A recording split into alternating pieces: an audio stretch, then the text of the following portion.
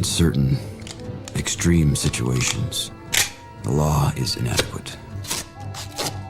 In order to shame its inadequacy, it is necessary to act outside the law, to pursue natural justice. This is not vengeance. Revenge is not a valid motive, it's an emotional response. No, not vengeance. Punishment. Tonight we have a chance to say, yeah, you're right. We're too extreme, we're too wild, we're too out of control, we're too full of our own shit.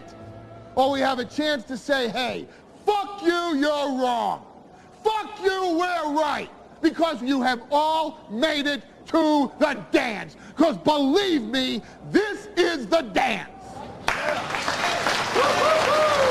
Start the show.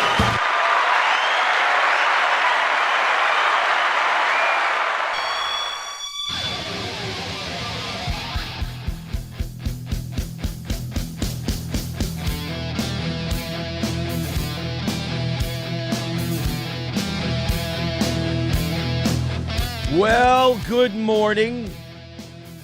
It's not the morning we wanted, but we're still riding with them.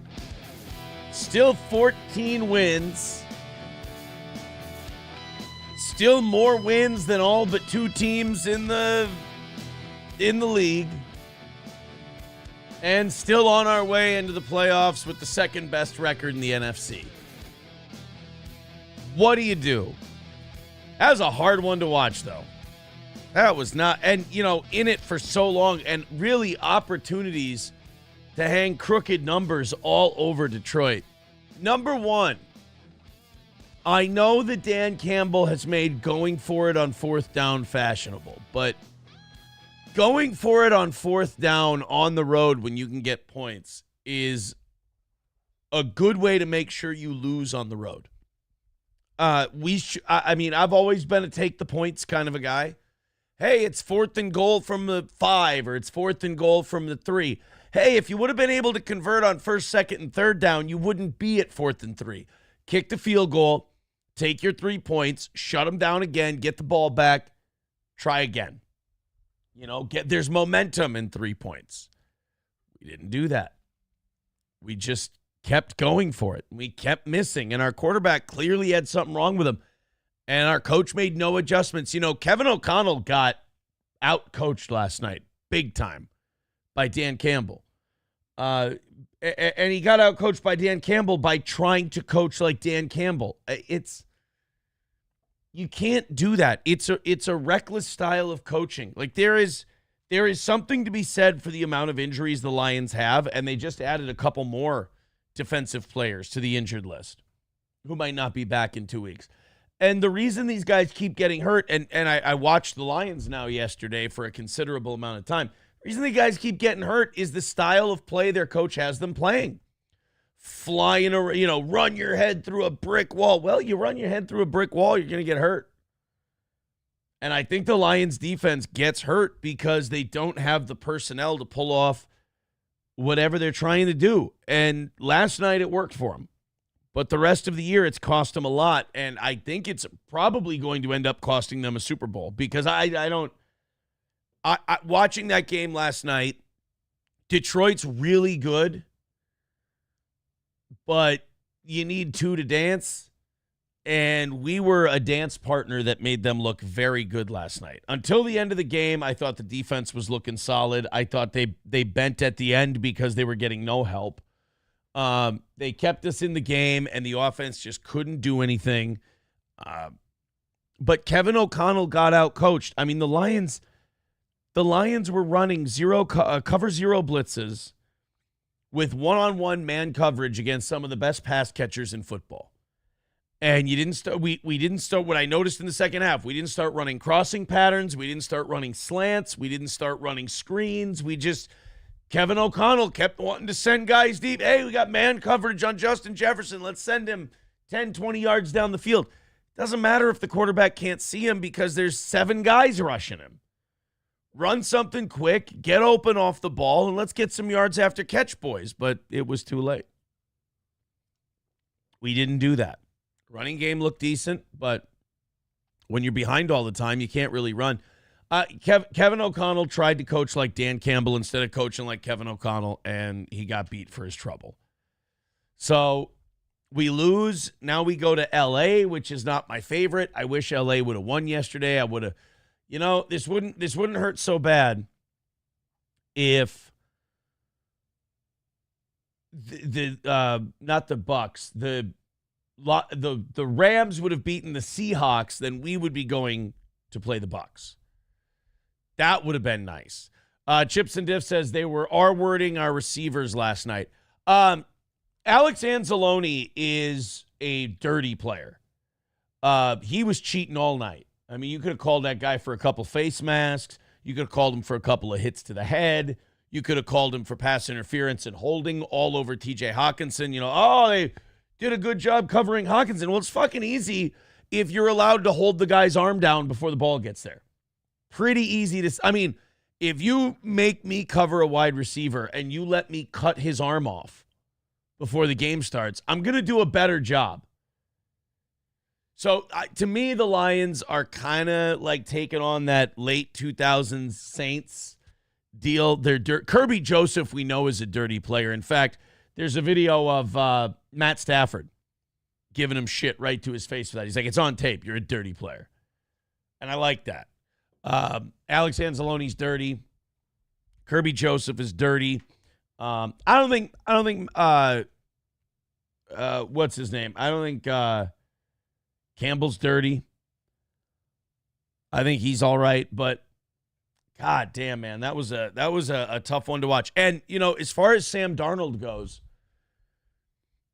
Sam Darnold last night showed that there's a difference between being a good quarterback and being a championship quarterback. He has had a great regular season, but this was a game where the pressure's turned up. Some guys show up for those games, and some guys get tight in the shoulders. Some guys start missing passes. Some guys get rattled. Unfortunate, and those are things you can't judge in a draft. Those are things you can't judge in in scouting combines and things like that. That's something like once you get the guy, you find out if he's got that. I don't know if Sam Darnold's got that. I know this. I know that J.J. McCarthy's a national champion, and when he was under the brightest lights, he didn't shrink. So, look, it started like this. This was going to be a one-year bridge quarterback, $10 million Sam Darnold thing, and we turn it over to our number 10 overall pick, J.J. McCarthy, next year. I've been of that opinion this entire time. I'm still of that opinion right now. I'm also superstitious like Triple N. He says Sam Darnold is a ginger. Enough said. Although my audience has such a foul mouth, I saw ginger and the arrangement of the letters, and I went, Jesus Christ, this early in the morning we're going to go with that word? Ginger is what he wrote.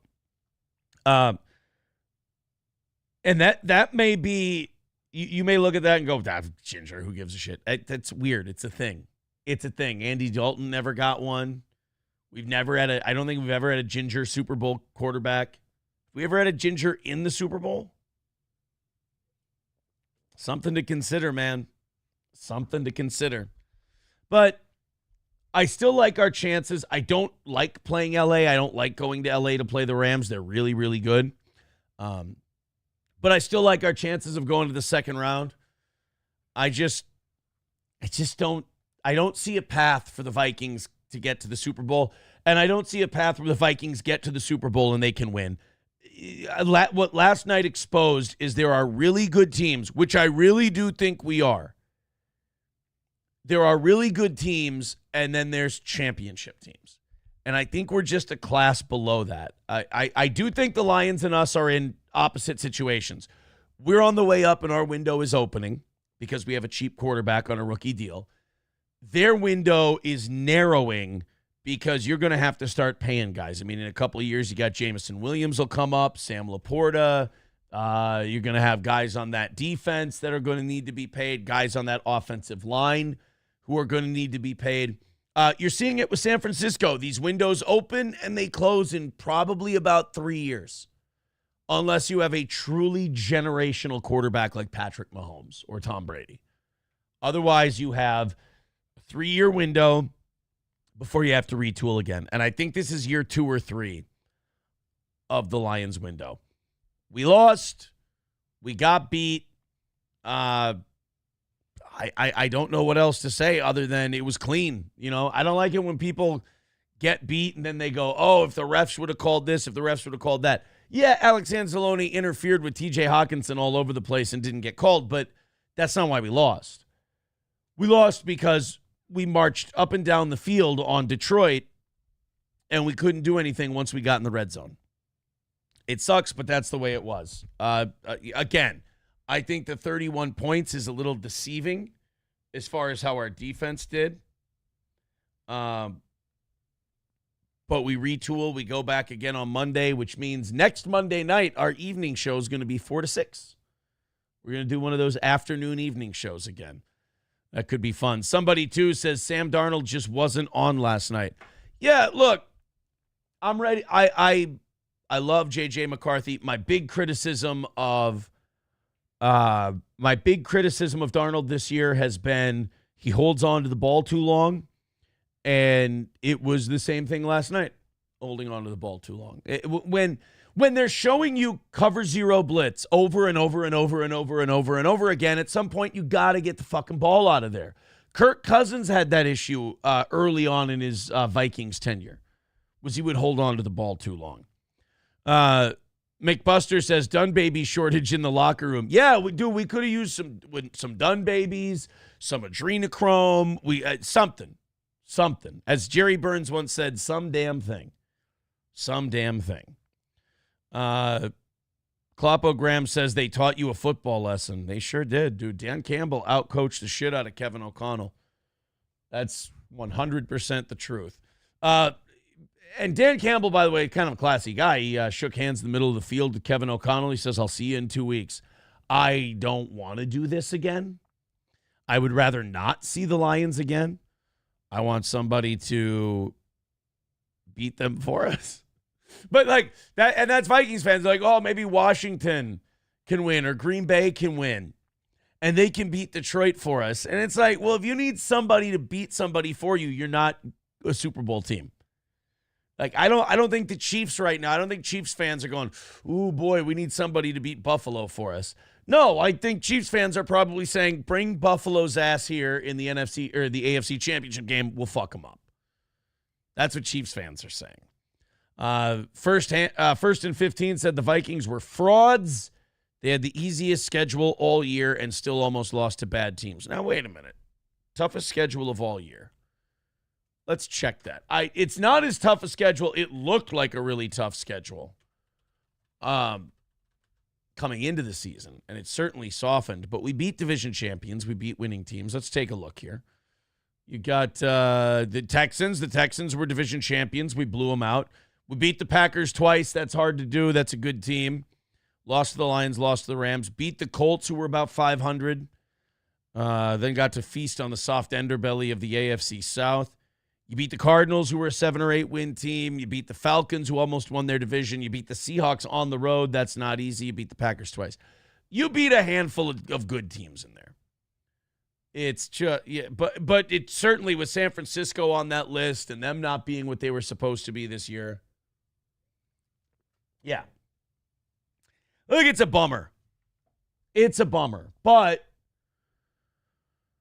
we got another shot on Monday. We go to the play. This was what I was worried about. You lose this big game with the Lions. Now you got this big hangover and this big letdown. You don't get a week to heal. You don't get a week to look back on it. You got to go right back to the drawing board. You got to get ready again. Hate it, hate it, hate it, hate it. Do not like it at all. What do we have for coach firings before we get into show stuff? By the way, thank you guys very much. Waylon with $1 on Rumble to start us off today. Let's knock out the goal today. Thank you guys very much. Even though we had that post-game show and I knew that Vikings fans were going to be depressed and they weren't going to feel like a marathon yesterday, you guys still threw in about $50, which is very nice of you. Thank you very much. 305 is our number so 45. But 305 is our number, so shit, get under 300 by 7 o'clock, and we're looking great. And then, as you know, 200 by 8, 100 by 9. The Chad Buzamok donor ratings are back. The top 4 spots are on the board. Waylon with well, no, technically, I got to go back to the super chats from last night. Last night was the Vikings marathon. Those were our Skolgers. That's right. I love gay shit like that. So Waylon is currently on top with $1. $1 gets you in the top 4. Thank you, Waylon. Funeral director renewing his membership says, "Go Lions." Really, we're going to go with the easiest way to hurt me. The easiest way to hurt me. What were we? I was just going to look something up as far as yesterday's game goes. April's Missing Orgasm says those would be rankings, not ratings. Holy shit. Usually when people are nitpicky dicks, they're just being kind of cunty. He's 100% right. He is 100% right. It should be rankings and not ratings. Fuck me. You can't run and hide from that one, my friends. Chips and Dip says, make sure to send in your super chats and rub it into Aaron that his team are losers. I love that idea. Let's do that. Let's insult the Vikings on our way to knocking out the goal. You got to remember, this isn't your Dabbleverse shows or anything like that. We don't take fucking any of that shit too seriously here. We assume everybody who sends in money is a fan or they wouldn't be sending in money. We assume we're all busting balls like friends. Like guys do. Waylon with $5 says, I'm in the lead. Nice for that. Here's 5. No insult attached. Thank you, Waylon. Now he's at $6. Now you guys are falling behind every goddamn minute. Triple N says, Pay Pig power rankings. Why Pay Pig? Why insult people like that? Maybe they just really enjoy the show a lot more than you do. And they want to support it financially. God bless them. Mwah. They're all the best. Words like Pay Pig. Ugly language begets ugly people. If you put that out into the universe, it rots your soul from the inside. Why would you do that? All right, so we're done with all the birthday shows. We're done with all the New Year's shows. We're done with all the holiday stuff. Back to good old-fashioned goals.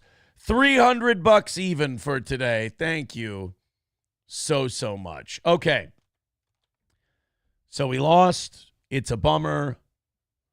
We try it again. 7 days from now, we go to LA. If we win, odds are we go back to Detroit. However, if Washington or Green Bay pulls the upset, then we'll be going to either Philly or Tampa. Here's my preference. My preference would be we beat LA, but then Green Bay and Washington win, and we get to host a game in the second round. That would be great. The most likely possibility is that Green Bay beats Philly and Tampa beats Washington, and we get to go to Tampa for the second round. I don't worry about the Bucs at all. Famous last words. So there is a path for us to have a nice run in the playoffs. However, don't think I don't realize that there is a very real possibility that we go into Los Angeles and we come out with our season over. That's a possibility also. There were a couple of teams that were kind of underling lion in the weeds teams that I didn't want to see in the playoffs of the Super Bowl. The Bengals were one of them. They didn't make the playoffs because of that slow start, but they were really heating up and looking good. And the second one is the Rams. Because ever since they got Nakua and Kupp back, they are fucking good, man. They have looked really, really good. Coltrane says lost to Lions, then the Rams in the regular season. Now we lost to the Lions and going to lose to the Rams next week. Look, I don't... I can't... It's hard to argue against that logic when the same thing has already happened. Cheeseburger Pie says, no matter the outcome of the game, did you really think anyone wanted an overnight stream on a Sunday? That's a good point. It's not like the election where people are staying up for it. I just thought people would do it early on to torture me. What I kind of thought was, if we win, Vikings fans are going to be in a jovial spirit. It's going to be huge. People throwing a bunch of money around, and they're like, all right, now I'm going to bed, but you have to stay up. That would have been fine with me. Triple N says puka was named after a necklace. Puka shells, I'm not saying I missed the puka shell explosion, but it was dying off when I was in middle school. But if you were a douchebag back in 6th or 7th grade, you had the gelled hair, the overly gelled hair that, like, you had blonde tips or highlights in it. You had it gelled all the way forward, and you had a puka shell necklace on if you were a fucking bitch back in the day. K Fallen the Great with becoming a member for 31 months says, Darnold played catch with the ground more than his own team. I don't expect that to change.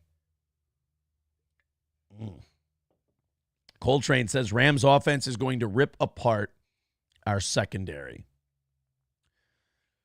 Yeah, I'm worried about the middle of the field against Matt Stafford. Big time. Let's go to 1st and 15. Says Darnold's slow arm got exposed last night. Jefferson got owned big time. Yeah, so Justin Jefferson was going up against an inferior corner, but it was a guy who's been covering him since high school. And there's something to be said. Like, he may not be as talented as Justin Jefferson, but he knows the guy. And he did a really good job. Really good job. He's 1st and 15 is absolutely right about that. By the way, speaking of 1st and 15, this made me think of this. Have you heard, and maybe you didn't because this was kind of breaking during the game, a little bit before, but kind of during the game. Have you been hearing about this Skip Bayless, Joy Taylor, Emmanuel Acho, Shannon Sharp thing? Holy shit. We're going to talk about this later today. I haven't looked into it enough because I was trying to read, like, during commercials, and, like, I'm updating SP on it, like, during the game. I'm like, Jesus Christ. So, and we'll get deeper into it later. Skip Bayless, I guess, offered, like, a hairdresser or some behind-the-scenes lady $1.5 million to fuck him. Wow, right? Second of all, I mean, nobody's gonna, shit on you for taking the money. I mean, it's Skip Bayless, not Mason Verger. You'll get over it. But they also, so in that lawsuit, they, like, had to detail what was going on at Fox Sports 1 at the time, back when you had Skip Bayless and Shannon Sharp doing that show Undisputed. In this lawsuit that is mainly about Skip Bayless, or not lawsuit, report. I don't think it's a lawsuit. About Skip Bayless offering $1.5 million to some girl to fuck him. We also find out that Joy Taylor from Undisputed, remember, like, the moderator girl from Undisputed with the fucking... How did I miss Joy Taylor, by the way? I don't remember her being, like, super hot. Oh, that's because her face ain't much. I was seeing pictures of her tits all day yesterday. Still, I feel like I missed Joy Taylor. She's pretty fucking cute. So we find out in this report that Joy Taylor apparently has been fucking everybody at Fox Sports 1. And let me just say, lucky everybody.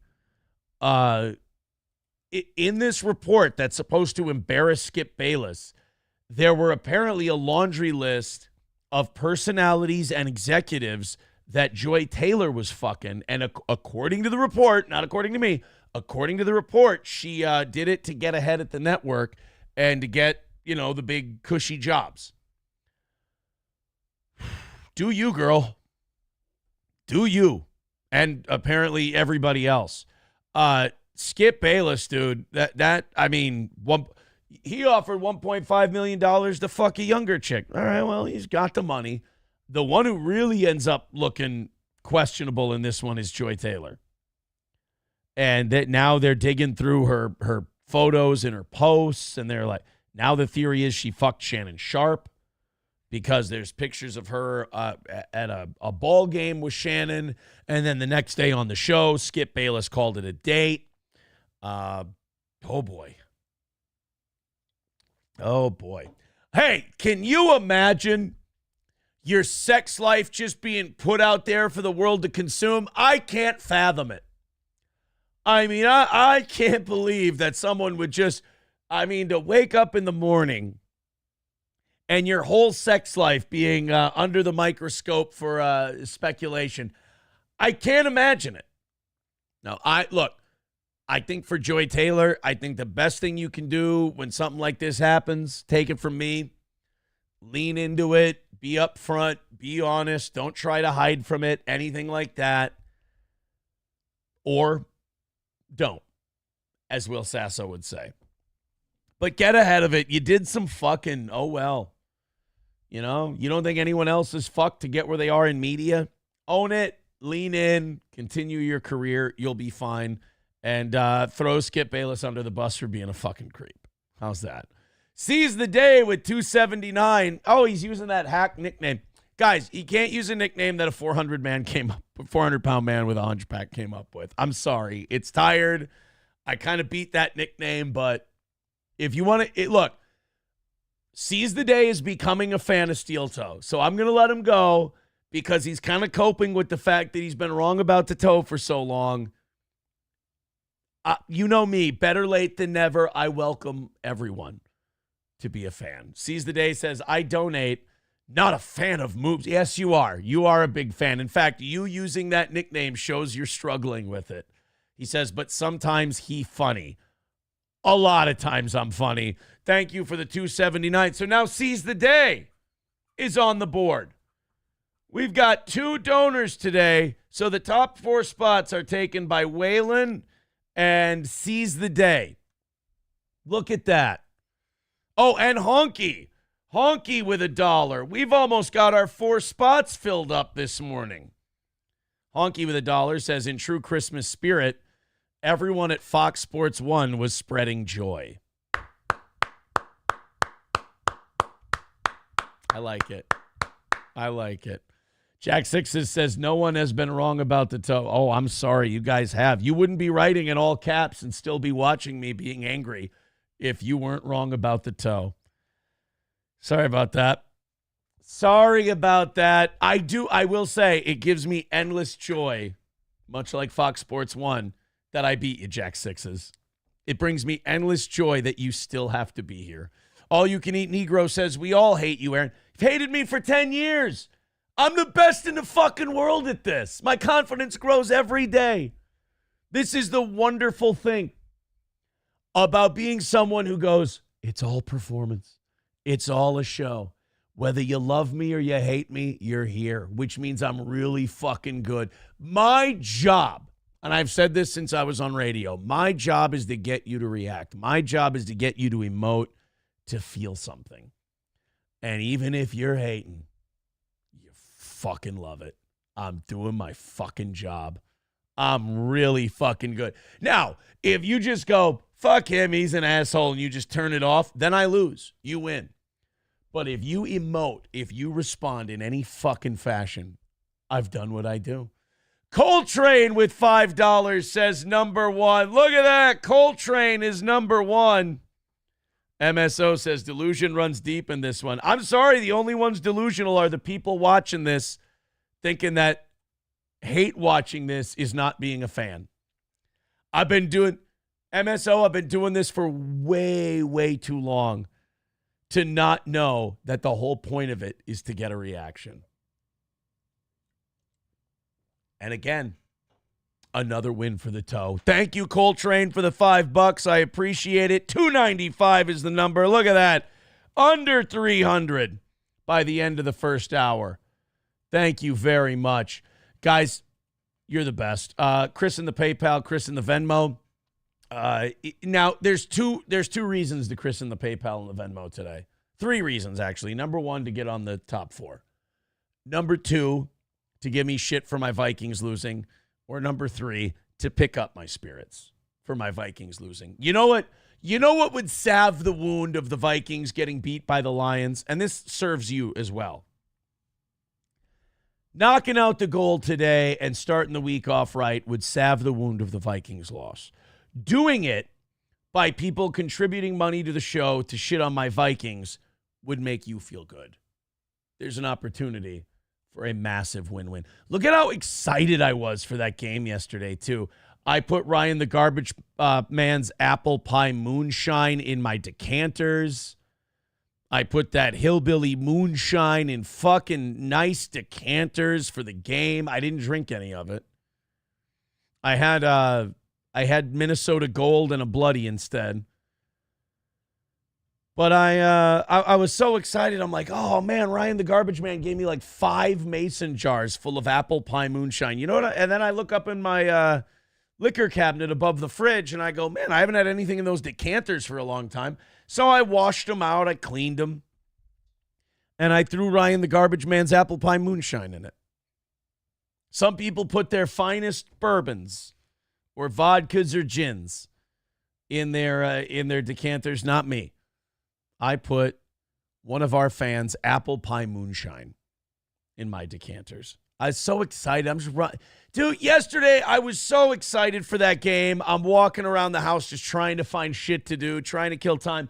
I took a trip out to the mall to go to Shields and Target and other places, just looking for like Vikings decor and flags and other shit. And I'm just like so pumped, so excited for that game. And then it just never got going. It never got going. But at least I have apple pie moonshine in decanters that I still haven't drank. Snowcat Tish says moonshine belongs in mason jars and not decanters. It looks bad. Third off says Dan Campbell, coach of the year. Dude, it's hard to say no. Dan Campbell had a shitload of injuries on defense, and his team still went 15-2 and got the 1 seed. I think last night was for the 1 seed, it was for the division, and it was also for coach of the year. And I think Dan Campbell won it. I think Dan Campbell proved that he was the man at the moment. Yeah, McFuss. Oh, God, I've made people mad by putting the apple pie moonshine. Look at this. Even what I put in my decanter gets people to react. McBuster says, yeah, real moonshine doesn't go in no decanter. What can I say? I'm a polarizing figure. I can't help it. All right, guys, let's get into some things. Thank you for your contributions. Feel free to throw a few bucks at the toe. Become a member. Gift some membership. Streamlabs, PayPal, Venmo, Super Chats. $2.95, and it's a success this morning. I would love nothing more than to rake it in and call it another win for the toe. We have a bunch of clips to track today. I've got Anna Kasparian, Bill Maher, Ben Shapiro, Louis Farrakhan. I found a really interesting video, and I know he'd probably hate my guts, but, and you're going to think this is weird. Have you guys ever listened to Louis Farrakhan? Farrakhan's good. Like, I listened to some Louis Farrakhan shit, and I'm like, you know what? This guy may be crazy. He might, like, the media's told me my whole life that this guy's nuts. But a lot of the shit Farrakhan says, I'm like, yeah, checks out. Like, we got Ben Shapiro talking about the vaccine, Supercut, with Louis Farrakhan talking about the vaccine. And guess who sounds more fucking based? And guess who's right? Farrakhan. He's, dude, Farrakhan's fucking based, man. What can I say? There's the pretenders like Ben Shapiro, and then there's the real ones, and we reserve those spots for Mr. Farrakhan. Vikings blow, ain't no Skol with 99 cents. That hurts my feelings. Waylon with $5 says this puts me at $11 and in the lead. Even your moonshine looked gay. Wait a minute, but I didn't make it. MSO says the Vikings can't win. See now, MSO, throw a $5 behind that, and we got the goal knocked out today. Thank you, Waylon, very much. So now Waylon is ahead of Coltrane, $11 to $5. So we're starting a race early on here in the show. I can't wait to get to the Shapiro thing. Also, the honeymoon seems like it's over and now I feel like I'm piling on. Now I really am joining a dog pile. You know, for a year and a half, 2 years, I didn't really respond to anything Patrick Melton did because I understood what it was. I called it, and I know a lot of you are very happy about that. Some of you are really upset that I called it. But I said he's an insecure guy. He was bullied his whole life. He's got a lot of issues. He's very thin-skinned. This guy will fall apart on his own. Then the pedophilic comments and all that shit that Granny's very sensitive about. Quadfather sent me a DM after all that, too. I told these guys, I go, guys, if you're going to work for Melton and you're going to like try to use Steel Toe to grift for views, like you don't have to DM me. Like they're trying to DM me to like explain themselves and like, you know, show that they're right and I'm wrong. It's like, guys, your mistake was not arguing with me. Your mistake is unsolicitedly DMing me. You're not supposed to care what I think. You're supposed to like, I sent Derek one back and I don't dislike Derek. But I did tell him, I go, pro tip, dude, if you're going to A-log somebody, you can't like DM them explaining yourself. Like that looks fucking weird. And like, you're A-logging me. So I don't have any desire or any motivation to not tell everyone that you're fucking DMing me and like blowing my shit up and be like, no, you don't understand. This is what we were trying to...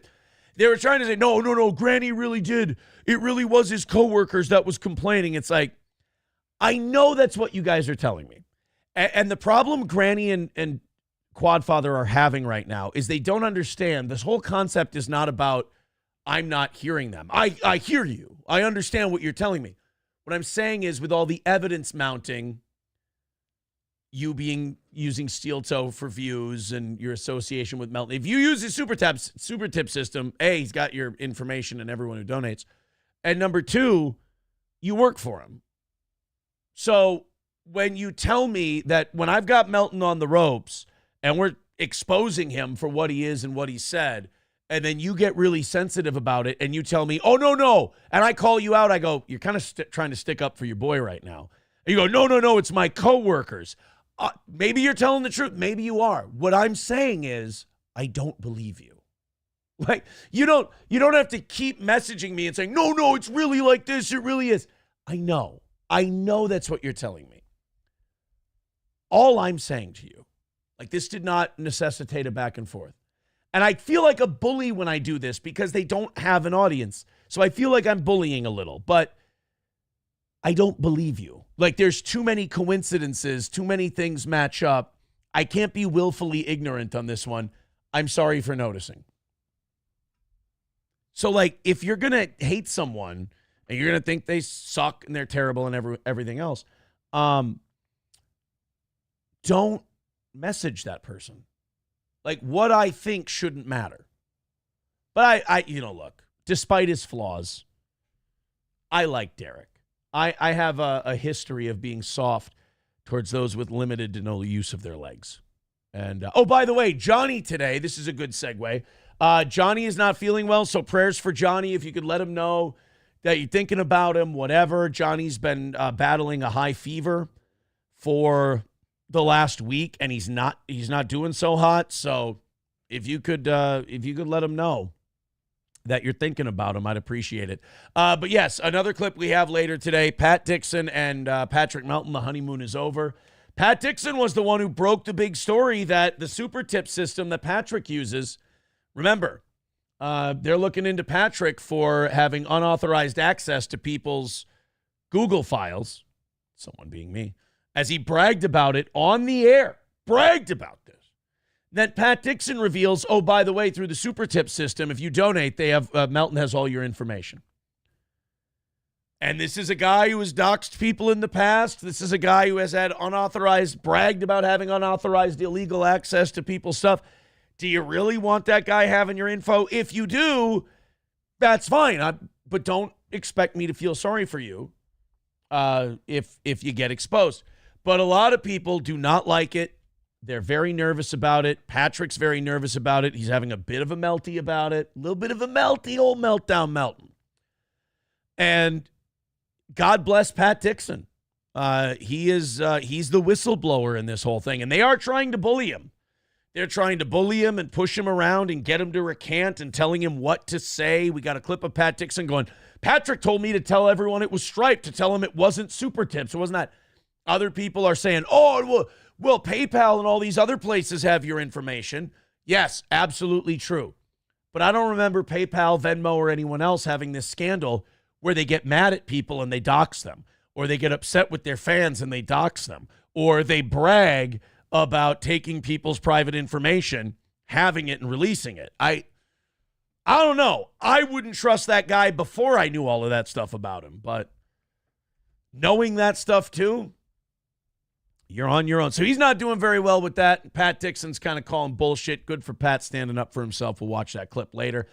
Chip Galloway with $1.99 says unban Sketty, free Sketty. I didn't ban Sketty. If someone else did it, I'm sorry. Sketty got me butter. Sketty sent me $45 worth of butter. They're a fan of the show and sent us $45 worth of support. I would never ban Sketty. And then a bunch of people told me that, Sketty got mad that you loved it, that you thought it was a great gift. And that made me feel bad. But then Sketty said that, no, I wasn't mad. I wasn't upset. It was all for fun. I love the show, everything else. So, oh, thank you. I appreciate that. So Chip Galloway, I'm sorry if somebody did that. Honky with $1 says Melton was never wants to win a race. He always wants to come in a little behind. Oh, come in a little behind. That's a joke. Granny, I'm sorry. Guys, don't make jokes about Melton and minors. Granny's coworkers get very upset. Do not send in super chats. Do not send in PayPal, Venmo, and everything else. Please don't do this. You're going to upset Granny's coworkers, and they are innocent in this whole thing. Please, I beg of you. Coltrane with $10 says, plus my other $5, put me on that fucking board. Coltrane has now taken the lead from Waylon, $15 to $11.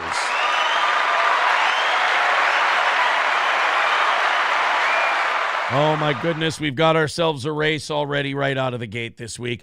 280 away from today's goal. Look at that. Let's get to 200 by 8 o'clock. Got an hour and 20 minutes to do it. Thank you, guys.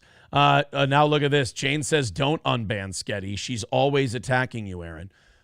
Well, but is it attacking if you're having fun with them and you appreciate what they're doing? Because, like, this Sketty person sent me a bunch of butter. I thought it was hilarious because I don't think this Sketty got the memo that we kind of co-opted their butter insult and made it our fun little thing.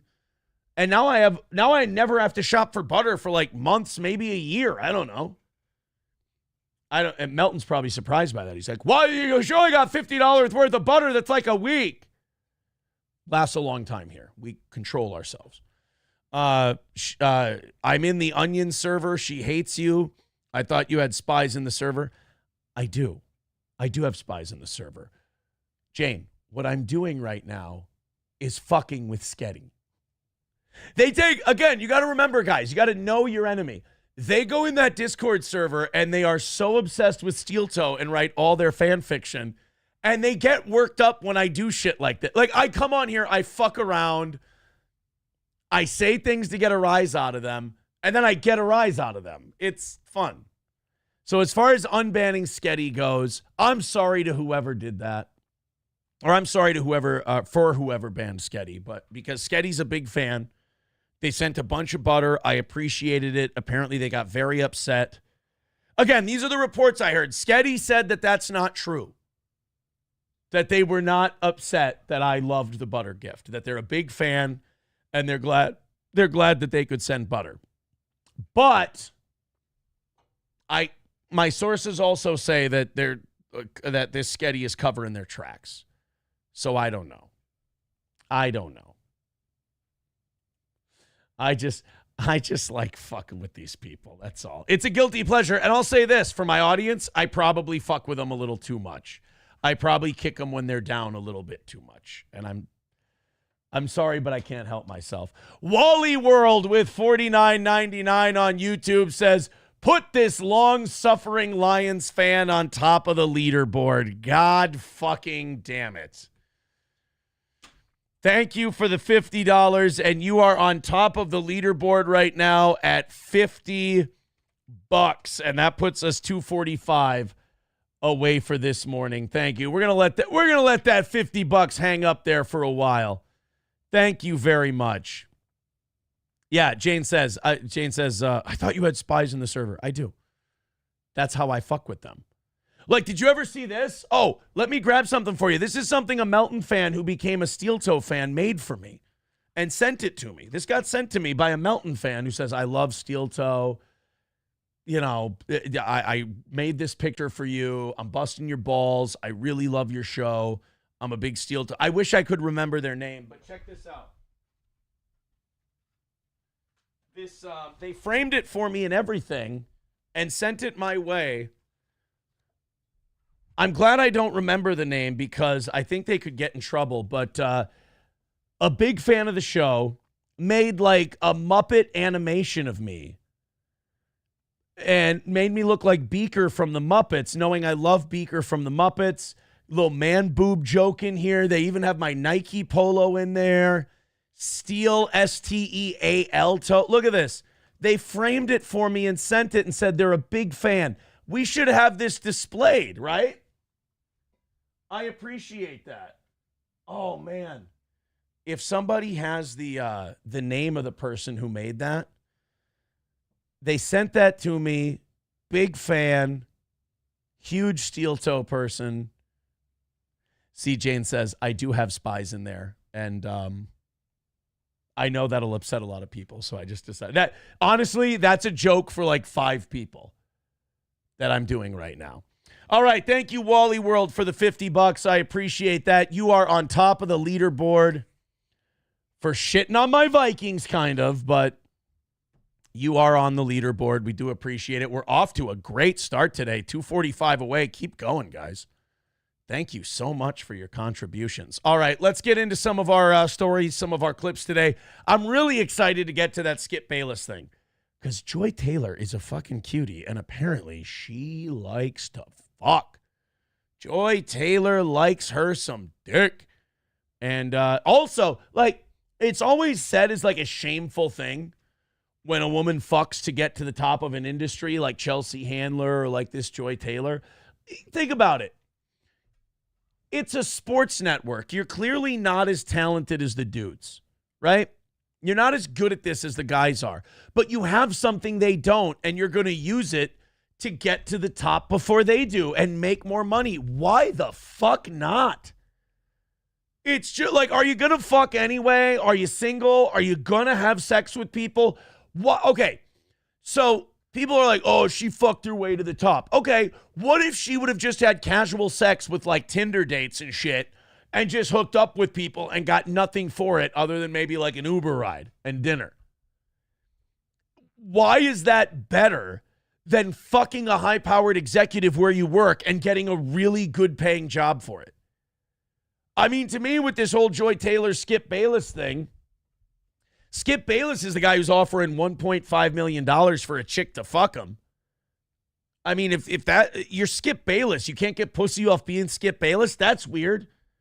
But Joy Taylor getting dick down and then getting awesome jobs that pay a lot of money for it, I don't see why that's looked down upon. Because it's not like she's going to be celibate. Like if she broke her vows as a nun to do that, okay, we can talk some shit. But she was going to fuck anyway.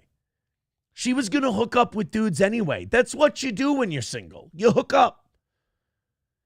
So is she a piece of shit hoe bag for fucking guys who can do her favors and move her up in the industry she's in? Or is she a hoe bag for just fucking randos and then going home and wondering if she's doing the wrong thing? I don't know. I fully endorse Joy Taylor. I think she did it right. And there's no reason to be ashamed of it. Thank you, Wally World. I'm going to move this off the board. We start today, however, with Anna Kasparian. And Anna Kasparian, following her move to the right, I've said before, it's the Anna Kasparian to the Blaze 2025 arc. And Anna's move to the Blaze is continuing as she continues to move further and further to the right. This past Friday, I think, January 3rd, 654. Oh my God, it's January 6th. Happy January 6th, everybody.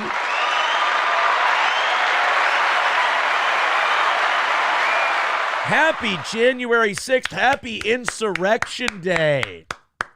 2 weeks from today, I believe Donald Trump is sworn in as President of the United States. My, how time flies. So Anna Kasparian finally addressed the rumor that she's being red-pilled slowly. They talked about, they read some quote about people who get red-pilled gradually, and she said it really resonated with her. Check this out. Guys, our girl Anna, it's begun. Well, it's not begun. It continues. Let's go ahead and check it out. And, you know, I'm not saying Cenk's turning to the right, but Cenk definitely has stopped being the Democratic Party is always right guy. Let's go ahead and check out the further rightification of Anna Kasparian. I've never read a quote that resonated with me more than this one does, so I'm gonna read it, okay? So, you don't get red-pilled overnight. It's the issues that affect your everyday life first, and then you connect them with people, and then you connect it with a party. That is so true, and that is what I was trying to get across to people. When you're affected day to day by quality of life issues, and all you hear from the Democratic Party is shut up, no, it's not happening, and if it's happening, it's not that big of a deal.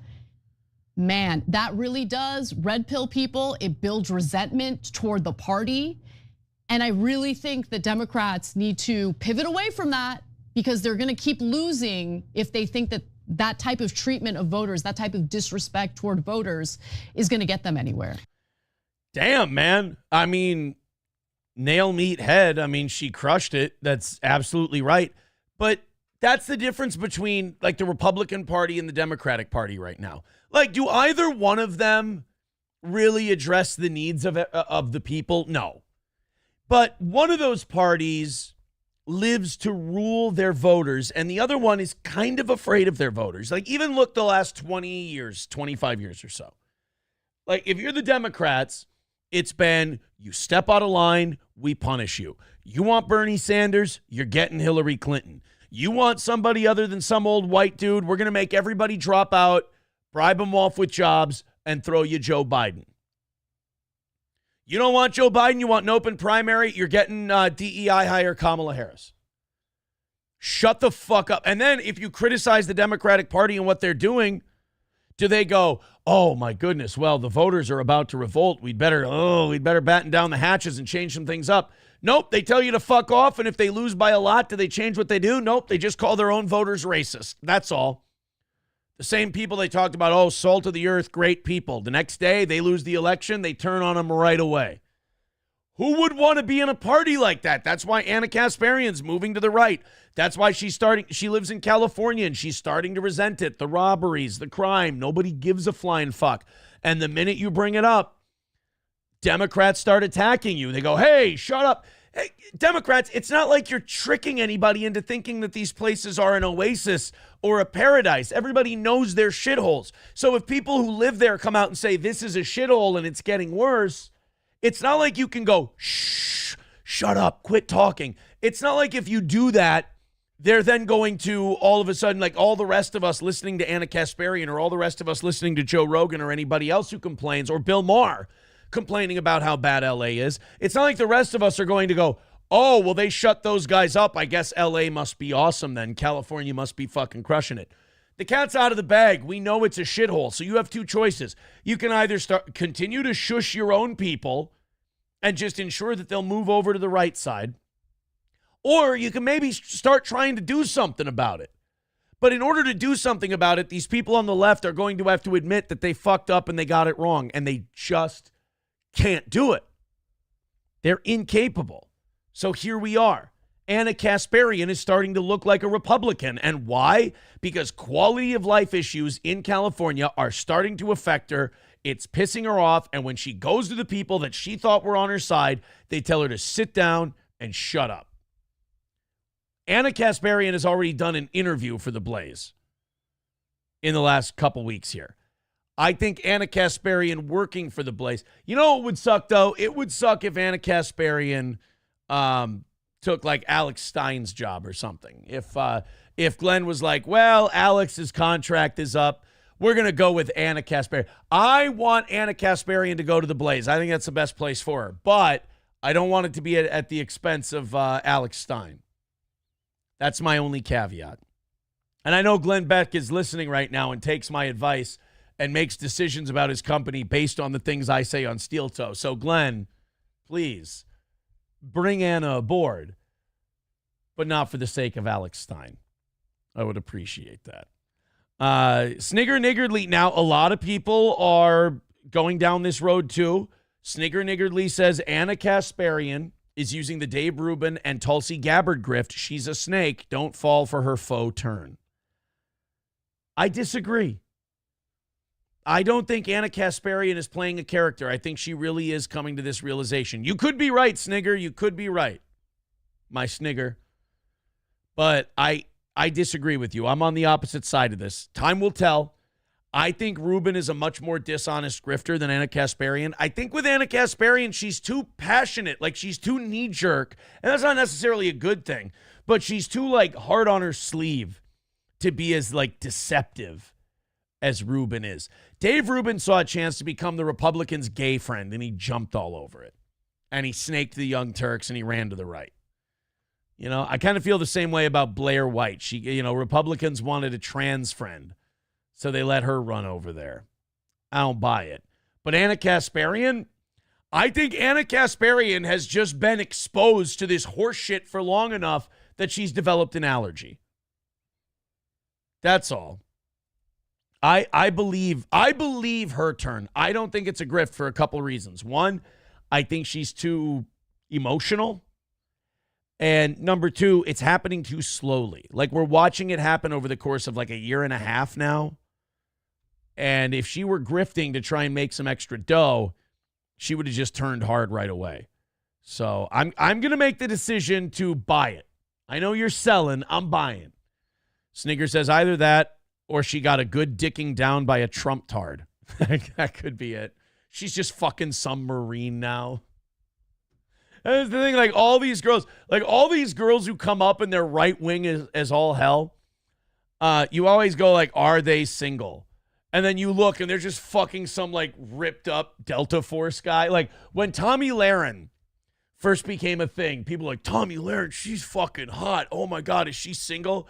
And then you look at her boyfriend, is like, oh, she got fucking hoorah Semper Fi dick, and it banged her eyes Republican, and that's why she is the way she is. Like, you know, you don't see these super right-wing chicks and see them with some pussy dude. You know, it's always some guy who's got the fucking, you know, Marine emblem emblazoned on his shoulder, and he's, you know, fucking dicking her like he's having Afghanistan flashback, and she's got a hijab on.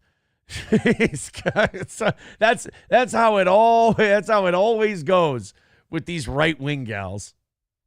Like, name them. Kimberly Guilfoyle, she got rid of Gavin Newsom, started fucking one of the Trump boys. Tomi Lahren getting fucking literal Marine dick. Wasn't what's her name? Wasn't Lauren Boebert married to some big fucking lunatic? I thought so. I mean, they ended up having their falling out because they decided fucking other people was cool. In fact, I think that's why she filed for divorce. I think he was fucking around. I think that's what happened with the Boebert marriage. Then she went in a theater and started getting fucking...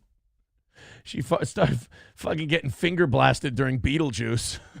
Like fucking teenagers. He's in there just grabbing her tit and trying to finger fuck her during fucking act 2 of Beetlejuice. She's grabbing his cock, and it's just like, Jesus, you guys. It's a play, for God's sake. Usually it's only the guys grabbing cocks during a theater performance. Lauren Southern married her glowy handler. Lauren Southern is a bad example, but she's also Canadian. Candace Owens is fucking some CEO guy, I think, isn't she? Guilfoyle was married between Newsom and Trump Jr. Really? Wow, she just fucking can't get the shit right, can she? Jesus, Kim. Let's figure it out. There was another that reminds me, the conservative or the liberal going conservative grift. Has anyone been following this Whitney Cummings thing? So apparently Whitney Cummings has been having some issues with her Democratic past, and people think she's starting to turn right wing. And she's really not denying it. She's kind of said like things have changed for her. She's got a new perspective. She's dissatisfied. She's disillusioned with her old political, home, I guess you could say. Well, I want to see if I can find this. When it comes to the case of Whitney Cummings, there's an argument amongst people about whether or not Whitney Cummings should be like welcomed in as a right winger, or if she should be shunned and it's too little too late and this, that, and the other thing. I don't know. I've always been of the opinion that better late than never. I got a lot of shit during COVID for that, because people they'd turn on the vaccine or they'd turn on the lockdowns and they'd say, these are bullshit, this is terrible. And I would say, hey, that's great, awesome, thanks for joining this side. And people would write into the show, or they'd call into the show and they'd go, no, Aaron, these people, they wanted us locked down. They wanted to force us to take the vaccine. Fuck them and everyone who looks like them. And I went, well, okay. I mean, that might feel good for a minute to be that emotionally knee-jerk. But at the same time, you have that kind of attitude, you're never going to grow, you're like your sphere of influence. You're just going to be talking to the same 15 people all the time, because you're not going to welcome any new people in. I think it takes a lot of balls to say, I was wrong, I've changed my opinion. I think that should be respected. I think that should be rewarded. So with this Whitney Cummings thing, I think that Whitney Cummings should be welcomed in, and people should go, hey, you admitted you were wrong. That's really tough. Really, I really like the cut of your jib now. I saw that Chrissy Mayer was getting a lot of shit on Twitter because, and far be it from me, because I don't dislike Christy. I think she's been she said a couple of things about me while she's been sweeping for Nick that, I don't know, it make me, maybe not like her very much, but and not feel sorry for her, but it's kind of like Chrissy and Frank both seem like all of their moves are kind of calculated. Like there's a genuineness missing. Like a lot of times those of us with a show will run our fucking mouths and we'll just say some shit. And, you just deal with it later. And people will be like, well, what did you mean by that? And you're like, I don't fucking, like people think that everyone has to have an agenda like it's Game of Thrones. Sometimes I just run my mouth and I say some shit and people go later, they go, what'd you mean by that? And I go, I don't remember saying it. Holy shit. Let me go back and look. We're just flying off the handle. We're running a talk show.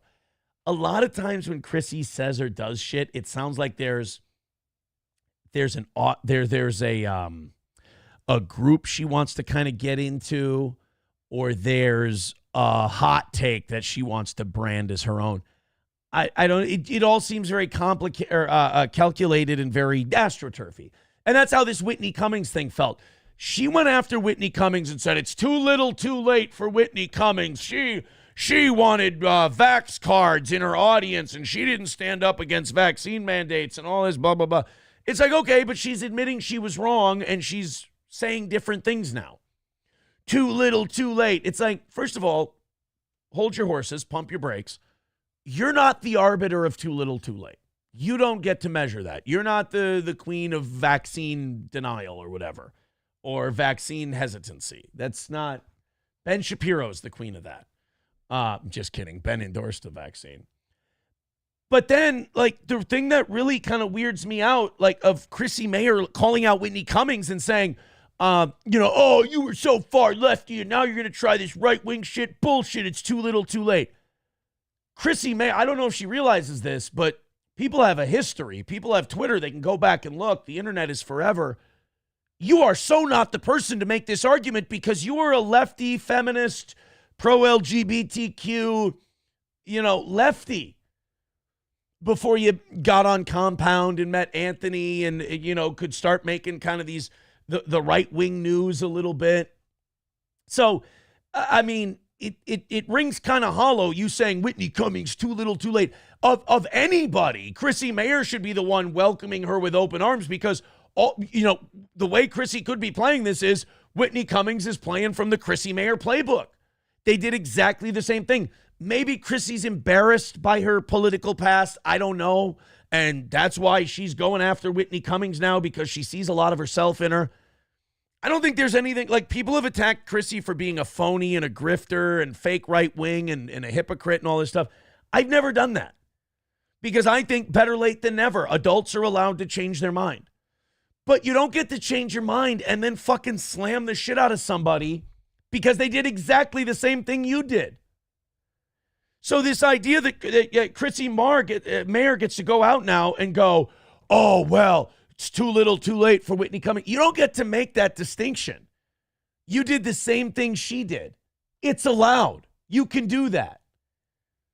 It makes it sound like you're just grifting off the Whitney Cummings thing. You're trying to get eyeballs off of Whitney Cummings with just absolutely no sense of canon, no sense of history on this whole deal. It struck me as really weird. Even Louis J. Gomez called her out. Louis J. Gomez was on Twitter and going, when I met you, you were hosting fucking shows for comics for LGBTQ, and you were a flaming liberal and a Hillary Clinton supporter and all of this shit. And it's like, that's okay. You'll get sympathy for being that and then changing, but you can't then go and shit on other people for doing the same exact thing. Again, it reeks of, before I have my opinion, I'm going to figure out what I can get out of the opinion. And that's going to hit some people as dishonest, and you can't blame them for having that take. Because it all seems very calculated. And when you have a passionate take and it seems calculated, it looks gross to people. That's all. Suicide, S-word jockey, I'm sorry, YouTube, with $5. Says, Chrissy is sweeping for Nick. How long will he ride that horse? Oh, see, now horse jokes. Now, see, we can't get into the Whitney Cummings and the validity of the argument and everything else. We horse jokes, really. Horse jokes. How dare you guys? How dare you? So you're saying she didn't win the triple credit. See, now I was going to go into the chat and I was going to go, oh, let's see what the audience is saying. This is, this will be interesting. And I'm looking through and it does look like a lot of horse jokes. I'm noticing. Oh boy. Thank you, S Jockey. Where's MSO's line? Just throw her some oats and call it a day. Jane says Chrissy only changed so she'd have a job at Compound. Maybe not only, that might not only be why, but it's one of the big, again, it doesn't come off as authentic. It doesn't come off as genuine. It comes off as when your opinions seem transactional, that gives me pause. Ablo Pacheco with $5. Oh, he wants me to say this in Butler voice. He says, donation for the show, sir. Royston S. Bailey with $2 says, Chrissy is just trying to eliminate competition. Oh, because, Whitney Cummings is a bigger name. Well, let's be honest. Whitney Cummings is not going to be a bigger name in entertainment for much longer if she keeps going down the right wing. Let's not pretend that, turning right wing is always good for your career, because a lot of times it fucks people up and it costs them money. I mean, I can think of some names right off the top of my head. Dennis Quaid would be one of them. He came Chris Pratt hasn't really hurt his career. But Dennis Quaid is one of them. Ted Nugent. Some people would say, oh, he did really well because of it. I don't know. I think there's a lot of shit he's not allowed to do. Jon Voight, who's a great actor, he still gets roles, but there's some shit he hasn't been allowed to do. James Woods. A lot of these guys who come out and say that they're Republican or they're conservative, they may still have a career, but it doesn't like shoot them to the top of Hollywood. That's for sure. So Ananalas says, Aaron, you know what to expect when bringing up Chrissy. I guess I should know. You're probably right. Thank you, Ablo Pacheco, for throwing in that $5. 235 is the number for today. I really appreciate it. 235. We're only at 7 o'clock. Let's get that thing down to 200 by 8. You guys are great. So, yeah, I thought it was a mistake when Chrissy started saying, like, oh, yeah, Whitney, too little, too late. I'm like, uh-oh, here they come. I was like, you're going to get people saying, hey, you were a lefty, you were an LGBTQ, you were a Hillary, you came up later, and you did the whole January 6th thing and all that. So you don't get, I knew that was coming. I didn't know it would be coming from like Louis J. Gomez. Like a lot of Whitney Cummings' friends who Chrissy wants to be good with. Like Chrissy would die to be on Legion of Skanks. Chrissy would love to have the Legion of Skanks guys like owe her favors and want to, do her show and get into those groups. This is what I don't get about these internet people. They don't want to build their own thing. They want to latch onto a group. She's tried to be like the comic book video game kind of girl, and that, she's just not. And then the right-wing person, and it's like, well, there's a shitload of those. And now it's what? Attacking other, like, what do they call it? Gatekeep. Now you're going to gatekeep? You're not the authority to be the gatekeeper on shit like this. I don't even know who would be. So it all just seems very calculated, but watching the people that she kind of wants to be in with and wants to be good with tell her, hey, Chrissy, fucking chill. Whitney's okay. Whitney's all right. Leave her the fuck alone. It's fine. I don't think that's what her and Frank had in mind because, again, I think these moves are very calculated. I think she thought she was going to be seen as like, yeah, the truth teller. She's not falling for this Whitney Cummings shit. But Whitney Cummings is respected by other comics. You can like her, you can hate her, you can think she's good, you can think she sucks. Other comics respect her and they like her. And if you go after her as a comic and say, too little, too late, fuck that shit, blah, blah, blah, other comics are going to turn on you. Ablo says, Ted Nugent was shit before his politics because he banged Really? Is that true? Listen to his damn songs. Oh, my God. I didn't know that. Yeah, another person says Scott Baio. His career was hurt by being conservative. Was it? I thought he was kind of done. Maybe I'm wrong. Ablo, but if they became a Republican and then in the next 5 years they did a sci-fi channel movie, then they probably became Republican and hurt their career. Ablo Pacheco says Donald Trump lost $1 billion in net worth to become president. Possibly. All right, guys, let's, so as we continue on here, speaking of left-wing guys who have seemed a little more right-wing these days, we got a Bill Maher clip. I think with Bill, I think this clip is a great example of how I don't think Bill's turned to the right. I think Bill has just stayed exactly where he is, and all of his friends have gone crazy around him. So Bill had John Cryer on his show. You know John Cryer from like the 80s John Hughes movies, 2.5 Men. John Cryer was on Bill Maher's show. Club Random, not Real Time. And I honestly, dude, I'm going back and forth between which show I like more. Do I like Real Time Bill or do I like Club Random Bill?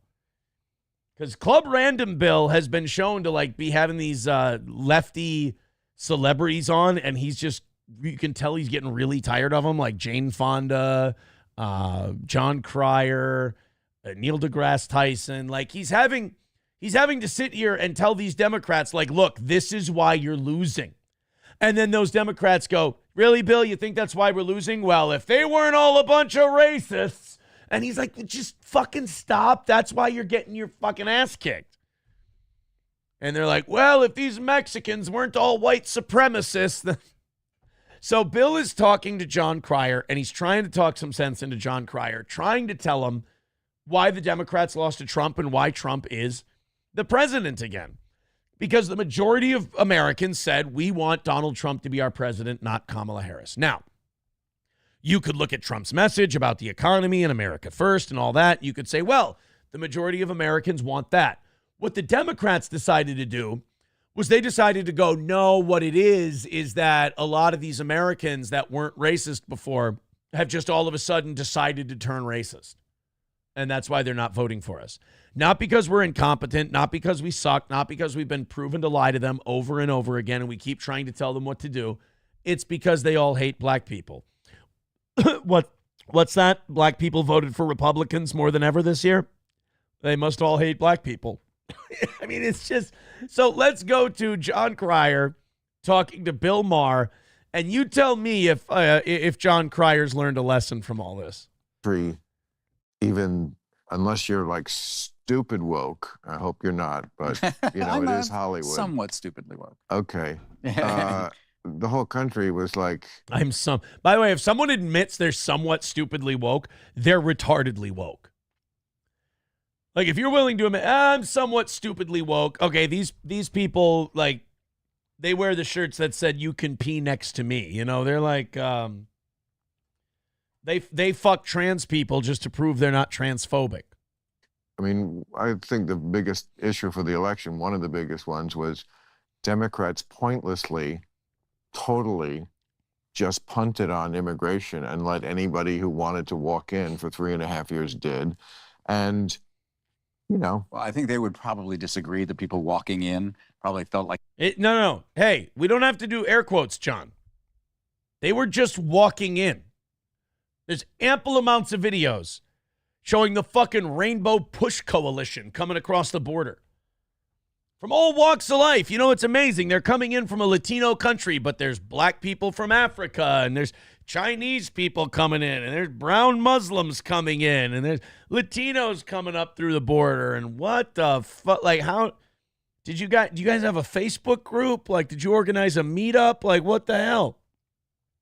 All of a sudden, it looks like the Hilltop, if I could buy the world a Coke commercial on the fucking southern border.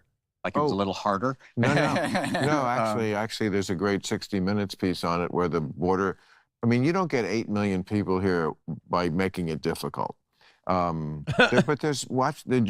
see they're walking through and that water guys are just watching them do it. They're just watching them walk past. You know, this is difficult for guys like John Cryer because, you know, if people talk about living in the bubble, and Hollywood certainly is a bubble. And the thing with guys like John Cryer is they don't get confronted with these truths very often. And when they do, they're completely taken aback and disarmed by them.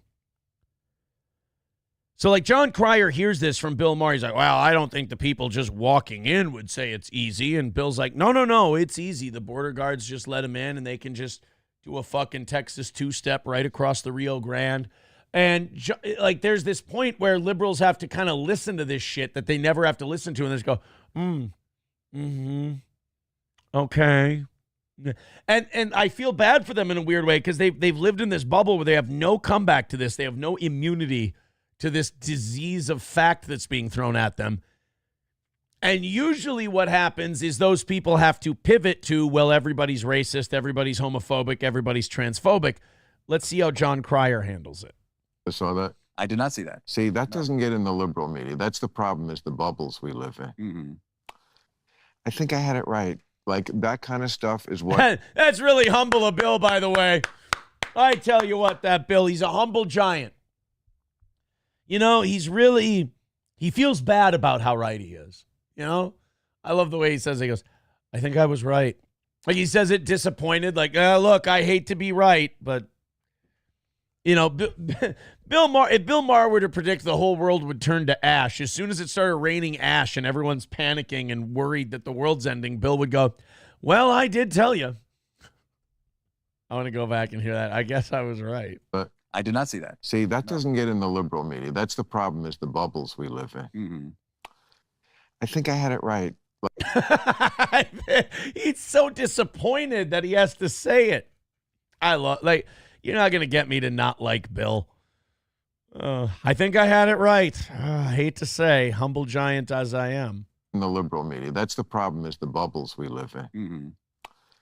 I think I had it right. Like, that kind of stuff is what lost the election for the Democrats. It's in all... Maybe part of it. I don't know. I think a lot... they have polling on it. Well, I think it's inflation. I think Americans hate inflation. That's certainly... All right, that's one of them. You know what? Look at that, guys. We're not seeing the usual lefty copes out of John Cryer. He's right. It was inflation. The economy was a big one. Economy and immigration were big for voters. All right, so John Cryer's just going to stop there, right? Americans hate inflation. That certainly was They hate part of it. inflation, they hate riots, and they hate black women. Oh, They don't and they hate trans people. God, John, we're not Dude, gonna... they just spent hundreds of millions They of dollars don't hate demonizing black... trans people. You really think that this fucking election was about trans people? This is the problem with the left. We don't give a fuck about your pet causes. We just want you to shut the fuck up about them all the time. Trans people, as far as their representation and their percentage and their impact on our everyday life, is inconsequential. We don't give a fuck until they try to tell us what they're going to do in our spaces.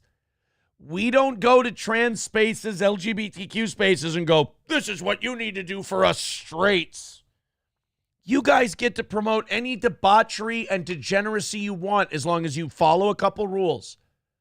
Don't go where you're told not to go, and don't do it around children. And you guys break those fucking rules, and we're like, guys, we let you get away with fucking murder. We let you get away with everything. We're just asking you don't do it in front of our fucking children. And then you do it in front of our children, and we object. You go, oh, so now you hate trans people. All of these right-wingers hating the trans, and that's why they're winning. John, you're full of shit. You had it right at first. They hate inflation. They hate riots. Well, everybody should hate riots. Riots are bad. But then, they hate black women. They hate trans people. They just spent a bunch of money hating trans people. No, they didn't. They didn't spend a bunch of money hating trans people. They went, if you have a dick, piss with the guys. If you have a vagina, piss with the chicks. And don't come fucking talking about this stuff to my children. But we just want to read books together. I know you do, but you insist on fucking talking about your genitals and what you identify as. It's like a mental illness. You can't fucking stop telling other people your personal fucking business. You have to sit there and talk about it endlessly in private conversation. Black women. They don't and they hate trans people. Oh, God, John, we're not Dude, gonna... they just spent hundreds of millions They of dollars don't hate demonizing black... trans people. And that's disgusting. Yeah, that we shouldn't talk politics. Okay, we shouldn't. We shouldn't. Great. We don't have to. No. I mean, you can tell. Just Bill's had it. Again, there's nothing about like the right wing that turns a Bill Maher. There's nothing about the left wing that turns, or there's nothing about the conservatives that turns a Bill Maher. It's about, he keeps getting exposed to his own side, and he's fucking sick of it. He's tired of it. There's no concern. Like, Ben Shapiro doesn't go on Bill Maher's show and convince Bill Maher that he's had it wrong and Bill Maher should switch sides. Bill Maher talks to liberals and he goes, oh, God, I'm fucking tired of this bullshit all the time. I mean, in fairness, Bill Maher hasn't heard an argument that's convinced him. He's just heard arguments that he doesn't want to be associated with. Bill Maher has had a harder time with his own side than he has the opposing side, and there's a reason for that. It's because Bill Maher has stuck to his guns over the years, and his side went crazier off the deep end. It happens. Oh, boy, Andrew's son is all over Johnny now. Andrew's son says, does anyone know why Johnny isn't in today? Johnny is not doing so hot. Johnny has a fever. Johnny's sick, and we're giving Johnny time to rest.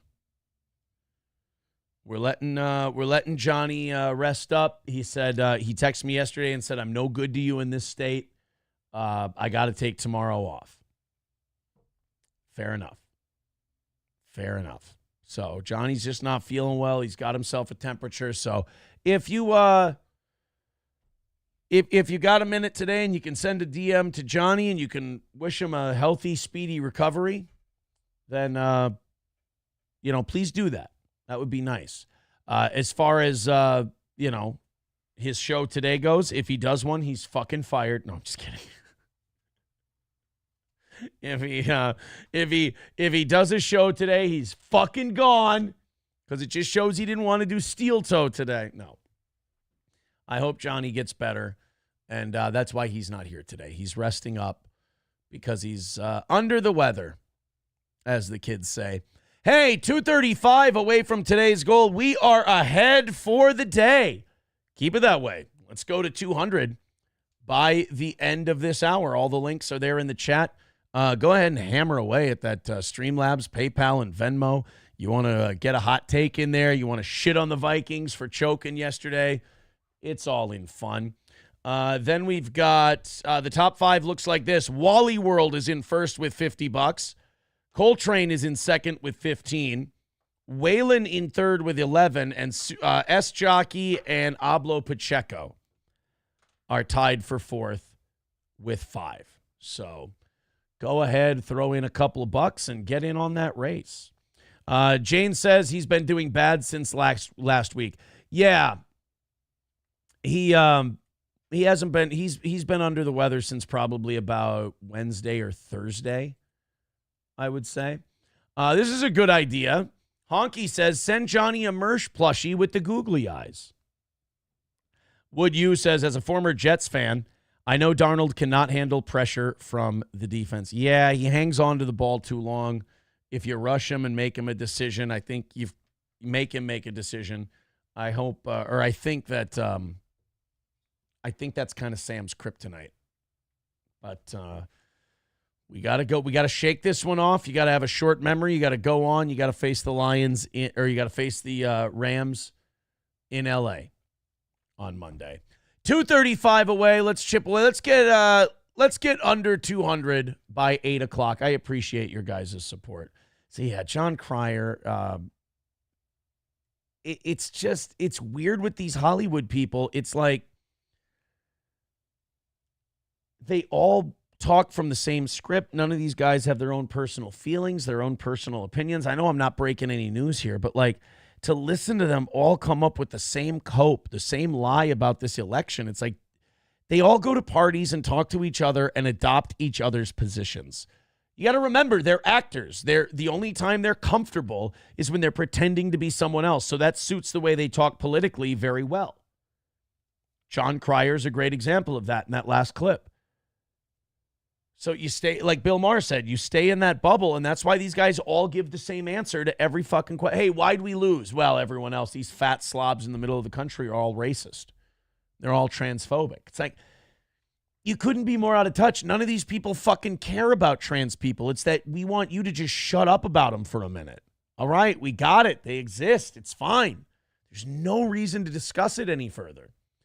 Third off says, wow, when Dan Campbell met Vikings coach for the post-game handshake, he said, I'll see you in 2 weeks. Cool way to say good luck. He wasn't kidding. There's actually a very, very realistic chance that happens. Yes. If we win, if all the home teams win and we upset, and we kind of be an upset because we're a lower seed, and we upset the Rams, then yeah, we go to Detroit. That is, if any of the wild cards win, we don't have to go to Detroit. But if all the division champions win and we win, we go right back to Ford Field. Ugh. Somebody says, anyone else's screen buffering or autofocusing, making it look like Mike Lindell is blinking. Well, check this out. SP put the Skol mullet headband on Mike Lindell, and now he's got a really sweet Jared Allen mullet with his headband on. I think he looks great. Also, my spies were telling me the other day, Aaron, you drive people nuts with your Jesse Ventura dolls. They think that there's a missing, there's like, again, there's this headcanon and there's this fan fiction about Steel Toe that I love is out there.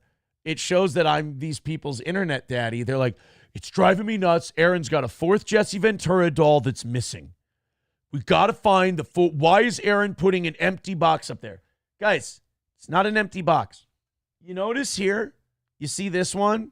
How this one has the border all the way around and the Jesse Ventura thing right here. And you notice how this one up here has the full figure Jesse Ventura doll?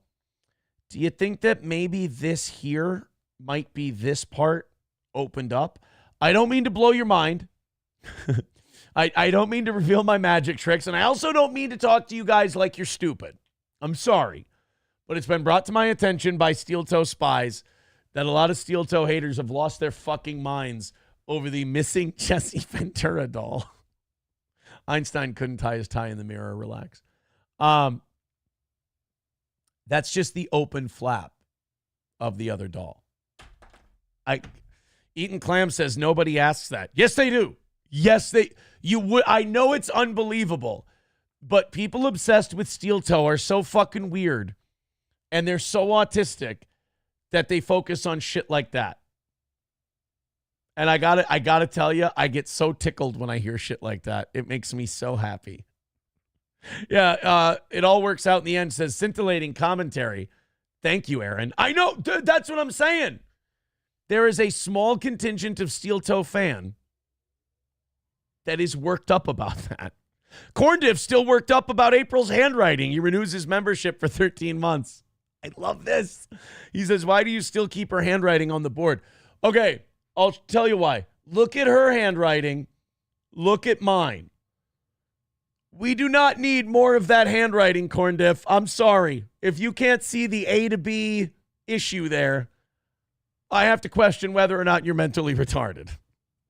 Like, again, imagine I set you off so much, your handwriting analysis. You're doing handwriting analysis because you love the toe so much. Guys, embrace your feelings. Be what you love. You're a big fan of mine. Otherwise, you don't want me to keep just poking at you every day, do you? I mean, if you do, I appreciate it. Thanks. It's a lot of fun for me. It gives me free content. You're my lol cows. Corndiff's one of my favorite lol cows. Speaking of which, I saw that we were on Lol Cow Live with Keemstar. Keemstar is very upset with me. Keem sent me a very angry message back when all the stuff back in May was happening. And he was very mad that I decided to go on.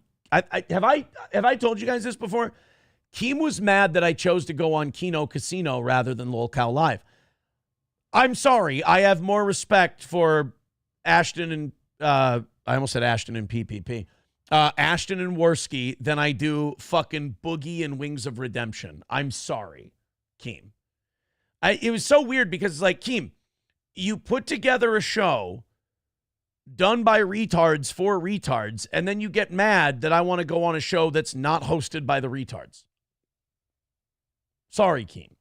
So Keem got a little bitter, and he let some of his steel toe hatred and anger out, and he vented about the toe for a little bit on Lol Cow Live. The only problem was the reports I was getting from people where they were like, either Keem's dumb or this is really personal and he's purposely getting shit wrong about your whole situation. And I checked it out, and I'm like, oh, Keem's still mad. I was like, Keem's still mad that I went on Kino Casino and not Lol Cow Live. Or, you know what? I'll give him the benefit of the doubt. Maybe he's not still seething about that.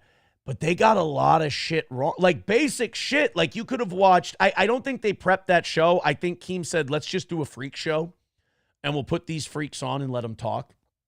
And it's not very well prepared or produced. It's just turn on the mics and let these guys humiliate themselves. And because they fucked up stuff that's like very easily look upable. I think someone still has a little bit of a steel toe hate boner, and he wanted to take it for a walk a little bit. Jesus Christ. I'm sorry. Because I pitched him an idea like when Nick was talking about how much he hates me and how he just fucking pissed at him. I'd like to fight him and this and that. I pitched Keem the idea. I'm like, if you do another Happy Punch like creator boxing thing, put Nick and I on the card. I'd love to.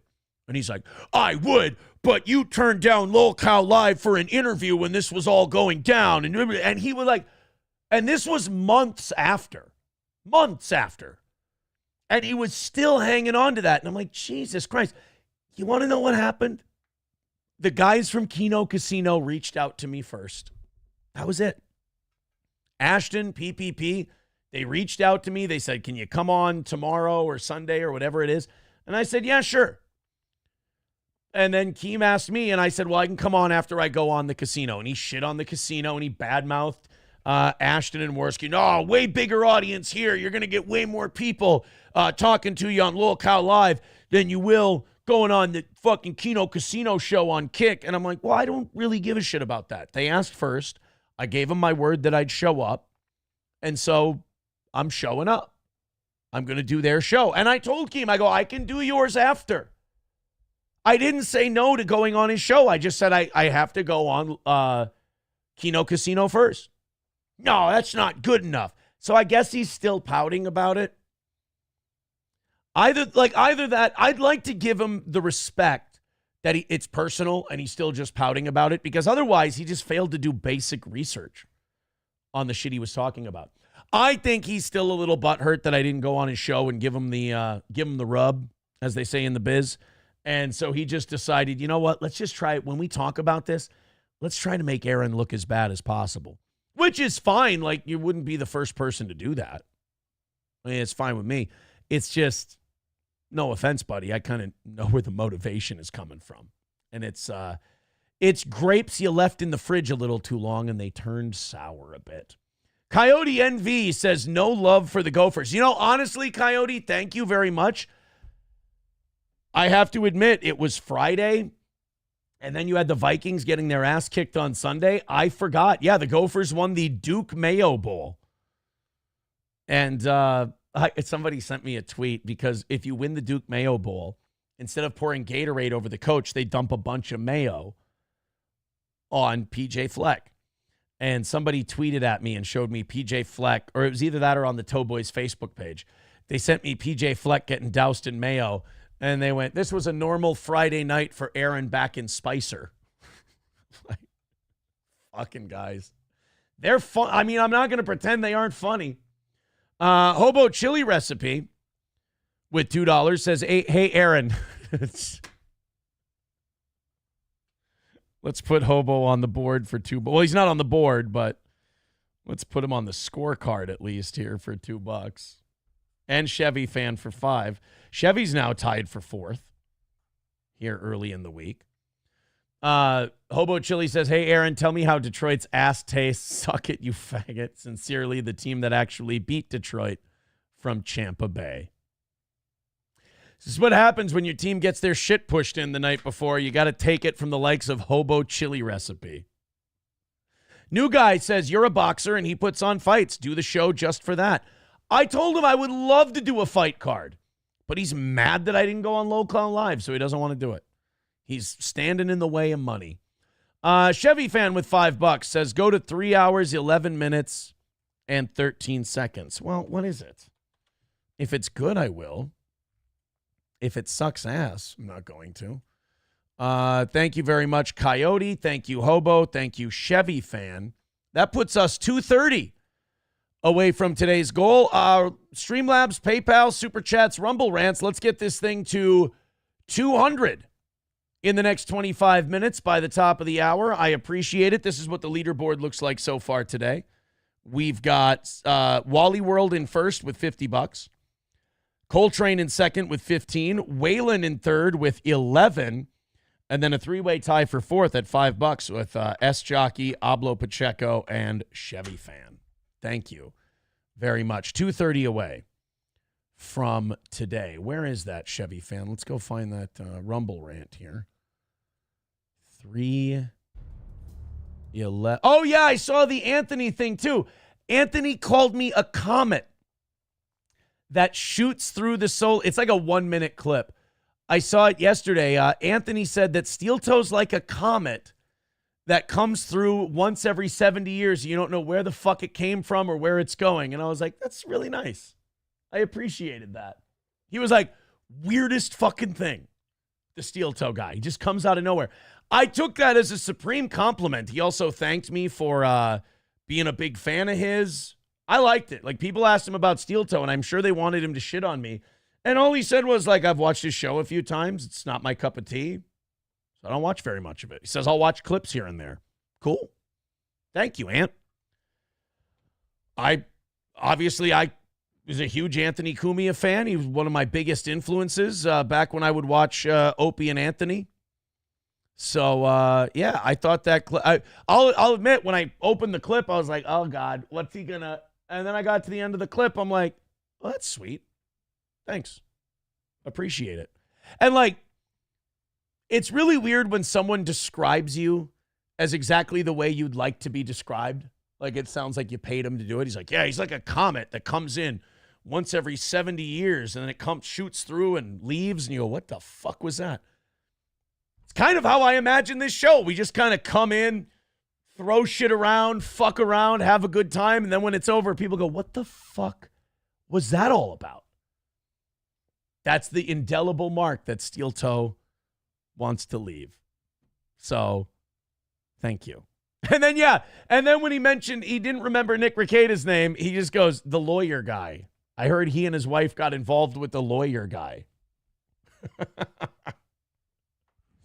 I appreciate it. Snowcat says, Anthony seems very upset with your friend Gino.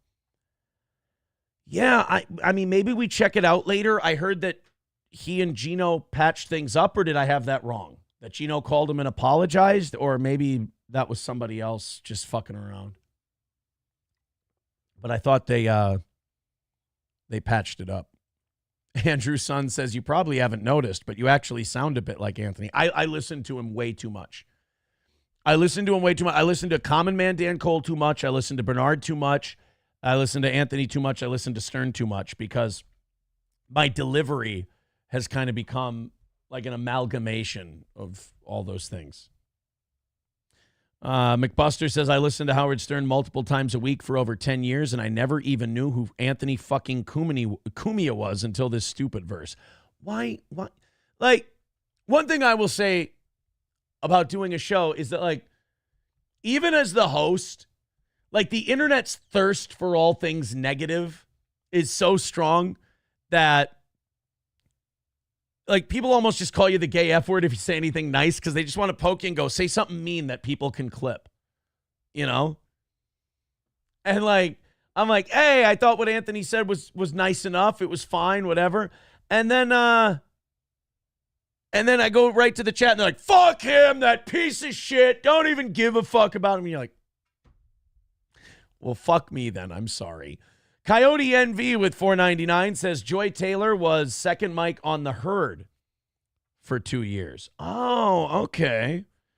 So that's where Joy Taylor came from, was Colin Cowherd. All right. Well, that puts Coyote in fourth place. He's at $8. There you go.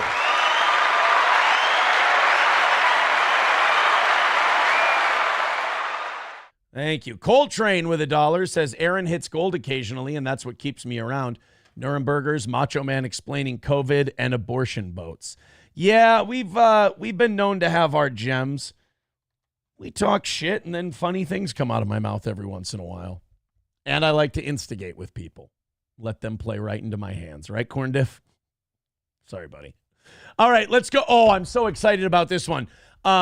Have you guys followed this guy on Twitter? His name's Anomaly. I'll use some of his shit from time to time. He's pretty good. He did this mashup of Ben Shapiro talking about the COVID vaccine, spliced in with the head minister of the Nation of Islam, Louis Farrakhan, talking about the COVID vaccine. And, you know, Mr. Based Ben Shapiro, sometimes Ben Shapiro remembers, you know, where his bread is buttered, I guess, propaganda-wise. And other times he feels like being based. But Farrakhan doesn't have any handlers. Farrakhan doesn't answer to anyone but Almighty Allah, and Muhammad, peace be upon him, is his prophet. These are the two of them talking about the COVID vaccine. And you know, I hate to go down this route so early in the morning, but you have like the Alex Joneses of the world. Like you have Louis Farrakhan. You have these people that the media tells me are dangerous and bad and nasty and anti-Semitic and awful and racist and all this other stuff. And that's what they tell me about them. But then every clip I listen to of them, I'm like, You know what? They're making sense. Like Farrakhan to me. I know he's talked about like alien spaceships being outside the earth and white people are the devil, but it's like, that's the Nation of Islam. That's just kind of baked into the cake. You're going to have to accept that part. It's like if you like Malcolm X, you're just going to have to accept that if you're a white guy and you like the way Malcolm X talked about like white liberals and stuff, you're just going to have to understand and accept that he hates you.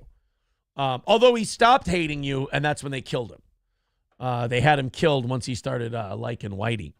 So this is Ben Shapiro and Farrakhan. You tell me who you like better on the vaccine. A tremendous amount of vaccine hesitancy, unfortunately, in the Black and Hispanic community. If they come up with a vaccine, be careful. Yes, sir.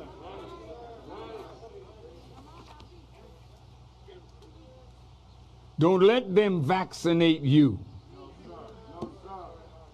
with their history of treachery through vaccines.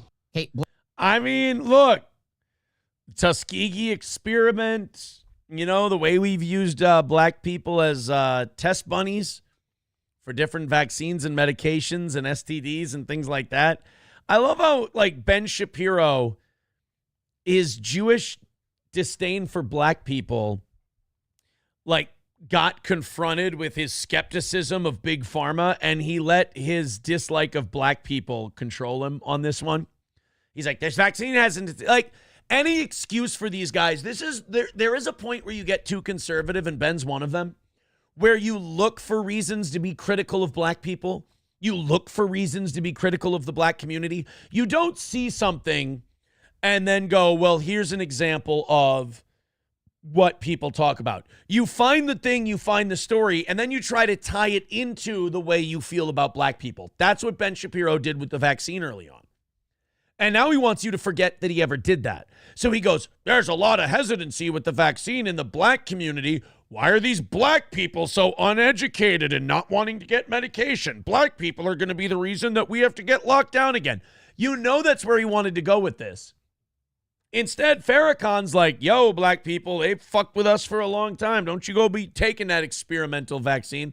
Who ended up being right, Ben? Who ended up being right? Farrakhan 1, Ben 0. Hey, black America, only 67% of black Americans say they definitely will get the vaccine or probably get the vaccine. So the black community has tremendous vaccine hesitancy. Okay, that is a real problem. They're making money now, plotting to give 7,500,000,000 people a vaccination. Yes, that's right. Dr. Fauci, Bill Gates and Melinda. Oh, shit. That's right. That's right. You want to depopulate the earth. Oh, fuck. What the hell gives you that right? So while Ben Shapiro is sitting there sucking elitist dick, while Ben Shapiro is sucking the cock of Pfizer, how's it taste, Ben? How's it taste? Farrakhan's out there going, man, Bill Gates is a motherfucker, and he was probably on that jet airplane with Jeffrey Epstein, too. I want to see Farrakhan and fucking Pastor Manning do a show together. I just watch nobody get a word in edgewise.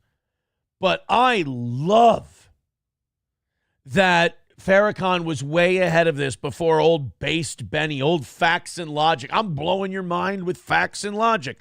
Facts don't care about your feelings. Well, your feelings towards black people kind of got in the way of you having a good take on the vaccine, didn't they, Benny boy? Farrakhan stomped all over your ass. People who should be ripped up and down right now are people like Louis Farrakhan, who's literally going out there and telling his millions of followers that the COVID vaccine is a vial of death. Have you seen any media coverage of this? If a major conservative figure who had met with a bunch of members of Congress were out there literally telling people that the COVID vaccine was a vial of death, you know that would be at the front of every single newspaper, right? Yeah, Ben, they're being mean to, you know, when it comes to the mass media, you know who they're too nice to? Farrakhan. You know who they're really being unfair to? Jews, Ben. Ben, you're right. You guys are the victim. You know, Farrakhan's the one getting the preferential treatment in the media. God damn it, Ben. Always a victim. You have it mastered, buddy. Conservatives deny vaccine efficacy. And yet here was Louis Farrakhan doing just that. Democratic members of Congress have met with this guy. They continue to meet with this guy. Have you seen a headline about this? Here's Louis Farrakhan, who has many, many followers, talking about how the COVID vaccine is a vial of death. All right, let's see. Some of these so-called vaccines, it's the nanoparticles that men like Dr. Fauci have proprietary knowledge of that allows them to get a patent for their vial of death. I mean, wouldn't people like Ben Shapiro be talking about this COVID vaccine and be like, the myocarditis, and it's weird that these people are just dropping dead all of a sudden. It's like, well, Farrakhan beat you to that. I mean, how is that not the headline, right? I mean, seriously, that should be the headline. You want to talk about overcoming COVID? We should be talking about vaccine hesitancy. Oh, Ben, you didn't want to talk about vaccine hesitancy not too long after that. You wanted to talk like Louis Farrakhan shortly after that. Oh, God. That makes me happy that shit like that exists. I love that. Just Ben Shapiro sucking Pfizer's dick and Farrakhan having it fucking knocked cold right off the bat. April's missing orgasm says Fauci killed gays and sheeple. Isn't that Jesus Christ, man? Can't read the second part of that. God bless the Rumble chat. That's all I can say. God bless the Rumble chat. Guys, we got 10 minutes to get this goal under $200. Right now we are at $220 after Tridio coming in with $4.99. Says Farrakhan worships Yaqub, not Allah. Yaqub invented white people as a punishment for black people. We owe our existence to Yaqub. Wait, I thought the Nation of Islam was a fucking it's in the word Islam. The fuck? S Jockey with $2 says victimhood is a Jewish prerequisite. There's some people feel that way. By the way, that puts S Jockey right behind Coyote NV at $7. Our top 5 looking like this. Wally World number 1 with $50.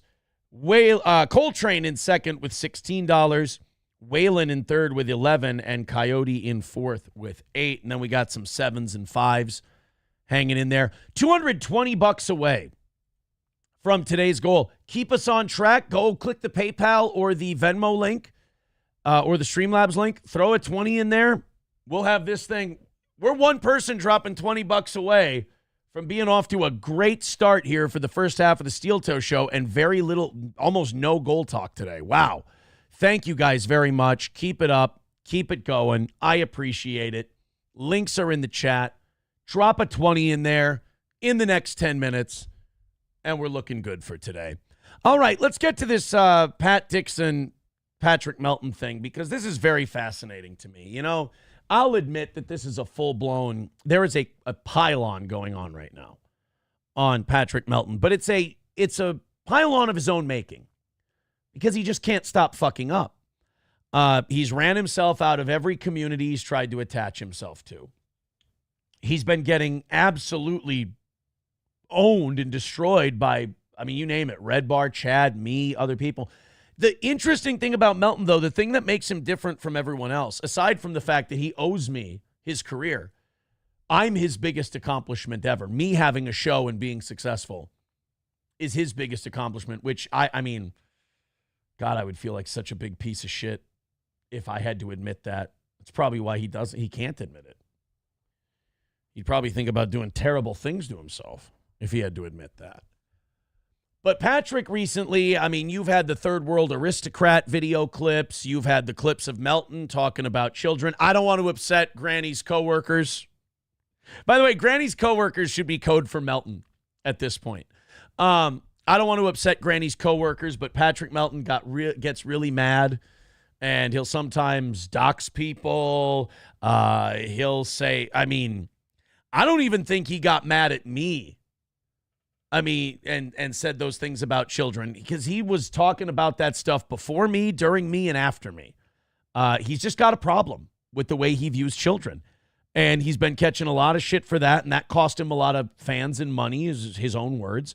And now this super tip system has come under fire. But here's the deal, and somebody on Kiwi Farm said it perfect about Patrick Melton. Nobody should feel bad for anyone associated with Melton. Everyone has told you what he is. You lie with dogs, you catch fleas. So this super tip system that he's been pimping out to everybody apparently keeps people's information.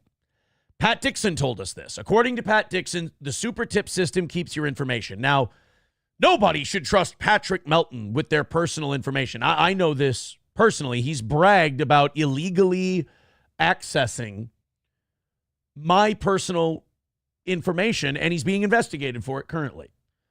That's an open book. That's no secret.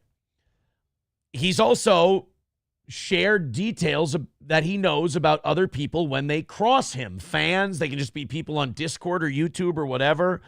People have talked about that.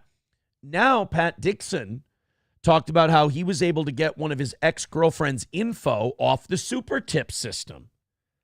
And Patrick Melton blew a fucking gasket. He was Here's Melton's thing. Melton can't go toe-to-toe with anyone. He's had chances to, like, ambush me on shows, and he runs away. He doesn't do it. I mean, I would fucking verbally destroy Patrick Melton. He'd cry by the end of it. But he keeps running away from the opportunity. So then he just threatens to sue people.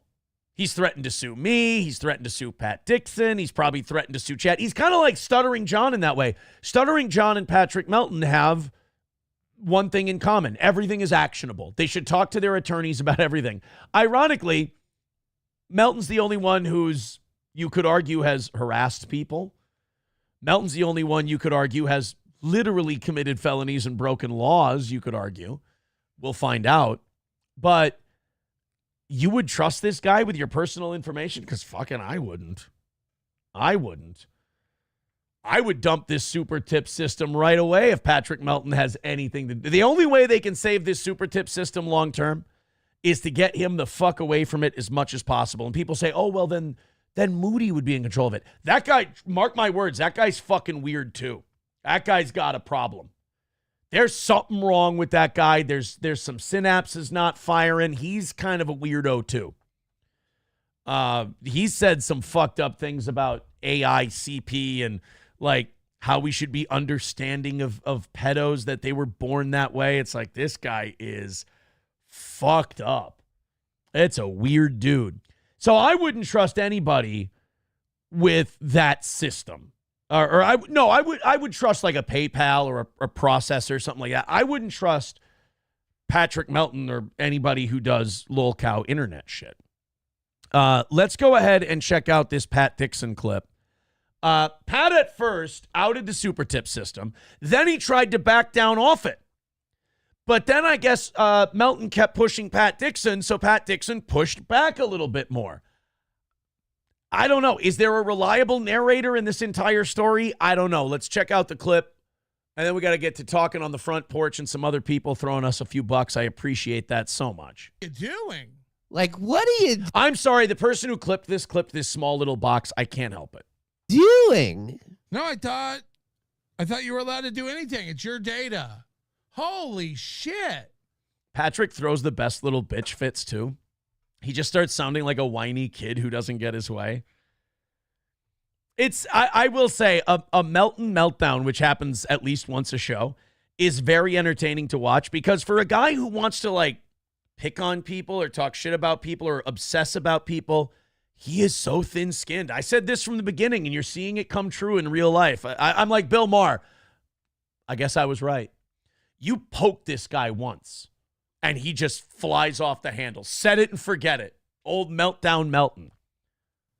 Well, Like, look, you know how I know? Again, I have it. So Melton's sitting there going, God damn it, piece of shit. God, he's lying. And Pat Dixon goes, you know how I know? I possess it. Through the super tip system, I possess this information. That's how I know. Moody told me. Ooh. Moody told me, hey, it's your information. Do what you want. So now Pat, there's this problem for Patrick Melton because now he's got to shit on his buddy Moody if he want to keep shitting on Pat Dixon for outing his super tip scam gimmick thing. So now Patrick has to find a way. He's either got to back down like a bitch and let this thing go, or he's got to attack his buddy Moody, and I'm sure there's been phone calls. I'm sure Patrick, because he is a sensitive boy, I'm sure there have been angry phone calls and text messages to Moody. I'm sure there have been angry text messages to Pat Dixon. It is on and popping in the super tips world. He has probably had meltdown after meltdown over this. And you can also tell, I can't take credit for this, you can tell Chad's getting to him too. You're not mocking me when you say that. You're mocking Moody. Moody. Which, by the way, once we turn 40, we have to stop having nicknames like Moody. It wouldn't have even occurred to me to do that. But Moody was like, hey, if you choose to go public with this, I'm like, go public. Well, I wouldn't want to say anything that reflects badly on super tips. He gave me one caveat. One. And I followed that. Don't suggest that you have more information from super tips than you actually have. So Pat Dixon is saying everything I said about Felicia, everything I said about the information I have from super tips is true. Because he said he stuck to Moody's rules. Moody said, look, it's your information. Do with it what you want. Which, by the way, is terrible fucking advice. What a goddamn moron. You want a guy like that running a company? Hey, you know this thing we'd like to keep a secret because it's really a bad PR look for us if you expose it? Fuck it. Do it. I don't give a shit. That's like in the 30s, the tobacco companies. Let's release a report that says our product gives you cancer. I mean, it's true, it's accurate, but we'd really rather people didn't know that. So Pat Dixon is telling the truth. Pat Dixon was told by Moody that he could out these people, which, again, is fucking crazy. And Patrick Melton is upset about it. Corn Diff with 199 says, why so tiny? I don't know. You'll have to ask who's the account here. Franco, who clipped this. Thank you, Franco, by the way. And I certainly have not done that. So, like, if anybody is to blame, it's fucking Moody. I ran everything past him. I talked to him. He guided me to the information. Holy shit. And said, if you choose to go public. Holy shit. Oh, Pat Dixon and I with the same take. Good for Pat. You know what? That's fucking balls, man. You got these people who run your payment system fucking breathing down your neck, pressuring you. You're going to find out later in this clip, Patrick's trying to tell him what to say because Patrick's panicking behind the scenes. Well, he's panicking openly. And Pat Dixon sticks by his guns, and he's like, nope, this is what was told to me. This is the way it is. Wow, good for him. What am I supposed to infer from that? What the fuck should I take from that? That I will be a crazy person if I do that? Well, it is crazy to release people's private information. And notice that between all three of these guys, it's not they're sorry that the information got out. It's not that they're sorry that Pat said he's got this person's information, because all three of these guys don't give a shit. They'll do that. All three of them have done it before. All three of them are okay with your personal information being released. They're very vindictive, childish people. You can see by the way they're reacting to this. I mean, remember, Pat Dixon is in this position because he said, oh, I've got my ex's private information. Like that, you're being a piece of shit when you do stuff like that.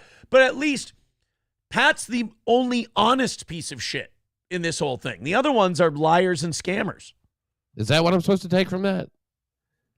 Am I supposed to take from that, oh my God, you'll be invited, do not bring the company into this. None of that was said. None of that. The one caveat, again, just don't suggest you have more information from Super Tip than you have. So Melton is full of shit. Actually, well, that statement is evergreen. I mean, that statement checks out all the time. I mean, Melton is full of shit. Pretty much every time he says something, you can play that drop. Blaming the wrong person. And I know Moody is not going to, like, I don't expect Moody to stick his head up, for Christ's sake. But I mean, I got Could to. you imagine your only friend in the world is Patrick Melton? That's what I mean. Like, there's something fucked up. There's skeletons in that Moody guy's closet. I'd keep my head down, too, if I were him. Because you got to be a special kind of fucked up for your only friend in the world is a guy you met on the internet who talks about his wantonness to do terrible things to children. I mean, that Moody guy is probably a fucked up dude, too. Say something. If he's not going to go, well, I did suggest to him that he should, that if he did go public, he could. That's the end of the clip. Pat Dixon also said in another clip, he said that Patrick Melton told him to tell people that the information came from Stripe and not Super Tips. That Patrick Melton was like coaching Pat on what to say. Good for Pat Dixon being honest. There's a special place in the gates of heaven for people being honest. Good for him. That's more exposing of Patrick. Talking on the front porch with 499 says, sorry about the Vikings loss, but listened on KFan via iHeartRadio. The Vikings play-by-play man is great, really detailed and enthusiastic. Yeah, Paul Allen does a good job. I was resistant towards liking Paul Allen until about 2017, and then I'm like, you can't hate the guy. He does a good job. Thank you very much, Front Porch Conservative. And then over on the PayPal end of things, thank you very much to Ryan the Garbage Man. He says, what did you think of the moonshine? I didn't have a chance to try it last night. I didn't feel we weren't winning, so I didn't feel like delving into the hard stuff. I'm sorry, buddy. I'll try it today at some point. Weird drinking on a Monday, but I'll give it a shot. Dive Bar with $2 says, anybody who sends you money on PayPal, you have their information. It's the same thing. You have actually accidentally said people's real names before. How does this not make sense? I trust PayPal. I'm not saying that these services don't have your info. They all do. I trust PayPal as a company. PayPal doesn't have a history of getting mad, having meltdowns, and releasing people's information. PayPal doesn't have a history of getting upset that they couldn't destroy a guy that they claimed they were going to destroy, only to watch his numbers get bigger than ever and bigger than yours when you've been doing it for over 20 years. Oof, that's rough. They don't then brag about illegally possessing your private information. I would not give my private information to that man. He's shown historically that he will use it for nefarious purposes if you cross him. Or even if you don't cross him. Even if you just don't do what he wants you to do. He's a big baby. He's a giant fucking baby. And you wouldn't give a giant fucking baby your information. $1 from Dive Bar says, so it's PayPal's fault that you know people's names. I've never looked up their information. Ever. Because I'm not fucked up like that. Dive Bar says, that should have said, is it PayPal's fault that you have the information or your fault if you put it out? And Pat knew he was fucked up because he said this might make it look bad. Well, yeah, of course it's going to make it look bad. That's why he didn't want it out there. Because it does look bad. So yeah, a Dive Bar, there's this same cope coming from people. I'm not saying that's what you're doing. But there's this cope coming from people that are like, other pay services have your info too. Right, but they're not run by people. I'm not saying that the Super Tip system is somehow inherently bad. I'm saying the people running it are not trustworthy people, and they have shown that they are irresponsible with other people's private information. All I'm saying is I wouldn't give my private information to it. I really don't think that that's a smart move, but people are allowed to do it. People can still do it. 2:10 away from today. Thank you guys very much. We're right around where we need to be for this point in the morning. I have an idea. Let's go on a fun rally. I'm thinking about taking the hype train back from Zumach, by the way. Taking my hype train back. I loaned it to him for a while. I think I might take it back. He's done a good job with it. It's kind of like when you let someone run your company and the stock price goes up. I let Zumach have the hype train, and the stock of the hype train has gone up. I might take it back now. Like Steve Jobs took back Apple. I'm not sure. Let's go ahead. 2:10 away from knocking out today. Let's do it. Let's just go on like 4 or 5 people doing $20. Call it another win for the toe. Streamlabs, PayPal, Venmo, Super Chats, Rumble Rants. You guys have been continuously knocking it down today. Keep it up. I appreciate it. Jim Gaffigan, we never got to this on Friday. I have a lot of respect for Jim Gaffigan. I do. I think the way he's handling this Trump thing is actually really impressive. A lot of people, they start going down that political road where they alienate some of their audience due to politics. And a lot of them, left and right, just start doubling down, tripling down, and going, fuck you, I don't give a shit. I think there is something admirable in today's climate about being able to take a step back and go, oh yeah, I fucked that up. I'm sorry. I shouldn't have done that. And Jim Gaffigan's doing that about Trump supporters, because Trump supporters thought that Jim Gaffigan kind of went after them and criticized them or whatever. And he's now saying, look, my bad. I don't want to lose fans over it. I just want to make people laugh. Superstar stand-up comic Jim Gaffigan recently weighed in on his previous anti-Trump social media posts from 2020, saying he regrets that supporters of President-elect Trump took his criticism personally. Gaffigan, who recently played former Democratic vice presidential candidate Tim Walz on SNL and also did that really good roast in New York, discussed his negative feelings surrounding the old tweet, saying, quote, I regret that people think I was criticizing people that support Trump, and that was never the intention. I regret someone said, like, now I can't follow you anymore, and I kind of said, fuck you to them, the comedian stated. Now, in one of the tweets, he wrote, look, Trumpers, I get it. As a kid, I was a Cubs fan, and I know you stick by your team no matter what, but he's a traitor and a con man who doesn't care about you. Deep down, you know it, and I'm sure you enjoy pissing people off, but you know Trump is a liar and a criminal. Now, in fairness, I could probably make this tweet about every president ever. I'm looking at you, Franklin Pierce. So, I mean, this special, I wish that, believe it or not, Democrats had the same skepticism of every president that they have of Donald Trump. If Democrats had that level of skepticism about everyone, we would have never had COVID lockdowns. We would have never pushed the vaccine on people who didn't want it. None of that shit.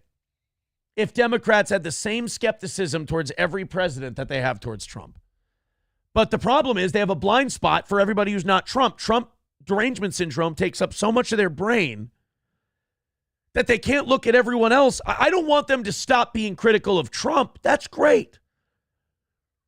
But use that superpower for everybody else. So I guess that pissed off a bunch of Trump fans, and he told them to go fuck himself, and he thinks that cost him fans.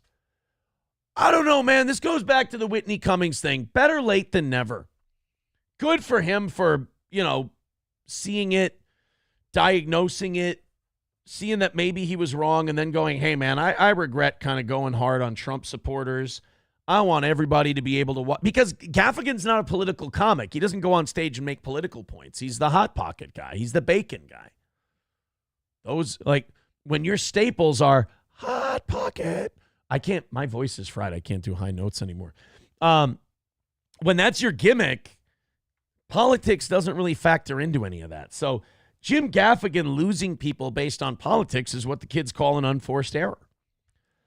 He said, it's weird because I think authenticity is really an important thing, not only as a comedian, but also with your children. For me, I don't regret it, but I do acknowledge that there are true diehard Trump fans who probably enjoyed my comedy, but because they feel so passionately, will never forgive me. He also says, but in stand-up, you're going to lose people. You're also going to attract people. But there are going to be people who are like, I don't have kids. I think he's funny, but I don't get this. I mean, that's a good point. But, we keep doing this thing where we want to shit on people and say, hey, stop making it about politics. Stop being so left-wing. Stop being this, stop being that. But then we have this other bad habit of when people admit they did wrong or people admit that they shouldn't have done something, we don't forgive them. We sit there and go, yeah, fuck you. Yeah. Too little, too late. Blah, blah, blah, blah, blah. Don't do that. Like Jim Gaffigan says, fuck, I shouldn't have done that. Like, it's okay, Jim, you'll get him next time. And then we move on. And then you got one less cunt asshole doubling down and making everything about politics. Like, isn't it going to be a better world with Whitney Cummings not being obsessed with left-wing bullshit and just focusing on doing comedy? Boy, that's a nice world. That would be awesome.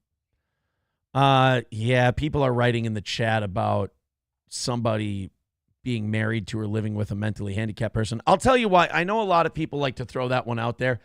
I don't like to. I think that's off limits, personally. And I know that the person they're talking about would never extend that same courtesy to me. That's not what it's about. Does that make me a better person? Yeah, of course it does. Is that nice? Yeah, sure. But it's a low bar. Those people don't ask to be a part of this. So I don't think that's all right. I would say that's kind of like the kids thing. I would say that's off limits. Plus, that's like the 27th thing wrong with him. You know? You see this clip about this rapper Tulo, who became instantly famous, but for fucking terrible reasons? This rapper Tulo was on a podcast, and he had a firearm. You're not going to believe this. This rapper had a firearm, and he didn't have it secured and holstered properly. Can you believe that? Can you believe that he Plaxico Burris the thing? I don't know what the deal is with inner city black people's aversion to holsters. I can't figure it. I don't know why they don't believe in holsters. They feel that the waistband of sweatpants are just fine holsters on their own, and they, cost $10, $20 at Costco, so fuck it. I don't know. But there's a lot of instances historically of black people tucking the old handgun into their waistband and nearly shooting their cock off. Now this rapper Tulo is added to the Plaxico Burris nearly shooting your dick off Hall of Fame. And it happened during a live podcast. Now, in fairness, it's going to be great for record sales. It's going to be great. More people are going to be listening to Tulo than ever before. But let's go ahead and check out this clip from the One-on-One with Mike D podcast. Further evidence to myself that I don't know shit about black people. I've never heard of this podcast. But let's go ahead and check out this clip. I'm sure we get an ad here first. This is a pretty big one. Everybody's watching this one. Let's watch Tulo show us. This is technically kind of a gun safety lesson. He's trying to teach you how not to handle firearms. And this back to, and once again, not glorifying. Right. Not trying to speak on it in a way where I feel no type of way. It's just the mentality that I was in and my heart and love and passion for that type of life. Hey, man, shit, I'm back acquainted with what I really love and what I really want to do and what I'm really about. The big thing about podcasts is that you want to have someone on that can give you well-spoken insight into deep issues. And I think they knocked it out of the park with this Tulo. It's too bad that he had to ruin this podcast by shooting himself in the leg, because I was really wanting to hear more of his insights. You see, he's not glorifying it. He's just speaking on it. I asked that because it's a lot of young, what do you call them, YNs now. YNs. What does YN stand for, guys? Youthful nincompoops? There's a lot of YNs out there.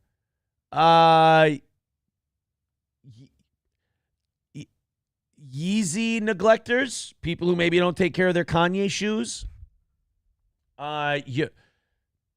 YOLO naturals, they just naturally carefree. Is that, what is YN? I know it doesn't stand for what I think it stands for, because I've been told that word is terrible. Look, man, I know this is a hack position and it's been done to death, but you cannot, it's not that black people use that word. They glorify the fuck out of it. You can't glorify the fuck out of a word, but then tell people with a different skin color, oh no, it's really offensive to us. No, it's not.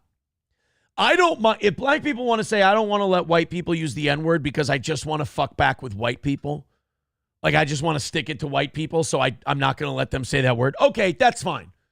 At least that's an honest position. But don't sit there and go, it's so hurtful to the black community. This guy uses it on his podcast as a fucking gimmick. It's a gimmick phrase like YOLO or a bird in the hand is worth two in the bush. They get a taste of the rap money, they get a little head, they get them a bankroll, and then they start going to Cali, get a little herb, then they start, next thing you know, they trappers. You had a different route, you just went back to what you know. You feel what I'm saying? So I'm just showing them the difference between trying to be something that you not and choices we got in life. Those were your choices. That is so funny. So he's sitting there telling this guy like, yo, these YNs, they do it wrong. You do it right. That's why I love you. Like, they could not say, if they were doing a fucking sketch about rappers with their guns in their waistbands shooting their dick off, they couldn't set this up better than these guys are doing. They're talking about how these YNs are irresponsible and they don't know how to act right. And this guy's talking about what he know, and this guy's keeping it real, and this guy's got his head on straight, and he's doing things the right way. I'm just waiting for the boom. Who shot who? Somebody got shot? Nobody should be that fucking calm about a goddamn gunshot. Let's go back and play that where the gunshot happens. Let me give you the proper response to a gunshot going off in a podcast studio. Those were your choices. What the fuck? Everybody get down. Oh my God, where'd that? Everybody on the ground. Call the police. Shut everything down. These guys react to a gunshot the way we react to a fart. They're just like, yo, who did that? Everything okay? You smell funky in here, shit? Who done that? Where'd that come from? You know, if you smelt it, you dealt it. That's the way this be. And choices we got in life, those were your choices. That shouldn't be your reaction. Do you know how fucking loud a gunshot is? First of all, you fire a gun inside, that hurts your fucking ears. You wear ear protection at a gun range for a reason. It's fucking loud. These guys just go on like somebody dropped a camera or something. It's in your fucking pocket, bro. Holsters, they're not expensive. Hold on a second. I'm going to save this guy his other leg. Gun holster. Let's see. Here's one for $19.95. Here's another one for $24.99. Here's a gun holster, a concealed carry universal holster, $8.99 on Amazon. Wow. $17.98 for a shoulder holster. Could have saved you a lot of grief there, homeboy, but don't worry, he keeps it real. Who shot who? Somebody got shot? I hope. Y'all good? Y'all good? Y'all good? Yeah, I mean, I didn't shoot myself in the dick. Should?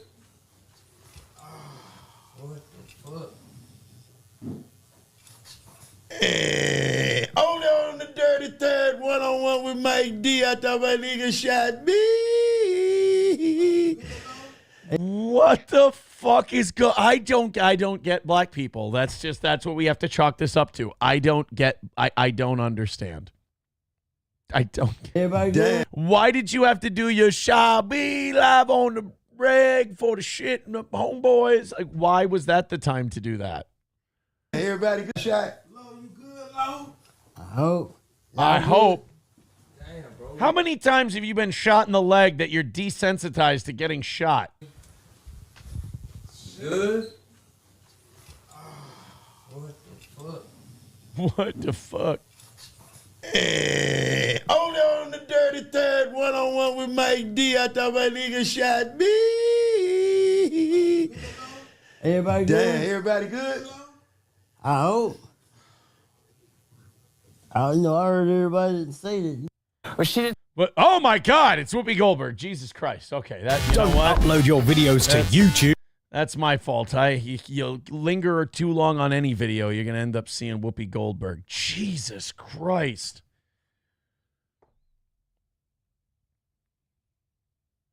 They get shot and they start dancing. Yeah, like the guy got shot. He's like, oh, yo, down in the 3-1-3rd, you was shot. Me, know what I'm saying? It's like, what we don't know. We don't do. It's like the Vikings recover a fumble and they do a dance from High School Musical. It's like, that's not what we do when people get shot. Jesus Christ. Guys, if you need a holster because you go on podcasts and you shoot your dick off, go to Midland Armory in downtown Foley, Minnesota. MidlandArmory.com. Maybe they can get Tilo as a spokesperson. Now's the time. Holsters, knives, optics, parts, and gear. Midland Armory has it all for you. Go get it now before you blow your dick off on a Black Guys podcast. Good thing we said podcast at the end of that. Midland Armory in downtown Foley, Minnesota. MidlandArmory.com. Stoney's Bar, downtown Rockville. Go give the Vikings another shot on Monday at Stoney's Bar in downtown Rockville. Have yourself a pizza, have some beer, have a cocktail, play some pool, play some darts. Keep your mind off the fact that we might not pull this one off on Monday. Stoney's Bar in downtown Rockville, Minnesota. Live music on the weekends. As Sean likes to say, Naked Twister on Tuesdays. I'm not hosting Naked Twister on Tuesdays at Stoney's. That is false advertising. I've sent Sean a cease and desist. He knows to stop. If he does it any further, I will take legal action against him.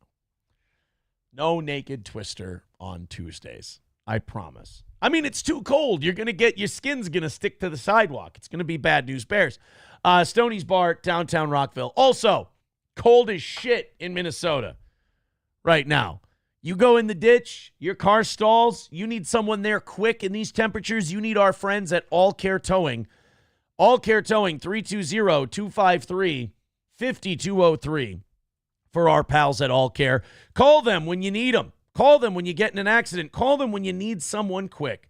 That's All Care Towing, 320-253-5203 for All Care Towing of St. Cloud.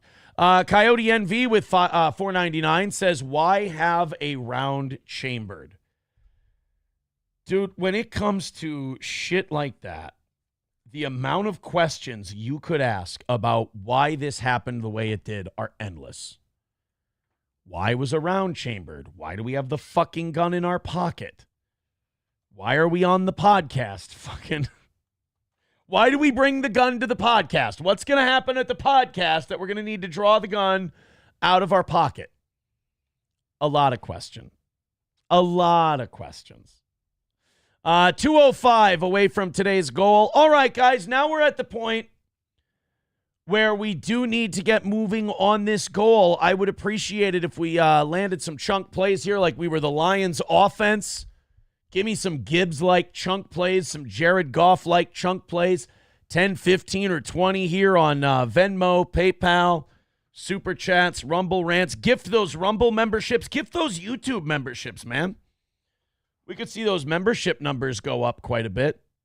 That would be all right.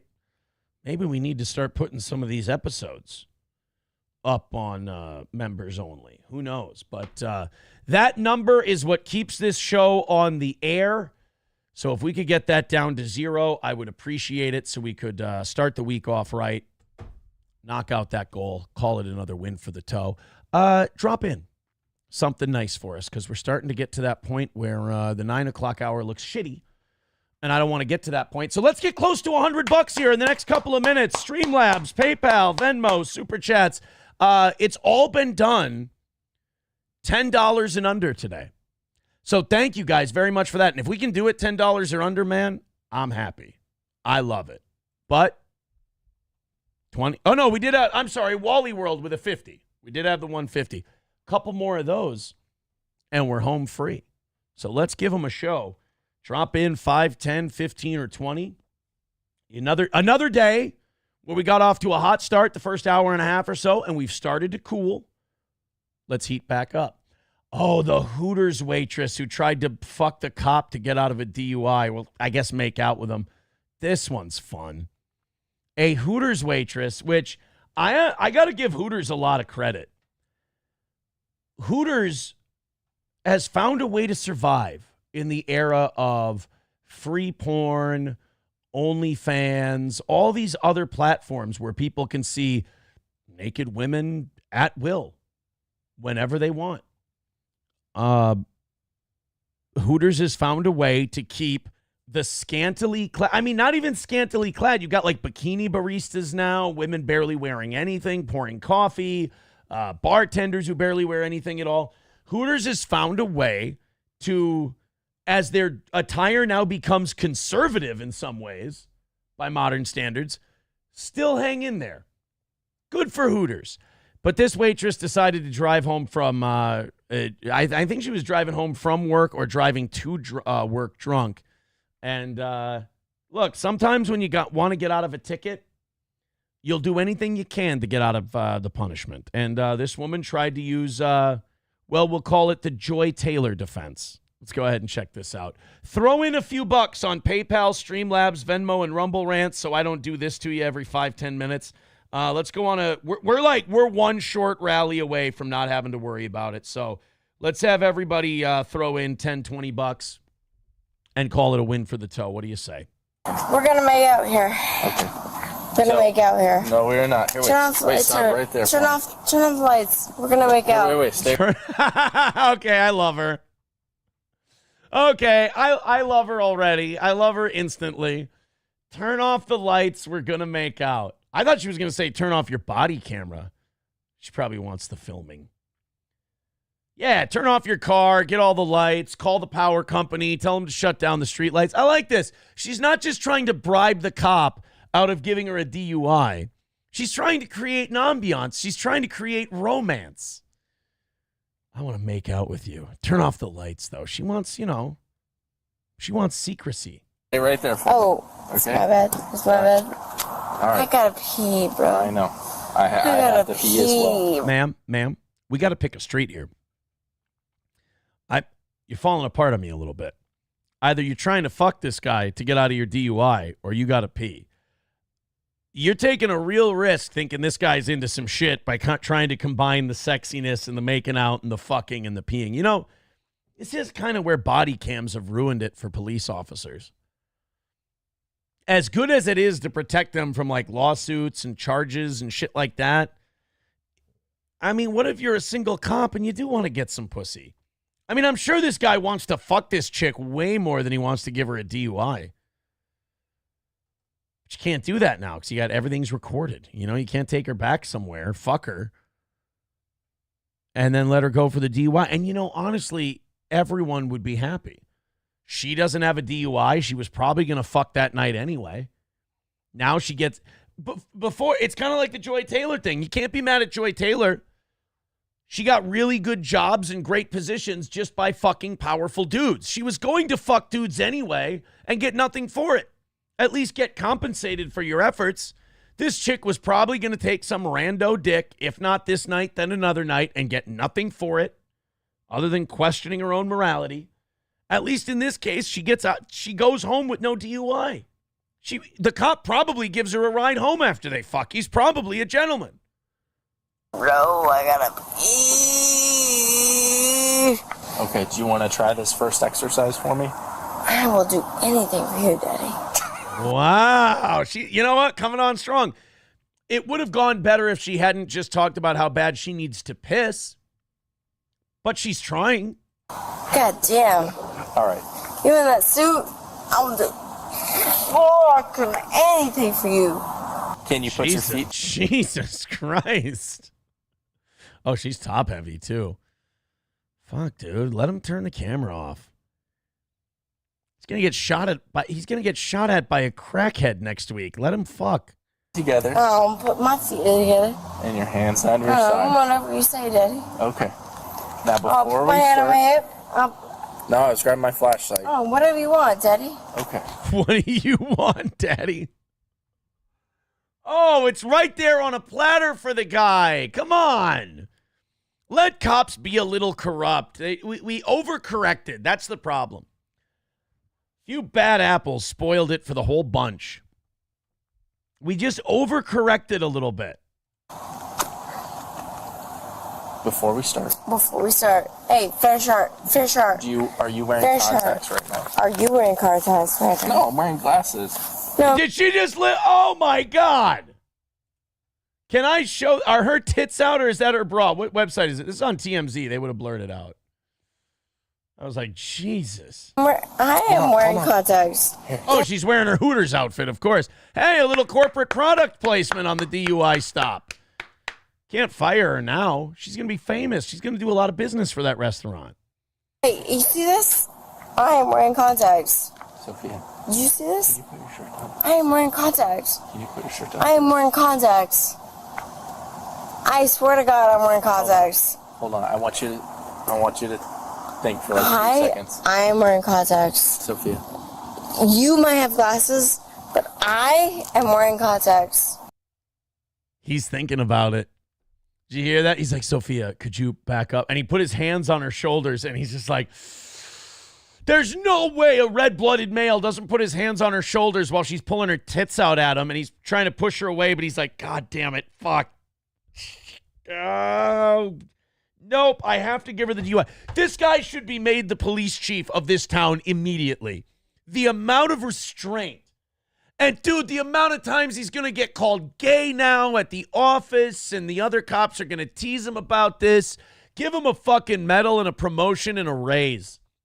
His wife's even going to call him a queer if he's married after she sees this. She is. I mean, I can only judge based on her drunkenness and the police lights shining in her face, but she looks cute.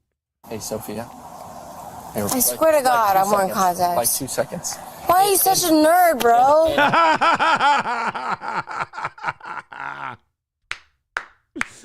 I love her. I love her. Wife number 3. Call it. Write it up. I'm kidding. Why are you such a nerd, bro? Oh, see right there. How great would it be if just an EMP blast went off over that city right now and just shut down all electricity? Why are you such... She's trying to fuck. I'm wearing contacts. Hey, Sophia. Hey, I swear to God, I'm wearing contacts. Like 2 seconds. Why are you such a nerd, bro? In all seriousness. Bro, don't be such a fucking nerd, bro. She's right. Sophia Gabriel of Sarasota, Florida, Hooters waitress, has taken the internet by storm after her chaotic, flirty attempt to avoid being arrested. The saga shows the server's increasingly wild antics. Oh, yeah, look at her. Look at her in the light. God, she is pretty. She's a fucking mess. She is a loose, fucking troubled mess. God bless her. She wanted to get out of that. I don't even know if she wanted to get out of that DUI. There's a chance that she might have just wanted to fuck. This was the opportunity. Oh, she made a TikTok about it? Of course she made a TikTok about it. Why wouldn't she make a TikTok about it? The gardeners have planted white roses when I specifically asked for red. You could always paint the roses red. Aren't you the girl from the DUI video? That's her, huh? Oh, just a damaged young lady. God bless. Oh, man. Anonymous says this broad would have said the cop took advantage of her under the influence. Then she'd sue and she'd get millions. I don't know. I would say if you let her off the DUI, I think she'd probably keep her mouth shut. Especially if you do a good job. If you do a good job, she'd keep her mouth shut for you. Now, that's the dumb move. You totally should turn around and snake the motherfucker for millions. But, well, I mean, he was being unprofessional. He fucked a lady on the job when he was supposed to be giving her a DUI. But I think she'd be a good egg and she'd keep her mouth shut. I think she would be grateful. Coltrane says, LOL, she's a mess. Aaron's in love. Look, I'm not saying I'm in love. I'm just saying she's pretty. She's a pretty girl, and she's a giant fucking mess. And if you're a cop, you probably... I mean, that cop, when he said, why don't you back off a little bit, that cop was probably like, he was probably thinking about, he's looking around his surroundings. He's like, where's a dark spot? Can I get this body cam off me? Is it possible? People are saying next wife. No, this would not be next wife. You don't date this girl. You don't go out with this girl. You don't try to forge a relationship with this girl. This is purely, I fucked her so I didn't have to give her a DUI sort of a thing. Jane says, this is how Aaron met April. No. Dub says, the day I opened that container from the ship, I fell in love. Coltrane says, Aaron would be engaged by Easter. Sam Show says, Aaron would do it for free. Whore. Oh. Anonymous says, SP cut the rod. I'm fucking around. Would everybody just relax? Anonymous, Jane says, this is the problem. I love our female listeners. I think they're wonderful. But they're very defensive of their own. They're very defensive of women. No, you don't date this woman at all. But if you're the cop and you could get away with it and you could turn off all the lights and you're a single police officer, nobody's getting hurt, you don't let her drive home, I don't think he should be blamed if he took advantage. Coltrane says, I'd smash if I knew I was never getting caught. Yeah, that's always the last wrinkle in the whole thing, isn't it? Are you going to get caught? All right, guys, we are... MSO says Aaron met April at a swap meet. No, that is a disgusting rumor, MSO. I hope that doesn't fester into fact. 2:05 away from today's goal. Please, guys, let's go ahead and throw in towards that. We need to knock that down before 9 o'clock. I want to get off to a good start this week, knock out the goal, do a half hour of overtime, salve my wounds from my Vikings being fucking humiliated yesterday, and make sure the show quality stays solid.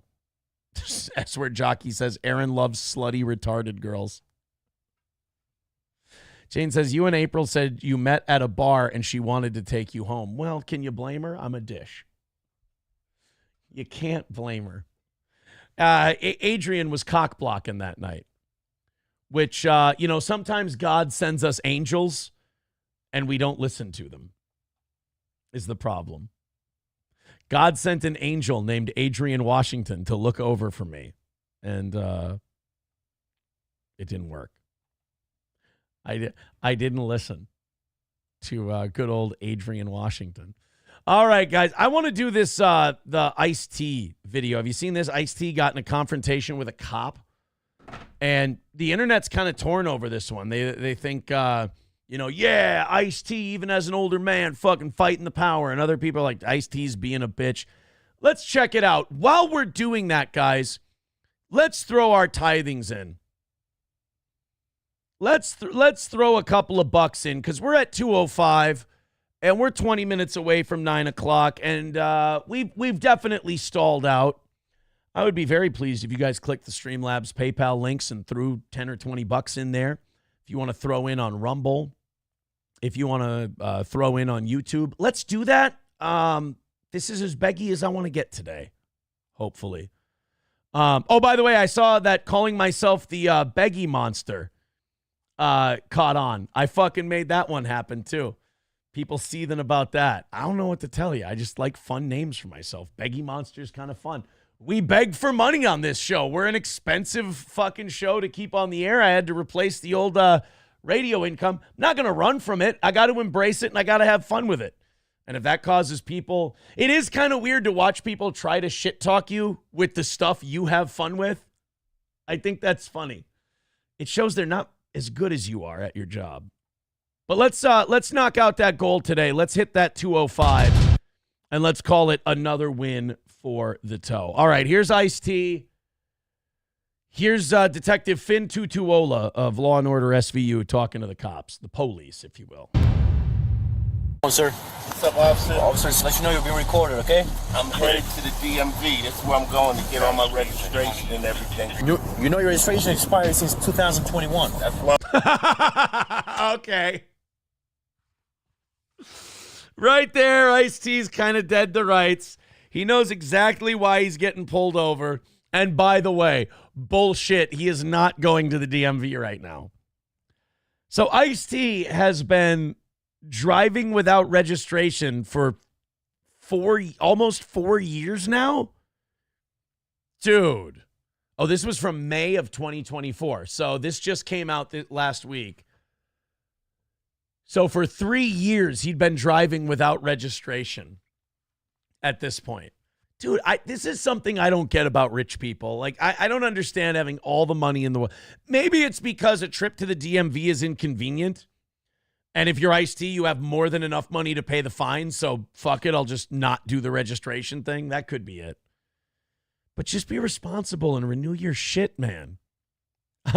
Before the cop even says anything, yes, sir, I'm heading to the DMV right now.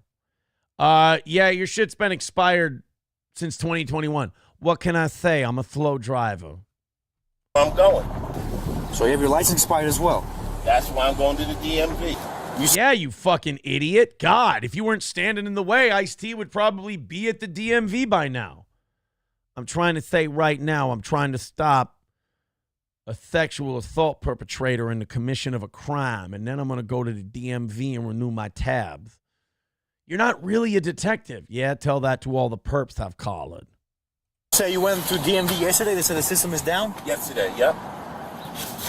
It's been down for 3 years. It's been a real bitch. I don't know what to tell you. Fuck the DMV. Am I right, officer? Sir, I'm not sure that this story checks out. Will you call me a liar? What time was your appointment yesterday? I didn't have an appointment. They just take me. It's got you there, dude. It's got you there. I've never made an appointment at the DMV. You just show up and you stand in line. Next one, officer, you fucking prickly pear. You need to have an appointment to go to DMV. I don't need one. Why is that? Because they know me. That's right. I'm Detective Finn Tutuola. I don't have to have an appointment. They just give me my tabs. And we have an arrangement that I can renew them every 3 years. Oh, yeah. Is your passport? Do you have a driver's license with you? Yeah. Oh, hey, let me guess. Anybody want to guess why he gave him the passport instead of the driver's license? Let's go ahead and see what happens. I haven't seen this yet. Let's go ahead and see what happens when Ice-T hands over the driver's license. So the vehicle registration hasn't been renewed since 2021. I wonder how that driver's license is looking. I'm sorry, I have Richard Bell's old driver's license. There's a joke we used to play on each other. We used to switch driver's licenses and give them to cops. Then he died and they buried him with mine. I'm getting that. That has. Uh-oh. That's expired. There we go. Wow, guys, I got to tell you, sometimes these videos go exactly like you think they're going to go. Other times there's these weird twists and turns in them that make them really unpredictable. And that I did not see coming. So you have your license expired as well? That's why I'm going to the DMV. Yeah, you fucking dickhole. Now let me go to the DMV so I'm not going to be expired anymore. By the way, sir, the DMV is back that way 3 miles. Well, son of a bitch, that's why I'm 3 years late. Can't find the motherfucker. You could have driven without a vehicle who was registered and get this one registered. Can I handle this? Can I handle this? You going to take me to jail? I'm not going to take you to jail. Okay, can I park the car here and walk to the DMV? I'm going to tow your vehicle. It's no, you're not. You're not finna tow my vehicle. Let me park my car right here. You're not going to move your car, sir. You give me your keys right now, and I'm going to tow your vehicle. You try to be more respectful with me, I'm going to respect you the same way. Okay, now the cop's being kind of a dick. You really want to take up your day towing this guy's vehicle and all that? I mean, I guess. I mean, if you don't have registration for 3 years, he isn't licensed to drive a car, so... But goddamn, man, really? Well, then let me... You see I'm going to... No, you're not going to tell me what to do. I'm going to tell you what to do. So give me your keys right now. All right, he's a fucking asshole. All right, the cop's a fucking asshole. He's not wrong. He's, technically, factually, he's not in the wrong, but he's a fucking dick. Ice-T is a fucking idiot for not renewing his license and not renewing his registration, but this cop is an asshole too. You're gonna go that route. Give me my paperwork. You're fucking. No, don't touch me. Don't give me like that. Give me my paperwork. Get this on camera. This motherfucker. I am a foot away from DMV. Yeah, you're a foot away from Duncan. You're a foot away from the DMV. I mean, we're exaggerating, boys and girls. Cool plane on your jacket, though. Is he wearing a fucking leather jacket? You are fucking ass. Yo, listen, 50 years ago, I was the varsity quarterback at Compton High. You fucked up. I'm not an asshole. You've been an asshole to me. I'm an asshole. I'm trying to get to the DMV. I showed you all the paperwork. Let me start with. I mean, it's all expired, bro. I mean, both of these guys have points. I get it. Ice-T is going to the DMV. I understand. But if your shit is 3 years expired, you got to have somebody drive you to the DMV. They can drive your car. It's a nice car.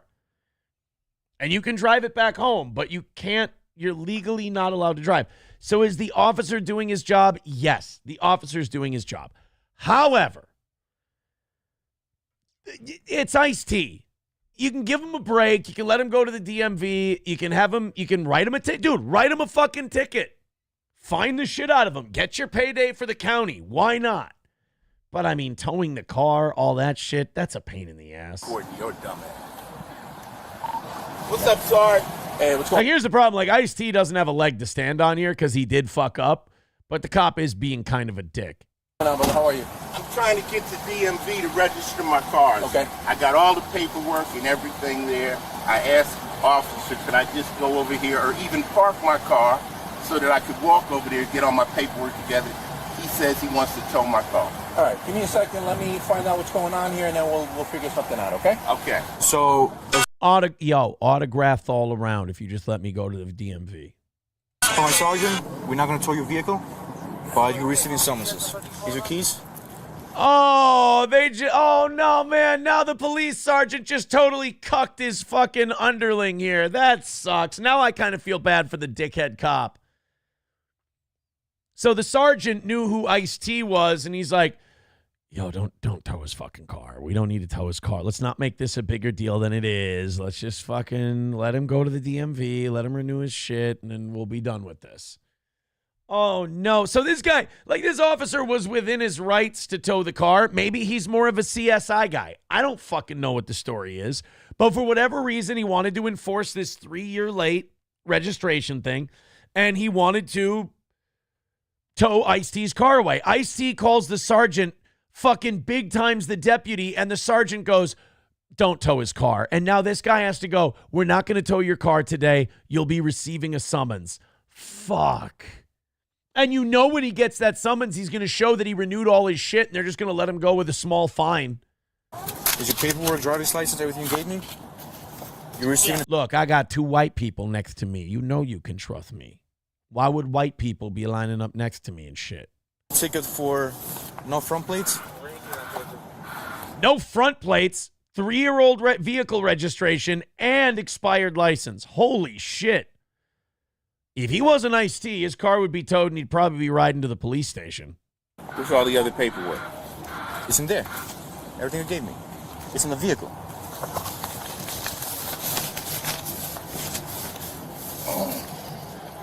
You have no inspection, driving expired registration, and driving with expired license. You're, like I said, you're gonna leave the car here and just go to DMV. I'm walking DMV and handle the business. So, but you do know your registration is expired and your license too. Right? That's what I'm going for. Okay, I'm just letting you know that I didn't know if you just needed your registration. He was being honest. It does look like he had it all packaged up. He was ready to go to the DMV. In fairness, I don't know. Jane says Ice-T thinks he can do what he wants. The cop is fine. The cop did have the right to do what he did. But I don't think Ice-T was being an asshole. I think they both kind of escalated at the same time.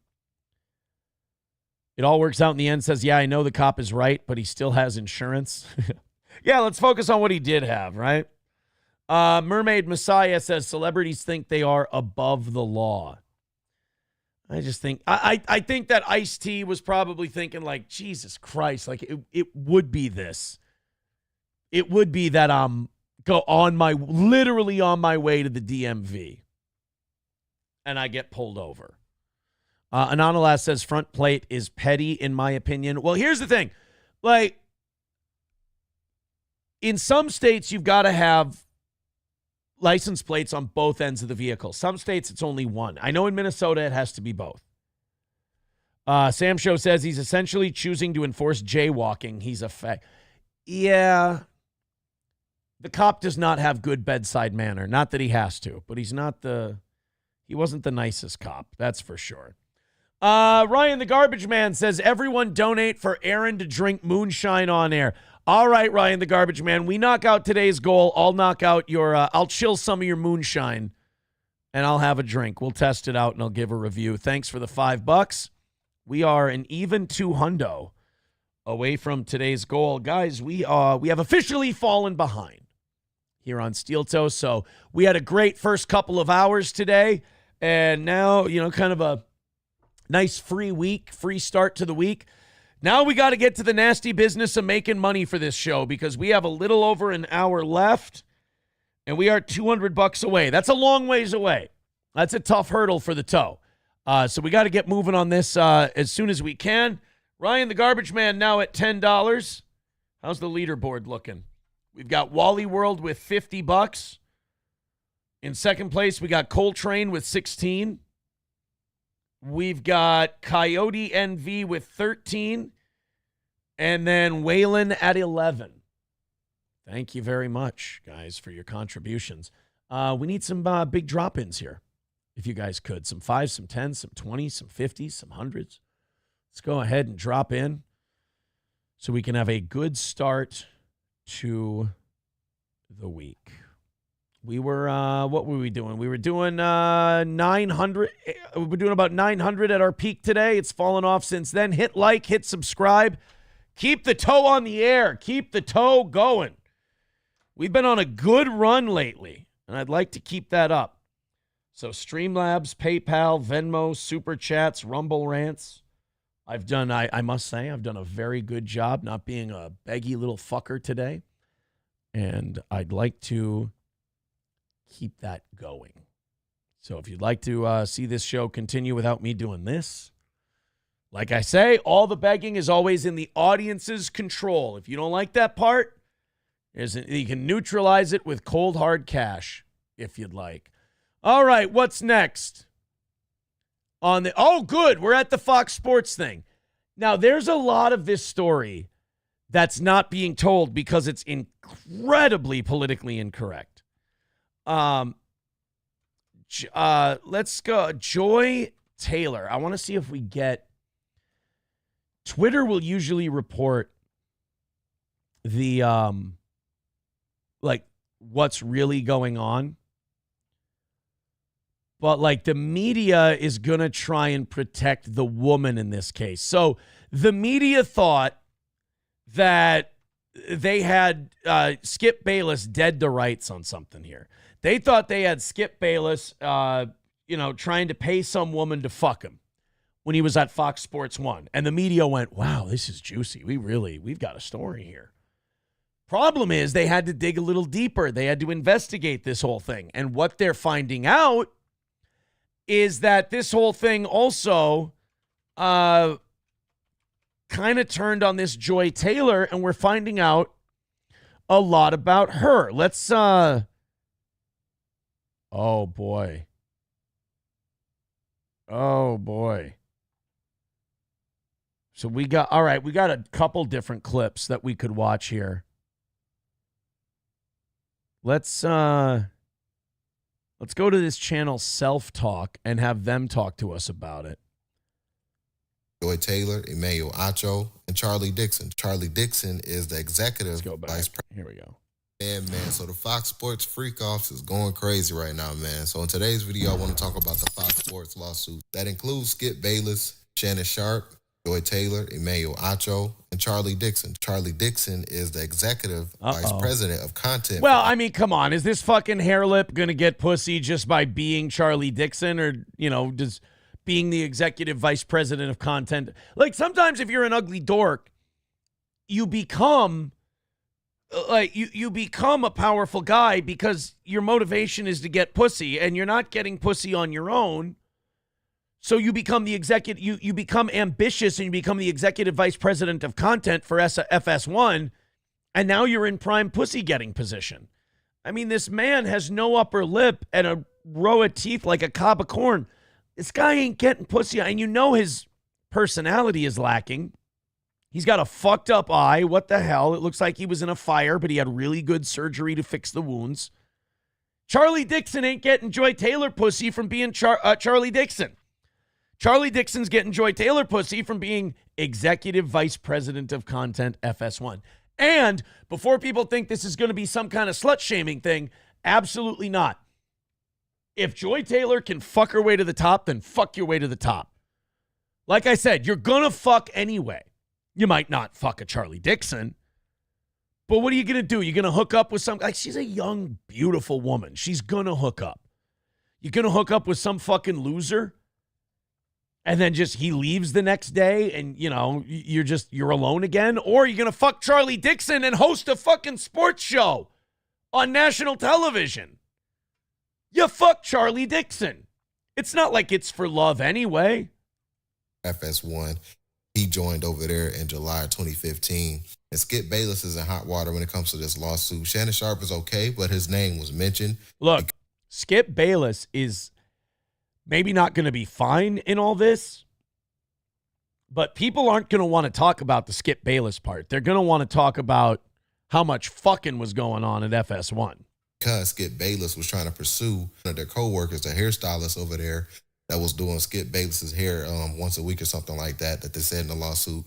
He started working with them, and then that's when Skip started trying to pursue her. And that's how you know that Skip Bayless is a shameless egotist, because Skip Bayless wanted to fuck the lady who does his hair. That means she did his hair. He would look at his hair every day, and he would, God damn, I look gorgeous. You want to fuck me? Like, that's, Skip Bayless saw the job she did with his hair and how good he looked, and he's like, I got to fuck this girl. And Skip Bayless offered her $1.5 million to sleep with her. And take the money, dopey. What are you doing? What's with the lawsuit? Fuck him. Fuck him. Take $1.5 million. Make him pay the taxes on it too. And you're free and clear. God damn. It's sex. It's one time. You've never had sex. Like, these women will have sex they regret for free. You won't have sex you regret for $1.5 million? Then you won't regret it. And she kept denying it. Skip Bayless kept constantly pursuing her, as you guys can see in the lawsuit. She kept trying to find ways to, like, get away from him. She would say, like, hey, Skip, you know, there's cameras everywhere. Go back. I want to read that.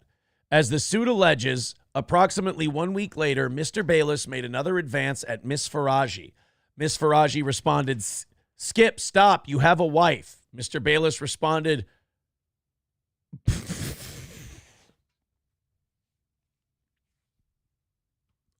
all right.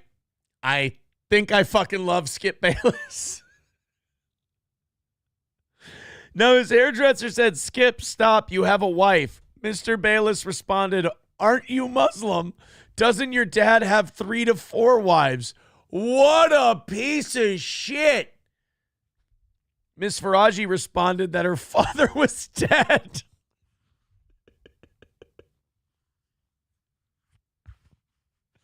We haven't even gotten to Joy Taylor taking loads yet, and already this rules. I'll give you $1.5 million to fuck me. Do you know how disgusting a woman has to find you for her to say no to $1.5 million for a throw? Like I said, she'll fuck a loser for free. She won't fuck Skip Bayless for $1.5 million. That's got to hurt the ego. Whenever a woman goes, stop, you have a wife, that means they're not into you. Because women don't care if you're taken or not. They just want the guy. If they're interested, they're going. Women do not give a fuck about each other. If she wanted to fuck you, she'd just do it. But Skip, stop, you have a wife. That means I don't find you attractive. You're gross. You're 60. Not for me.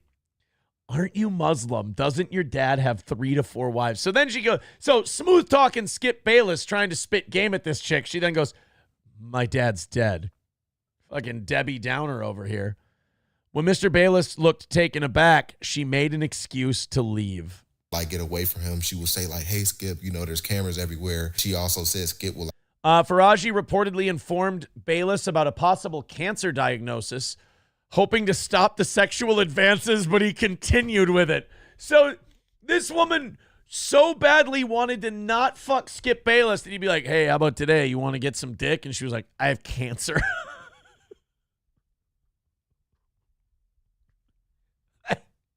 You know you don't want to fuck a guy when he keeps trying and keeps trying. You go, I'm sorry, I have an inoperable tumor at the base of my spine. I have pussy cancer. You can't go in there or I'll die. And then she thought, hey, look, if I tell this motherfucker I have cancer, he's going to take pity on me and not trying to fuck me. Nope. Bayless was like, maybe I can fuck the cancer out of you. Bayless told her that he wanted to be with her. Miss Faraji panicked and began rambling that there were cameras everywhere, that she has a child, and that she does not want him. The suit reads, Bayless then grabbed her hands, began kissing them, and offered... Like, try to touch her hands and just touch her in ways that she didn't like. And she revealed that she had cancer to Skip Bayless, thinking that, Skip would The suit alleges soon after weekly haircuts started, Bayless began finding excuses to touch Faraji. Over the years, Faraji worked with Bayless. He allegedly continued to make advances toward her. In July 2021, Faraji reportedly informed Bayless about a possible cancer diagnosis, hoping to stop the sexual advances, but he continued with it. Well, God, she told him that he's married. She told him that she has a kid. She even said, I've got fucking cancer. I mean, what else can you try? Tell him you've got a dick. Let's see if that works. Kind of like just stop trying to pursue her. But as you guys can see in an article right here that I'm highlighting, it said that Skip continued to pursue her, and then Skip mentioned Shannon Sharp like, well, hey, you had relations with my guy, Shannon Sharp. How come you can't have relations with me? Because, I mean, Skip, do you really want her to hurt your feelings? Hey, you had sex with one of the greatest tight ends of all time who's still in phenomenal shape and is pretty attractive for a dude. Why won't you fuck me? If I were Shannon Sharp, I'd sue Skip Bayless now for comparing the two of us. Hey, you fuck Shannon Sharp. Why won't you fuck me? I mean, do you want to make this conversation uncomfortable? We can make the conversation uncomfortable. By the way, thank you to Coyote NV. He says, did Colin Cowherd get some? I don't know if Colin got any. Doesn't sound like he did. Faraji also claims that Bayless would give lingering hugs and kisses on the cheek while putting his body against hers and pressing against her breasts. The lawsuit claims Bayless accused Faraji of having sexual relationships with his former co-host, Shannon Sharp. I'll offer you $1.5 million just to sleep with you. Jesus. Now, this is all in the lawsuit. So I'm just highlighting what's in the lawsuit. And apparently they all had a big party at Joy Taylor's party. This was when Joy Taylor was married. This was before her divorce. Uh-oh. So this little cupcake right here was married to this guy. And she's doing some Jesus Christ.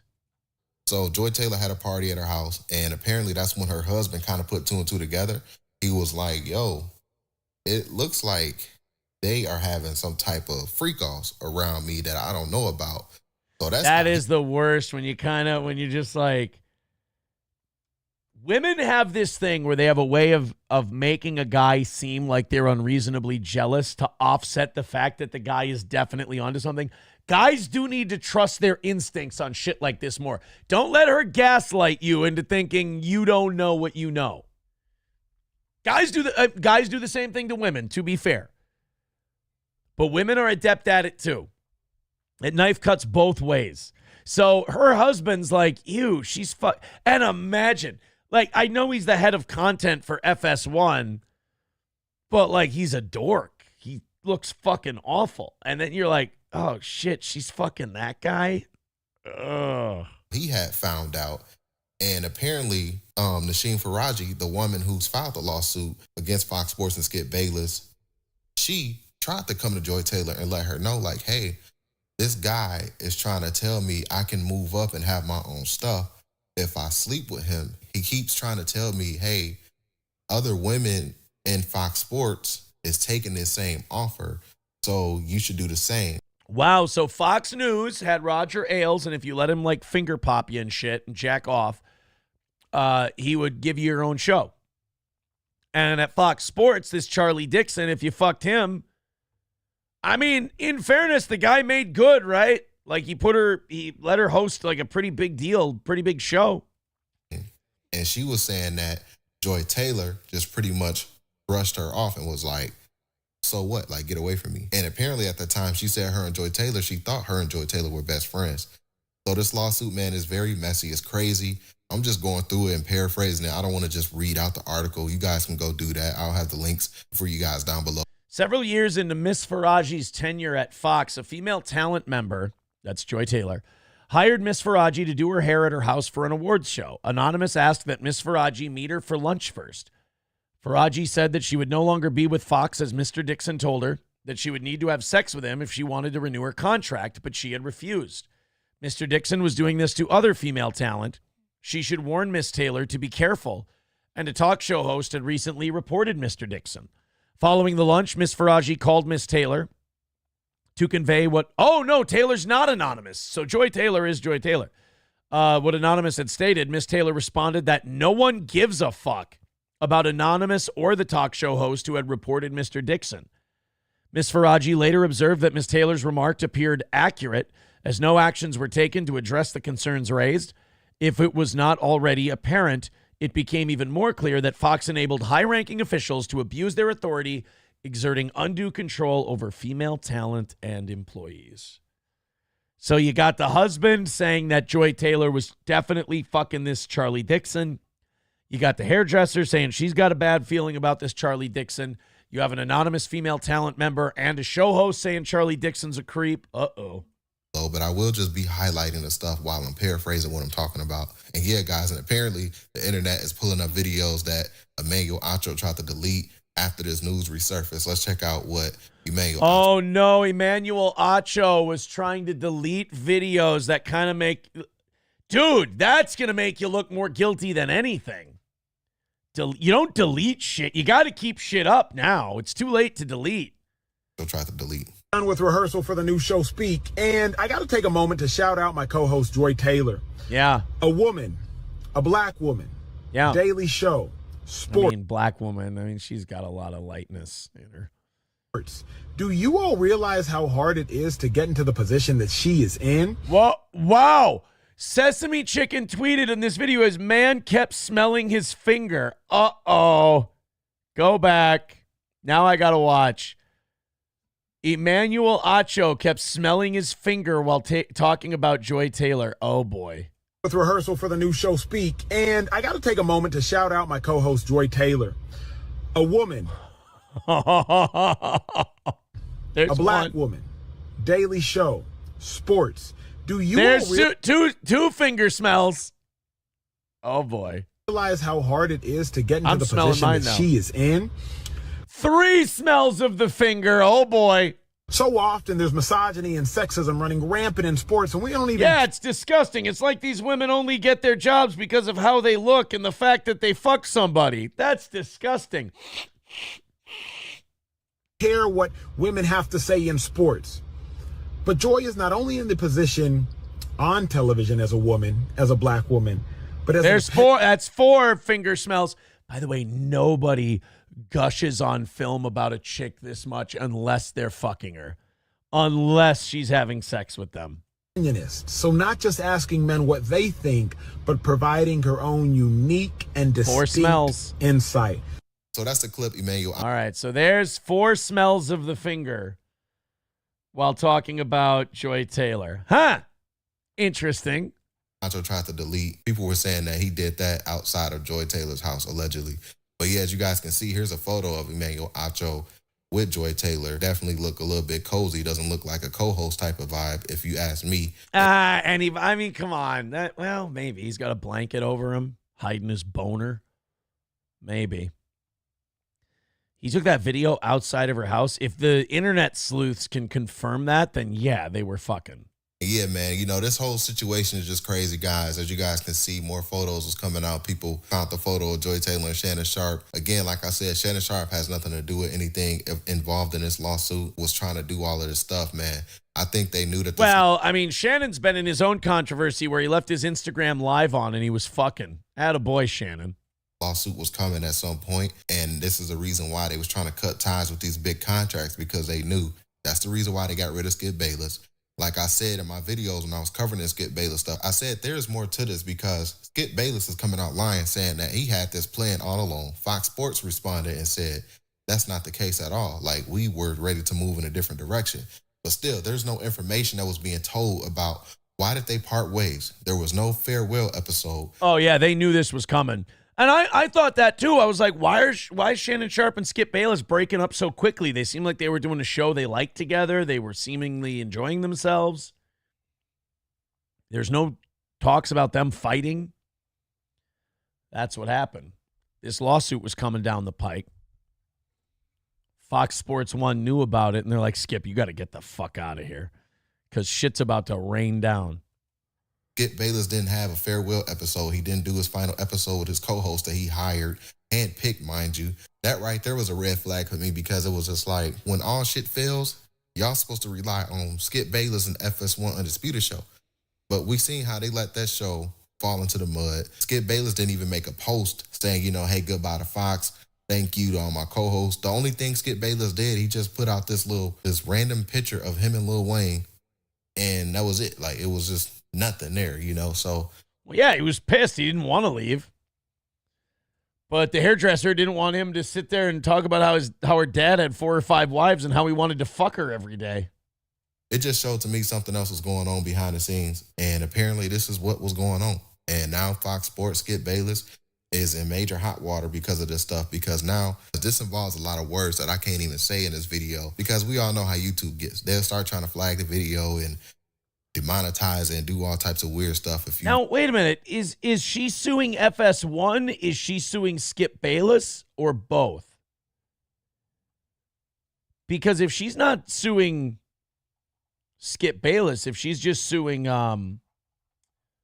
FS1, then, I mean, all that's going to happen to Skip Bayless is that everyone's going to think he's a fucking weirdo and a creep. I don't know if she's going to get any money out of him. Eaton Clam says, I guess we know how Johnny became co-host. Johnny and I did not have sexual relations with that woman, Mr. Crutches. It never happened. These are baseless accusations that I will not tolerate.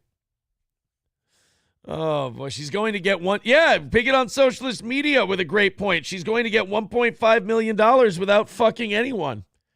Exactly. Dive Bar says Aaron smells his finger every time he talks about Nick. It's not true. You guys are making up harmful, disparaging lies about me. And it hurts my feelings. Speaking of harmful and disparaging, we've got 45 minutes left.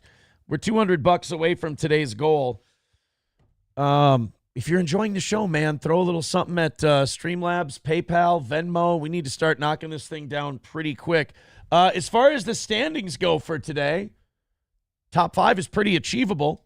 $50 for Wally World, $18 for Coyote, $16 for Coltrane, 11 for Waylon, and 10 for Ryan. That's the top 5. So it's not going to take too much to jump up into that top 5. So we do need to get some money rolling in here because we are at a point where even big rallies aren't going to help at this point. We're $200 away.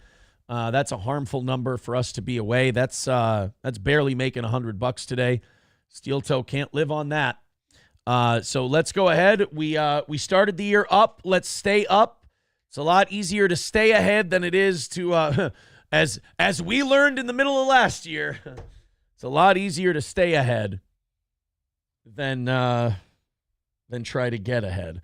Love the Pie says, gimme the monies. Yes, I do a great fucking show. I'm not sitting here doing a show blathering about other retarded internet podcast personalities. We do an actual morning show, an entertaining, funny morning show. And yes, It does cost money for me to do this every day. I have to do this as work. It does cost money. I'm sorry. I apologize for everyone who hates my guts and thinks I'm the worst guy. I apologize for needing a very specific amount of money for me not to have to go do something else. I apologize. I know I've harmed you and wronged you in some way. I'm sorry. I apologize. Andrew's son says, how do we know you won't give some of the money to Johnny as sick pay? I think that's why people are hesitant. Well, Johnny's not working today. So Johnny's not... Johnny doesn't get paid hourly or sick pay or anything like that. Johnny just makes a set amount every month. Andrew's son, what should I do? Should I dock him? No, God damn it. I should have put that a different way. I don't mean dock him. I mean, should I dock his pay? What do you want me to do? No, I think what we'll do instead is he'll just do, when he's healthy, he'll just go, he'll do Tuesday, Wednesday, Thursday instead. That'll be easy enough. I think we're having a very good show, but I'm wrong. The money does not show it. The money, like I say, the only thing that's real is the money in the miles. And right now, we're getting our ass kicked. $200 away. Please, guys, if you got some money to throw at the toe, you know how to keep this gas tank filled. Cold hard cash. Streamlabs, PayPal, and Venmo are our 3 favorite ways for you to do it, but beggars can't be choosy, and we need money. We need it today. We are way the fuck behind. We are taking a huge L right now, and I'd like to see us have a fighting chance of getting off to a decent start this week. I hate days. I really do hate days like this. I love you guys. You guys are great. You guys are awesome. You kept this show on the air as long as you have. I just hate days where the content has been really good. I've had a great fucking time doing the show.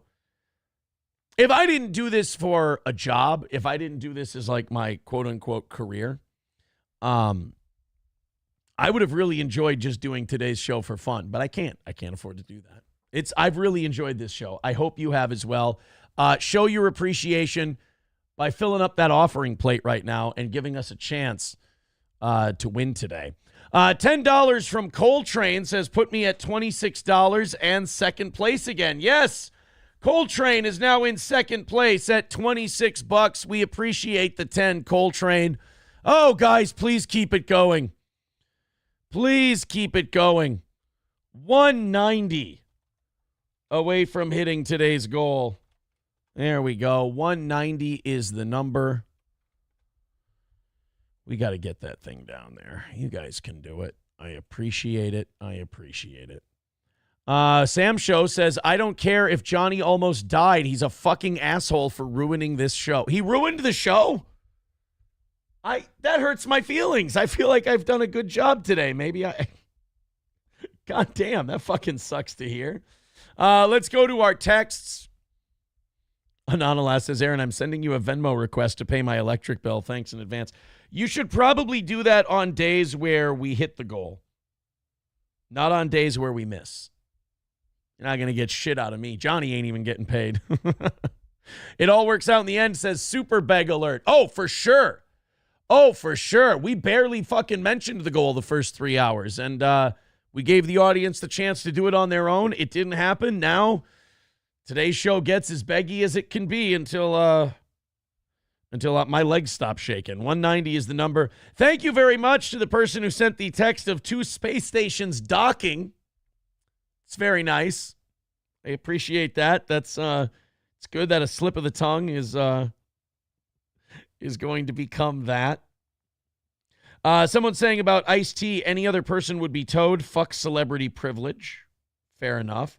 Also, yes, Patriots fired Gerard Mayo. If you need a new second mic, new boot goofing. And Merry January 6th. Yes, Merry January 6th to everybody. Merry January 6th to everyone. Andrew says, I feel things can't be too bad if you can afford to pay Johnny 200 times the market rate.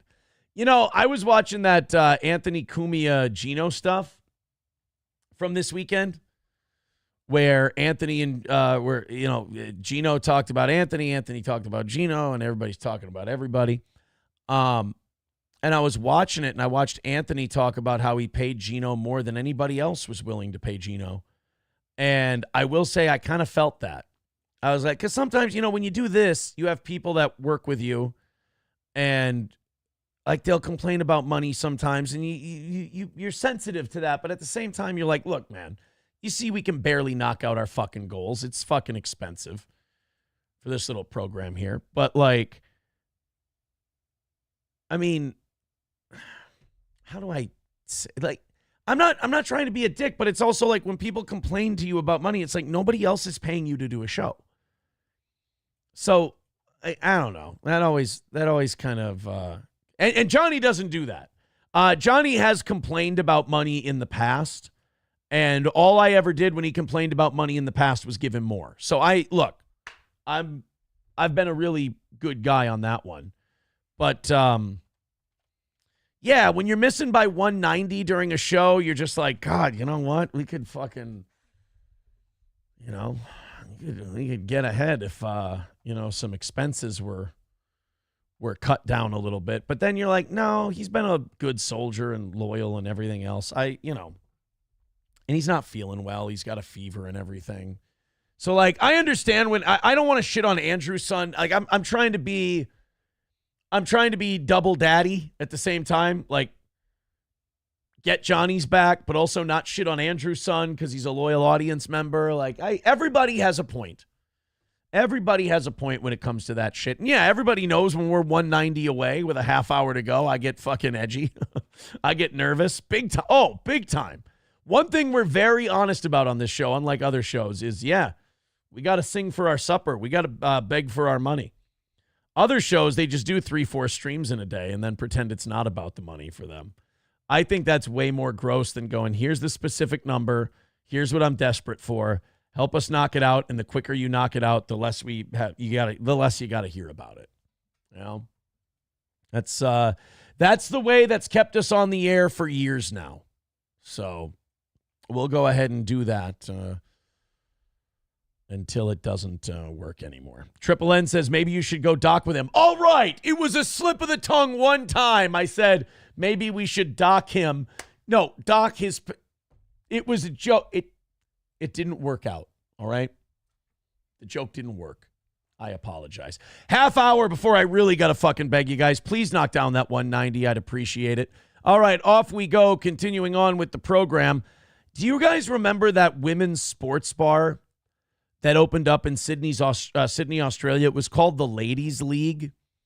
It was huge news, like all over the world. I mean, news outfits here in the United States were covering the Ladies Lounge or the Ladies League about like, oh my God, finally a sports bar for women that only plays women's sports. Now, if you were making a sports bar that would cater only to women, you would play men's sports. Women don't give a fuck about women's sports. I think that's one of the most unfair things about like the whole DEI kind of initiative is they just assume that women are a monolith, and just because it's other things with boobs on the screen that they'll watch that.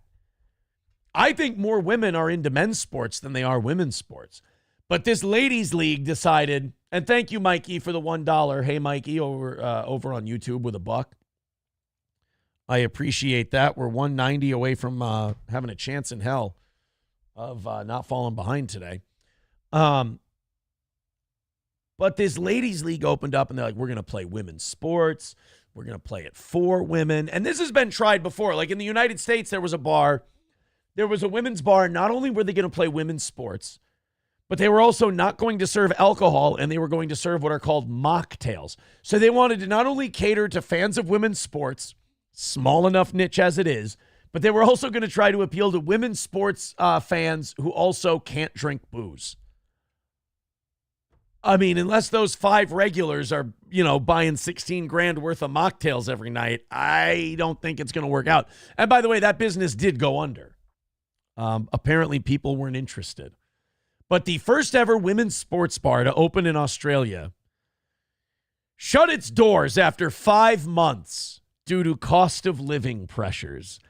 In other words, nobody wanted to go watch women's sports at a women's sports bar around other women. You know, the historic saying is women hate women, right? So if women hate women, why are you building a business for women to come and gather and have camaraderie together? It doesn't exist. By the way, Scuba Nerd with $10 says fake dono. Thank you, Scuba Nerd. Hey, it'd be really sweet if a lot of you would go ahead and do that $10 thing. That would be great. If a bunch of you would go ahead and follow Scuba Nerd, I sure would appreciate it right now. It would make me, it would set me at ease quite a bit. $180 away from today. Let's go ahead and knock it out. The Ladies League, located on Sydney's Oxford Street, opened in August of 2024 to showcase live women's sports matches and replays of women's games. Oh, the only thing worse than watching women's sports live would be watching women's sports on tape. Who's ever said, man, that WNBA game was so good, can we replay it? Yeah, Bigot on Socialist Media says now they can open a real sports bar, right? Take the training wheels off. However, in a shock announcement on Wednesday, the venue explained it was calling last drinks and closing down for good. In what world is a women's sports bar announcing they're going out of business a shock announcement? I would say the story would read like this. In a shock announcement, the women's sports bar turned a profit this quarter. It's with a heavy heart that we will not be reopening the doors at the Ladies League. They wrote on Instagram, as a women's sports bar, we excelled. No, you didn't. You can't, in your big going out of business speech, you can't be like, oh man, did we fucking crush it? That would be like us falling 180 short of the goal today and going, holy shit, did we raise a fuck ton of money? Another win for the toe. We fucking no. The only win for the toe is when the goal gets knocked out. That's the win for the toe. Yeah, Sam Show says, why even announce that you're closing? Yeah, just kind of slink away. As a women's sports bar, we excelled.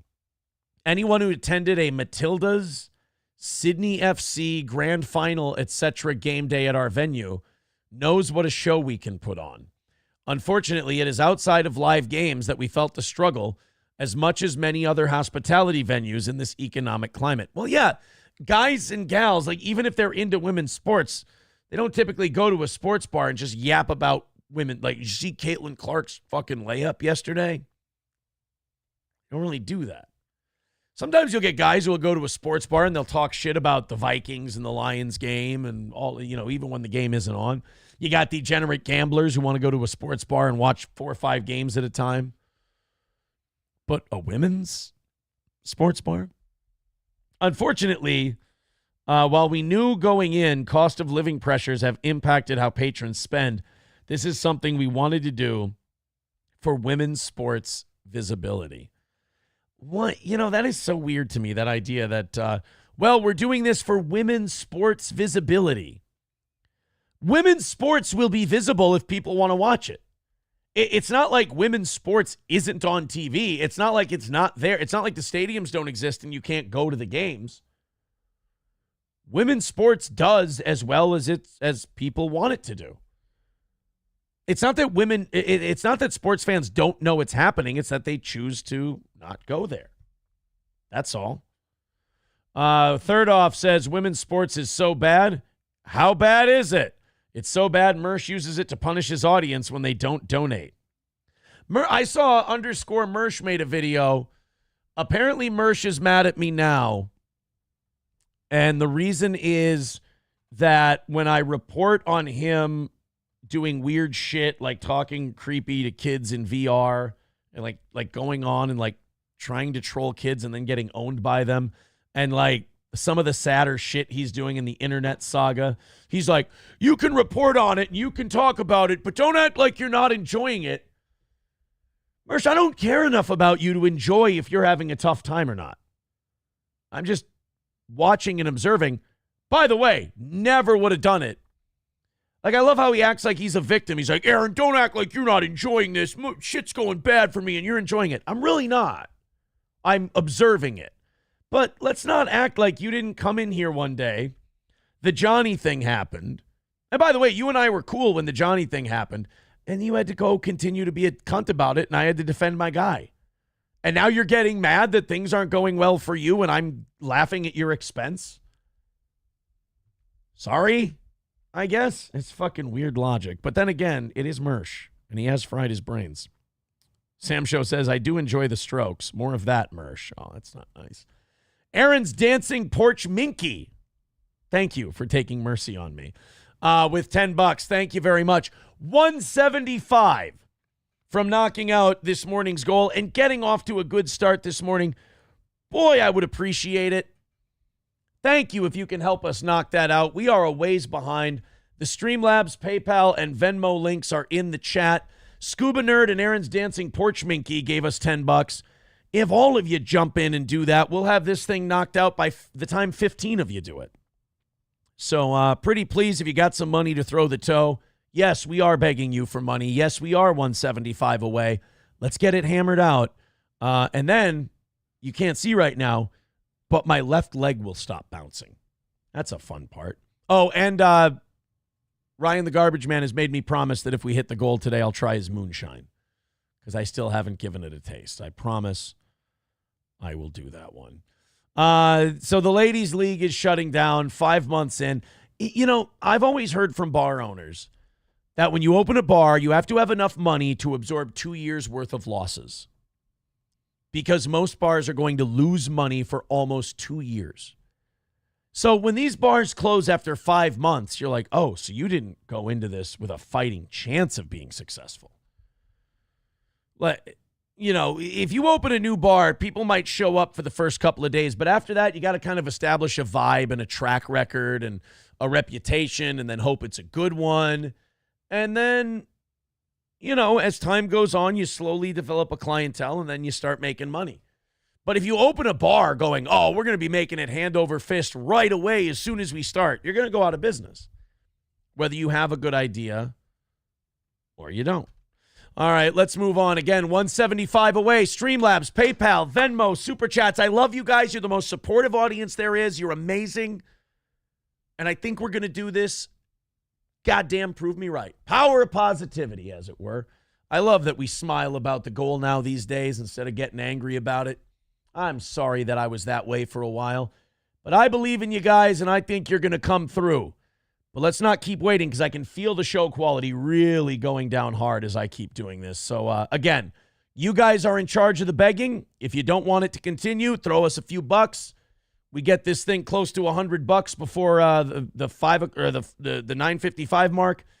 We can probably give this a rest. This is not going to help the Alex Jones types. When the mainstream media is reporting this, I'm sure the actual truth of it is a lot worse. Apparently, Bill Gates wants to engineer mosquitoes to carry vaccines so that they can basically act as bug syringes for human beings.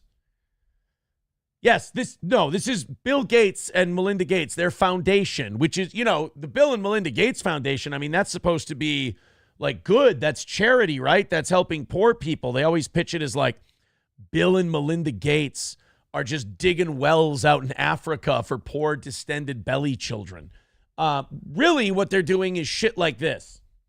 They're burning through cash and people's donations to try and find out if they can turn mosquitoes into flying syringes to vaccinate people against malaria. Dude, the guy, like, I know we overuse this term, but like Bill Gates has a very serious God complex. Like, not in the sense of he's arrogant or anything like that, but literally he wants to do shit that we thought only God was capable of doing. Like engineering animals and what's in their blood and everything else. Bill Gates is like, how do I get as close to the face of God as humanly fucking possible?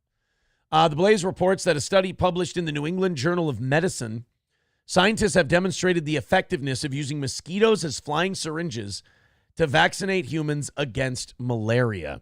The research conducted at the Leiden University Medical Center in the Netherlands with funding from the Bill and Melinda Gates Foundation represents a new and potentially worrying advancement in vaccine technology. The study involved genetically modifying malaria the malaria parasites. All right. To stop developing after a certain period of time in the human body. The modified parasites named GA1 and GA2 were designed to prime the immune system without causing a full-blown malaria infection. Researchers then infected mosquitoes with these engineered parasites and allowed them to bite human test subjects in a controlled setting.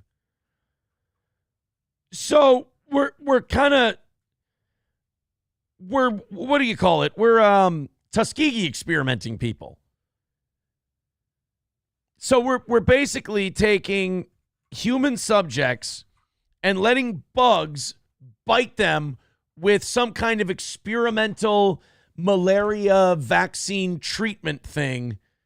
Oh, God. Afforded a test group of 43 adults between the ages of 19 and 35 who previously had no record of malaria infection. Hey, no time like your first time. The researchers subjected test subjects to 50 bites from GA2 infected mosquitoes, 50 bites from GA1 infected mosquitoes, or 50 bites from uninfected mosquitoes, the placebo, in 3 vaccination sessions at 28-day intervals. So what happened was they gathered 45 adults and they made them get stung by malaria mosquitoes just to see what would fucking happen. Does anybody still think Bill Gates is just the harmless computer nerd? This guy is bad fucking news. Like, the minute Bill Gates is not able to fuck around with his money anymore, humanity gets a W. Jesus Christ, man. He's just lining up for, and I'm sure these are poor people. I'm sure he's not taking like well-to-do people who have options. And like saying, all right, now here you go, CEOs. Now we're going to sting you with malaria skeeters. No, he's getting together like poor black people in Africa. That's how it always goes. And he's going to test his shit on them. Bill Gates is a bad guy. And like, it doesn't matter if people want it or not. He's like, no, this is a really good idea. If I turn mosquitoes into malaria vaccinators, that'll be really awesome. And humanity's like, Bill, we don't really want you to do that. Fuck off. I have billions of dollars. I'll do what I want. And it's like, Bill, you know, we can just develop malaria vaccines and just give them to people. No, put it in the skeeters and let them sting people. I've got 45 African tribesmen here with those big plates in their ears, and I'm going to let them get stung by the malaria mosquitoes and just see what the fuck happens. Great. Great. Get the fuck rid of this guy. How old is Bill Gates? Is he almost like, is he coming up on the end times? Because I don't think humanity can afford Bill Gates anymore. Because, like, I know he has crazy fucking ideas, and I know he's kind of a psycho, but, like, one of these is going to hit. One of these is going to hit, and they're going to fucking try it. Dr. Silverwolf with $5 says, well, good game, humanity. Had a good run. Right? Coyote NV with $19.99 says, my advice, don't listen to me. By the way, Coyote NV now with $38. He is in second place today.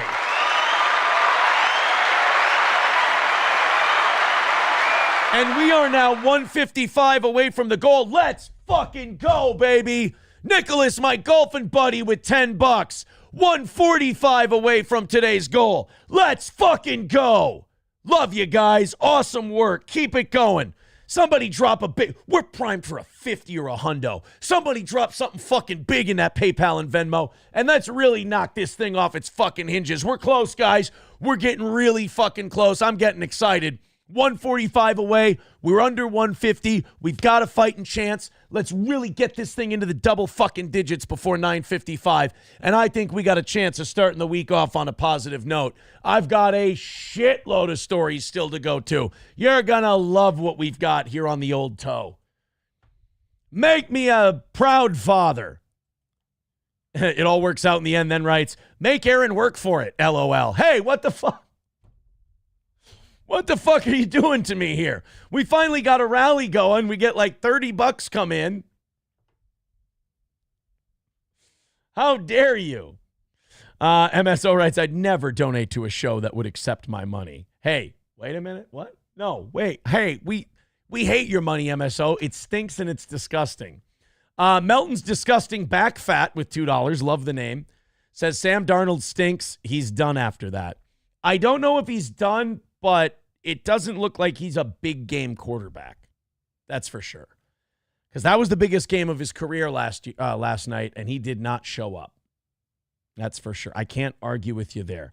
But I've always been a next year is McCarthy's year guy. I'm a J.J. McCarthy guy. I wanted him really bad. I really hope that he takes over the reins next year and we see what we can do with a guy on a rookie quarterback contract and see how loaded up we can make that defense and that offensive line. Peanut Head with $1.99 says chunk play. Peanut Head, we're going to have to talk about what a chunk play is. I don't know if $1.99 is it, but I appreciate your contribution. That part fucking rules. Thank you, buddy. Everybody jump in, and we're going to get this thing knocked out. Stephen M. says, is this the hype train? No, we haven't brought back the hype train officially yet, but I might take it back from Chad. He's raised the stock of it too much. Someone writing in, should have laid out cookies and milk near your chimney for Babbitt Claus. Mary Fedmas. Yes, Mary Fedmas. Mary Fedmas on January 6th. Phil Herslet says, woohoo, everyone get excited to give your money away. Yes, everyone. Throw into PayPal and Venmo and say, here I am throwing my money in the garbage. There you go. Everyone throw in on Streamlabs PayPal and say, happy to throw my money away. Let's everybody throw your money away to the toe. Phil Herslit is right. Waste your money on the toe, and especially do it as a fake dono. Those are fun too. Melton's Disgusting Back Fat with another $2 says the rest of the team still looked great. Bring on JJ. I agree. But I felt that way before this game. Not saying that Darnold's bad. I think he'll do okay somewhere next year. I just hope we can get something for him. You know, maybe a tag and trade kind of a thing. I just hope we can get some compensation for the guy. But I do want to turn the team over to J.J. McCarthy next season. Maybe we keep Daniel Jones as a backup insurance policy. All right, so Bill Gates wants to use mosquitoes to vaccinate everyone. Shut the fuck up, you son of a bitch. There we go.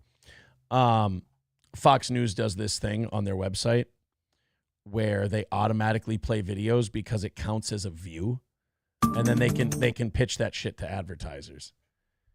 It's gross. It's fucking disgusting. Bigot on Socialist Media says, will the Jets take back Sam Darnold? No. Well, yes. No, the Jets would. Sam Darnold and his agent would be a fucking fool to go back to the New York Jets. That would be insanity personified. This is a fucked up story. Look, sometimes people just need to leave their job because it's just not for them anymore. The job kind of breaks them and they should walk away. Kind of like me when I'm $145 short of the goal with 15 minutes left. Virginia police have arrested a registered nurse. So someone who's charged with the care of vulnerable people in connection with a twisted attack that left a vulnerable newborn in a hospital's neonatal intensive care unit with an unexplained fracture in November. And additional charges could come as detectives continue to probe a half dozen similar incidents.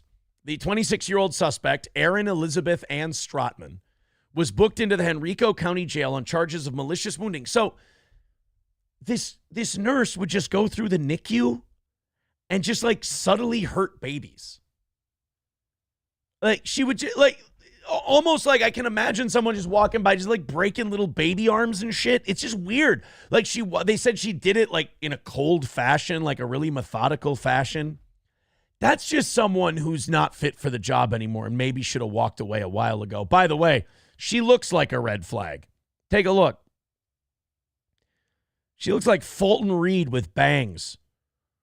That's a red flag. Public records show Strotman's registered nurse license was first issued in 2019 and is valid until May of 2026. In late November, we discovered that 3 babies in our doctor's hospital NICU had unexplainable fractures, similar to an incident involving 4 babies in the summer of 2023. So they would like change shifts. They would check on these babies, and these babies who had just been laying in those beds all day had broken bones. Nobody could figure out why. Concerned parents reported the injuries to CPS.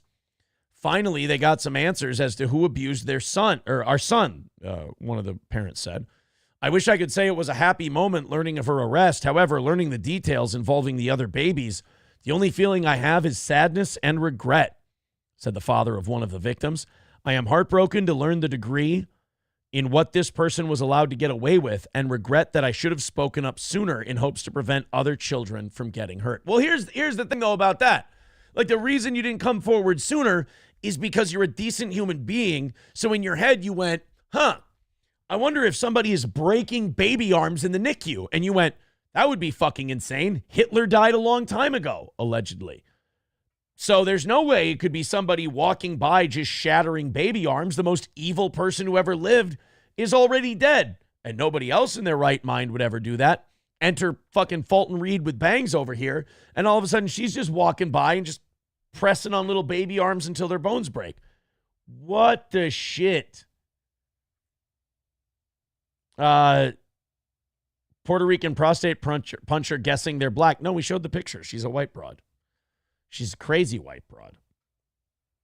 I guess that's inferred with the whole breaking baby arms in the NICU. Ryan the Garbage Man with $5 says, gosh darn it, I want Aaron shit-faced for overtime. Everyone donate. Ryan the Garbage Man is now at $15. Thank you, buddy. And we're $140 away from today's goal. Guys, please push forward and let's knock that out. We've got 5 minutes until we got to beg you for money, and I got to debase myself and hopefully get down there low enough and get your money and make it another win for the toe. That would be really great, please. Sam Show, we know. Give her the chair, says Rusty Grammer. Midland Armory says, this is nothing new. Look up Lucy Letby. Lucy Letby. Oh, there's another one. They say pheno. This one has a phenotype. A British former neonatal nurse who was convicted of the murders of 7. Jesus Christ, this gets dark the deeper you look into it.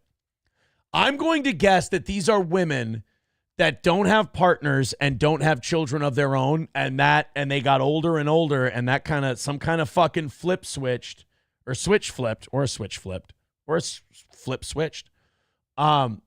Something happened. They snapped one day, and they're like, if I can't have a baby, nobody can. You got to find a way to fucking keep an eye on these people. I mean, just because you did a background check on them and you got them through the door doesn't mean you stop checking on them. They can go crazy. Don't let them near the babies. I do have some other breaking news today. Did you know that asking us tall people to reach shit is a microaggression now? Yep. Sorry, get your own fucking pickles, asshole. Some lady, of course it's a lady, her name is Osha Cerise, wrote some diarrhea of the mouth tweet, some self-important horseshit, where she's trying to convince the rest of us that if you ask tall people to reach stuff for you, you're, I don't know, a height discriminator or something like that. She wrote, a woman approached me in the produce section while I was shopping and minding my business. Can I get you to come do me a favor because you're so tall? I looked at her with a straight face and said, no, I'd rather you get someone who works here. She got assistance, and when I tell you she would have wanted me to walk to the other side of the section to gather her something from the top shelf. I mean, okay, look, I get it. That's fucking obnoxious. Why would you go to someone who doesn't work at the grocery store to ask to get something tall off the what a dick. I'm sure this was an old person. Old people don't care who the fuck they inconvenience as long as they're fine. That basic boomer mentality. But if you need help at a store, you go ask an employee. You don't just go, that is kind of annoying. You know what? I really wanted to shit on this lady. Phrasing. But she does have a point. That is really fucking obnoxious. To just go and assume that you can just go ask someone who's grocery shopping, hey, excuse me, can you stop what you're doing and do a favor for me? Fuck off. Now, it's also a nice thing to do for a stranger if you're able to reach something and they're not. I mean, so it cuts both ways. You could be a nice person and just grab it and go back to your shopping, or you could stop bothering people at the grocery store and just ask somebody who fucking works there. This is highly offensive to me. And yes, she was. And this is not the first time I've experienced this. What does yes, she was mean? I'm sure it's something like she was a white lady. I'm guessing that's what she's saying. I don't know. You know what? Just because something is called a microaggression doesn't always mean the person talking about it is being an asshole. If you go to a rando at the grocery store and say, can you reach this for me? Can you stop what you're doing? Come over here and reach this for me. Like if you're standing next to each other and they go, hey, that thing right above you, can you grab that? That's fine. You can do that. You don't need to fucking complain about it and write a book. But like if someone says, can you come over here and stop what you're doing and come get this thing for me? Fuck you. Who are you, the fucking Queen of Sheba? Go get a fucking stock boy and they'll get it for you. Still, I wouldn't say that asking tall people to get stuff for you is a microaggression. It's mildly rude. How about that? Let's go mildly rude. Wally World with $10 says, keep me on the leaderboard. All right, Wally World. Wally World is now at $60 and still in first place, and we are 130 away from the goal. We can do it. Keep it going. We're going to beg you for money in just a little bit here. Thank you very much, Wally World. 130 away. We need you guys to jump in and just keep hammering this thing out. Here's the way the leaderboard looks right now. $60 for Wally World, 38 for Coyote, 26 for Coltrane, 15 for Ryan the Garbage Man, 11 for Waylon, and then a bunch of other people tied at $10. So let's fucking go. We've got 5.5 minutes left. You know what? Just to show that I still love them, let's Skol it up and let's knock this thing out. $130 away from today's goal. Streamlabs, PayPal, Venmo, Super Chats, Rumble Rants. Shit on the Vikings if you want to. I don't care. But let's take this next 5 minutes, at least get under $50 so I can keep begging you for money. And let's do an extra 30 minutes and make this thing a successful day for the toe. All the links are in the chat. Click them. Throw in $20-$30. Let's, or $5. I don't give a fuck. Let's give us a fighting chance. Miss Tay with $7.99.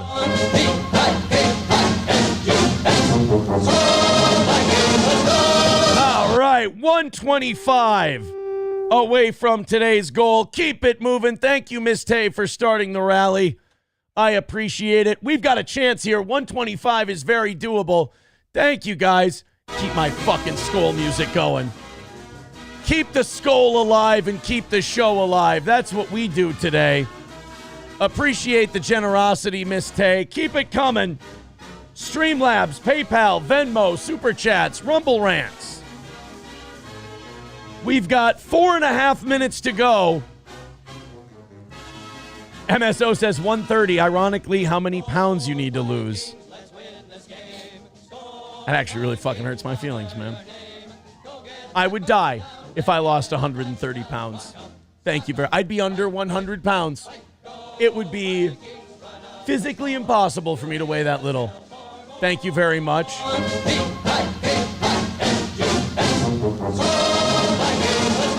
4 minutes left. Let's fucking go. Let's rally it up and knock out this 125. Lucky Limes with $2 says Vikings are absolute trash. Holy shit, Aaron. Look, it didn't go well yesterday, Lucky Limes. Thank you for the $2, but we'll be back on Monday. Let's rally it up. Oh, boy, if you saw my legs right now, boy, are we bound. If you hate steel toe, you would love my legs right now. That's really fucking gay that I said that. Streamlabs, PayPal, Venmo, Super Chats, Rumble Rants, Power of positivity. Let's do this. A little over 3 minutes to go. 125 away from today's goal. Big fucking chunk plays, baby. Let's jump in. Let's fly in there. Oh, we got one coming in. Oh my God, does the Lions fan have to drag you over the line for another win for the toe? Wally World with another $50. Oh, guys, Wally World, the Lions fan is making us look like absolute horse shit. 75 away from today's goal. You guys do the rest. It can be done. 75 away from knocking it out. Let's play the Lions fight song for Wally World. Let's do that. I don't even know what the Lions fight song is. Here we go. Gridiron Heroes. Ew. All right. $75 away. 2.5 minutes left to knock out the goal. Really? A charging team that will not yield and win the blue and silver wave. Stand and cheer the brave. Rah, rah, rah. Go hard, win the game. With honor, you will keep your fame. Down the field and gang. A Lions victory. Go Lions!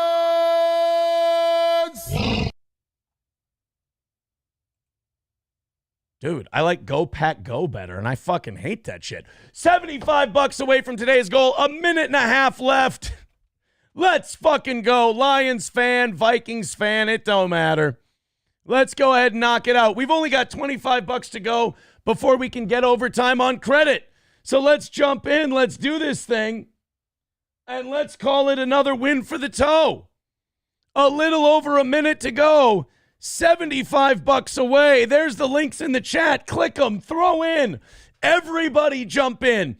Let's do it. We don't have much longer to go. A happy January 6th. 1 minute. Officially at the 1 minute mark. I'm going to close my eyes. I'm going to bring my hat brim down. I'm going to not hit refresh on anything for a minute. And I'm going to see if we're going to knock it out before that timer runs up. 75 to go. You guys got us right there, primed to knock it out. Let's see if it can be done. 35 seconds to go. No, I'm not going to hit refresh. I just heard a notification, but I'm not going to hit refresh. We're going to see what that was. Keep it up. Super Chats, Streamlabs, PayPal, Venmo, Super Chats, Rumble Rants. 30 seconds to go. I'm not going to... I can't look at the Stream Ninja either. I got to see how it goes without looking. All right, 20 seconds to go. Streamlabs, PayPal, Super Chats, Rumble Rants, Ryan's Moonshine on the line. 10 seconds. 9, 8, 7, 6, 5, 4. Ahead. 5, 4, 3, 2, 1. All right, let's hit refresh. Coyote NV with $4.99 says, I heard Darnold to the Niners. Okay, that brings us down to 70. Thank you very much. Let's go ahead and hit refresh here. $5 from Coltrane. Thank you very much. 65 away from today's goal. Oh boy, we're getting close. All right, then. Oh my God, another one. Wally World with $25. And it's for playing the Lions fight song. Wow. Wow. $40 away from today's... No, wait. Is that right? 25, 65? Yes. All right, there we go. All right, guys, $40 away. Kyler Pouch with $5 says Google points. Yes. Throw in those Google points. We love them. $40 away from knocking out today's goal. That means you guys get your 30 minutes of overtime. But I need you to knock out that last $40. And you know what? Since Wally World sent it in, here you go, buddy. Ugh. I will say, though, it's a fucking terrible song. Forward down the field, a charging team that will not yield and win the blue and silver wave. Stand and cheer the brave. Rah, rah, rah. Wow. Go hard, win the game. With honor, you will keep your fame. Down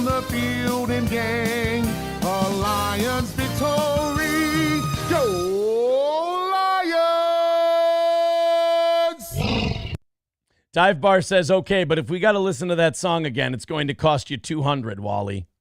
Wally's happy, dude. His Lions are the 1 seed. They might win the Super Bowl. He's thrown in $135 today. He's thrown in almost half the goal. So you gotta fucking respect Wally, man. Gotta respect Wally World. Big time.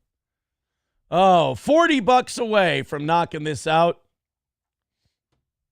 I appreciate it, guys. You're the absolute best. Let's finish her off. And again, call it another win for the toe.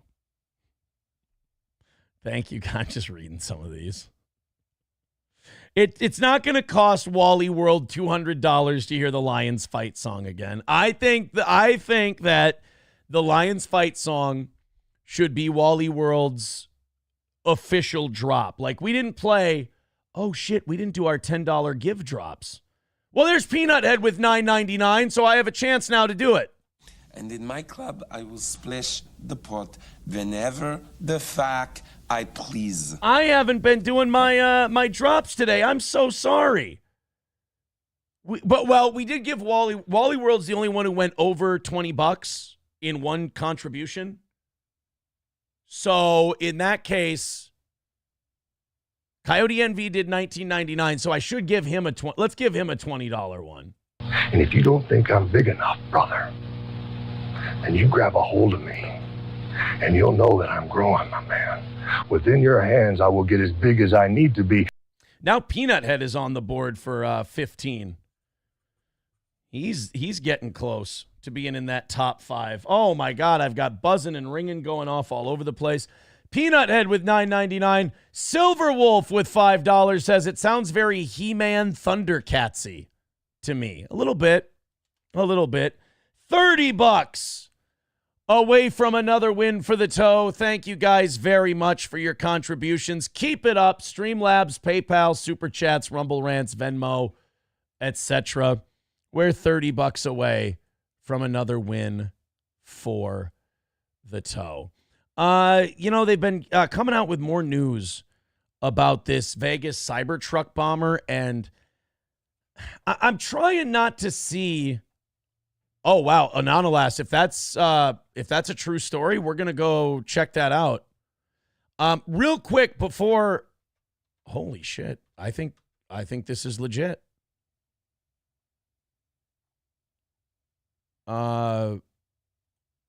Fucking hell. Do we have a live stream of this right now? Because apparently it's happening right now. All right, we're gonna go to this story in just a second. Anonymous, thank you. Breaking news in Canada today. We're gonna get there. Do you have a link to a live stream of it? I would really appreciate it. I'm sorry, the Las Vegas Cybertruck bombing. I'm trying not to view it through the guise of like Inside Job. I'm trying not to view it through the guise of MK Ultra and shit like that. But like, it's always guys from the military. It's always guys who have had extensive contact with the United States government. It's always weird circumstances. Like this guy shot himself in the head before the explosion. Why would you do that? The explosion will take you out. Then there's connections between that guy and the New Orleans guy. Like they both served at Fort Hood together. It's just, I'm trying not to go, like, I never want to be everything's a conspiracy guy. I don't want to be that person. But like, then you read the shit. Like, it's like if you don't want everything to be a conspiracy, you have to stop paying attention. So like, that's the price you pay. It's like, all right, don't read anything. Well, why can't you read anything? Because if I read shit, it just all kind of comes together and it's fucking weird. Sorry. Here we go. He's speaking French. Good. Get the fuck out of here, you fucking maple syrup ass chugger. All right, let's go to the link. As leader of the Liberal Party of Canada and as Prime Minister. Go back. After the Canadians. The fact is that despite all efforts to get through this time, Parliament has been paralyzed for months after what has been the longest session of a minority parliament in our country's history. And that is why this morning I met with the Governor General to tell her that we needed a new session of Parliament. She accepted my request, and so the House of Commons will be prorogued until March 24th. During the holidays, and I had the opportunity to reflect and to have long talks with my family with regards to our future. Throughout my career, all my success is due to their support and to their encouragements. So last night, over dinner, I told my kids what I am telling you here today. I will resign as leader of the Liberal Party of Canada and as Prime Minister. Wow! If you don't think I'm big enough, brother. No, I don't think that's Justin Trudeau stepping down as the Prime Minister of Canada. Hey, anybody want to wonder how much this has to do with Donald Trump coming back into office? And that maybe Justin Trudeau is not going to be seen as quite so respected moving forward? I'm not saying that any of this has to do with Trump. He could be right. It could be because of the way Parliament is right now. It could be because Canada's in a fucked up spot. I don't know about their internal politics. They're fucking Canada. But maybe this has nothing to do with Trump at all. Maybe it does have something to do with Trump coming into office. McBuster says Putin next. Oh, I don't know. I'm not sure. S-word jockey with $2 says Las Vegas guy was on a reality show with Tim Kennedy. Damn. Well, thank you very much for the $2, guys. We're officially $28 away from today's goal. Hey, I've got an idea. Trudeau rally, $30. Let's knock out the goal to celebrate Justin Trudeau as our neighbor to the north, no longer being the Prime Minister of Canada. Sam Show says, just make it about Trump anyway. It'll drive him nuts. Coltrane says, probably something to do with him dancing with teenage girls at a Swift concert. I did hear someone, I did hear there was, I don't know what news source this was from, so it might be from realrawnews.com or something, but there was an article I saw that Trudeau was stepping down amidst child sex trafficking ring allegations. Not to him, but there was this is a scandal going on in Canada. I don't know how accurate that article was, but guys hungry for power like Justin Trudeau don't just walk away. There's always a reason. Maybe it is strife in Parliament. Maybe it is Donald Trump, or maybe there's a bigger scandal afoot that he's trying to get ahead of. We talked about the Skip Bayless thing. Skip Bayless all of a sudden one day gone from Undisputed. He's not doing his show anymore, a show he liked doing by all accounts. And then we find out a few months later, he was trying to fuck his hairdresser and being really creepy. Okay. Now it's all starting to make sense. What's going to be the aha moment with Justin Trudeau where we go, oh, that's why the little fucker stepped down. Okay. I see how it is, Justin. So $28 away from today's goal. Let's knock it out and say goodbye to Justin Trudeau. Let's do it $5, $10 at a time, $2, $3 at a time. Let's just knock out $28 and call it another win for the toe. Got some breaking news north of the border. Canada's Prime Minister Justin Trudeau moments ago says he will resign today. Says he will stay on until a replacement is picked. CBC is reporting that he's set to hold a news conference next hour. Trudeau is facing mounting pressure from within his own Liberal Party to step down. He trails behind opposition Conservatives in Canada. Oh, shit. You mean Canada's going to go Conservative? You understand, conservative in Canada, though, means maybe we should only pay for all of everyone's health insurance and not all of everyone's health insurance and try to kill them when they get depressed. The conservatives in Canada go, we just want to pay for everybody's health insurance. And then the liberals in Canada go, we just want to pay for everyone's health insurance. And when they get really melancholy, we want to offer to murder them. That would be the political difference in Canada versus the United States, where maybe, the Overton windows shifted a little further to the right in the U.S. Whereas in the U.S., it's should we let chicks with dicks pee in the women's bathroom Whereas, we're trying to say no in the United States, whereas Canada, they say, should we let chicks with dick just pee in the women's bathrooms, or should we bring them a pillow and ask them if they, and maybe serve them, a sparkling water while they're in there. Canada's a little bit more left-leaning country than ours. Job approval is in free fall. You got affordable housing shortages. You got persistent inflation. You got worsening economic outlook. You got all that up against him for Canadian citizens. So we'll get that to. Weird. It's almost like these guys trying to run the world during COVID and have their little social experiment failed miserably, and it's fucking them over. And you love to see it. It's also almost like trying to let the government run affordable housing kind of fucks people on affordable housing. Weird. I wish somebody would have warned them about that. Coltrane says they're going to do like they did to Biden, booting him out and trying to get someone new on their side to beat the Conservative Party. Good fucking luck. Good luck. I mean, so Justin Trudeau's kind of their Biden. Carlos says, look up Pierre Poilievre, whatever. That's who's projected to be the next prime minister. Dive Bar says, sure, ruin it for hairdressers. Yeah, thanks a lot, Skip. Now when I'm on TV and when I'm on my podcast, now I can't fuck no female coworkers because Skip tried to tell one they didn't care if she had cancer. Thanks a lot, Skip. Terrible, Shannon Sharp. $27.20 away from today's goal. Hammer it out, throw a couple bucks to the toe, and let's call this thing a win here in the next 15 minutes.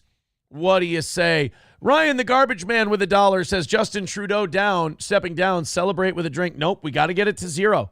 I'm not trying Ryan, the garbage man's apple pie unless we get it down to 0.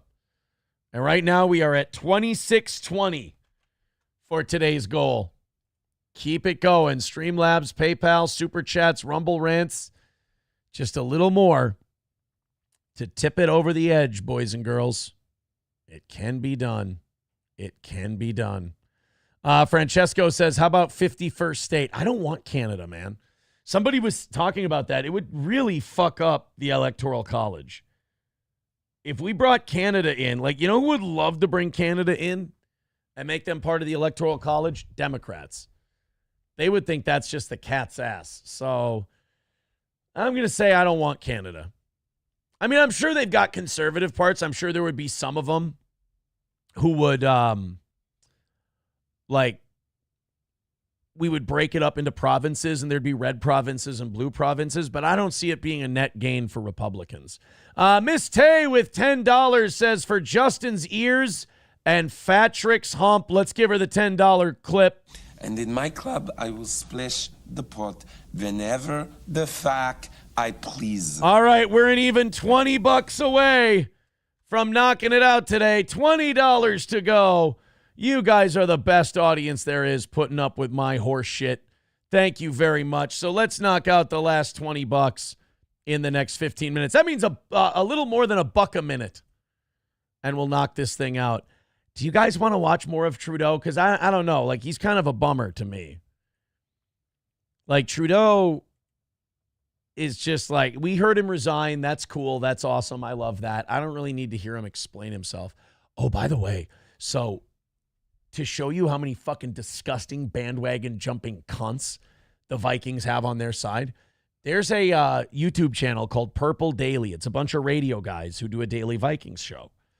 And when the Vikings have been winning recently, that 9-10 game winning streak they had, that fucking channel was doing 5,000-6,000 people at a time when they go live. 5,000 to 6,000 people at a time. You know what they're doing this morning? And God bless them. We do 1,000 at our peak. I think we barely hit 900 today. We were at 5-something and then 4-something for a little bit today. 5-something on YouTube, 4-something on Rumble. I don't count Kick at Facebook. So, but we barely got over 900 today. I think the Vikings fans are taking the day off and pouting today because Purple Daily has 2,600 people watching them right now, talking Vikings. And usually that number is almost twice what it is, typically. So, I'm a little disgusted by Vikings fans today. A little disgusted. Because it's like, look, man, you're 14-3. You've had your best season in. That's our best record since '98. Is 14-3. You're not gonna be all pissed because you lost to a better team. Come on, guys. Well, act like you've been there before. We've lost before.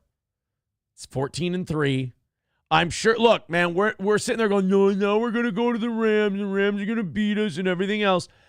Look, the Rams are. It's like trying to tell someone about snakes. Like they're just as scared of you as you are of them. All right. Let's have a little bit of swagger coming into this thing. We didn't lose the whole deal. All right. We lost a really big game. We lost an important game. Sure. True. But now everybody's jumping off the bandwagon. And look, man, I was always a start J.J. McCarthy next year guy. I've never swayed from the opinion that Sam Darnold should be a bridge quarterback. But there's a lot of people today that are like, fucking Darnold sucks. He's terrible. He's not. He got into a big game situation and he choked and shit the bed. That's what happened. He choked and shit the bed in a big game. It happens. Doesn't happen to Patrick Mahomes, but look, not everybody's Patrick Mahomes. All right? Let's knock out that last 20 and let's call it another win for the toe. Vidam says the old Jet Sam Darnold came out last night. He did. He came out to play a little bit. The old Sammy came out to play, much to our demise. The old Sam Darnold came to hang out. I thought this was really funny. This is a Facebook post that went viral yesterday. We got a few of these little quick hitters today. Oh, by the way, thank you. Miss Tay says, for the hype train. Oh, my God. For the hype train, indeed. We take 3 of that. $17 away. Guys, 17 away from calling it another win for the toe. And we try some of Ryan the Garbage Man's apple pie moonshine before we leave. That's the other thing. Ryan the Garbage Man asked if I would do the apple pie moonshine today. I said, if we knock out the goal, as soon as we knock out the goal, I'll do it. Thank you, Miss Tay. I appreciate that. Now, for this this Facebook post that went viral yesterday. Oh, Kyler Pouch with $2 says, hype train. Wait a minute. Do you guys want to do this? Do you guys want to bring it back? They're asking for it. For the last 1550? No. You guys want me to Indian give it from Chad Zumock? You guys want me to Indian give the hype train? Prove that the old school originator of the hype train can do it better than the guy who kind of took it? Oh, boy, I don't know, man. 1550 away from today's goal. We'll see how desperate we get. But I think here was the days on Twitch. If it was like if 5 people, or no, if 7 people donate in like a 5-minute period, was it? Then you would start a hype train. So McBuster says, bring it back, pussy. Well, look, 1550 away from today's goal. If enough people contribute and say hype train, we'll run the fucking hype train. Before we get to any of that, this was just a silly little Facebook post that went everywhere. It's just a silly white guy, silly Jeep owner. Jeep owners are weird, man. SP was telling me about this. Like, Jeep owners have this thing where they put ducks on each other's windshields. It's so fucking gay. So, like, if you're a Jeep owner and you see another Jeep, you're supposed to just carry around little mini ducks like a psychopath, and you just put them on their windshield, and they're supposed to gather them and put them on their dash or the back of their vehicle, and they're supposed to have their little collection of ducks from other Jeep owners. I don't know why. I don't know how this ever became a thing, but it's a thing.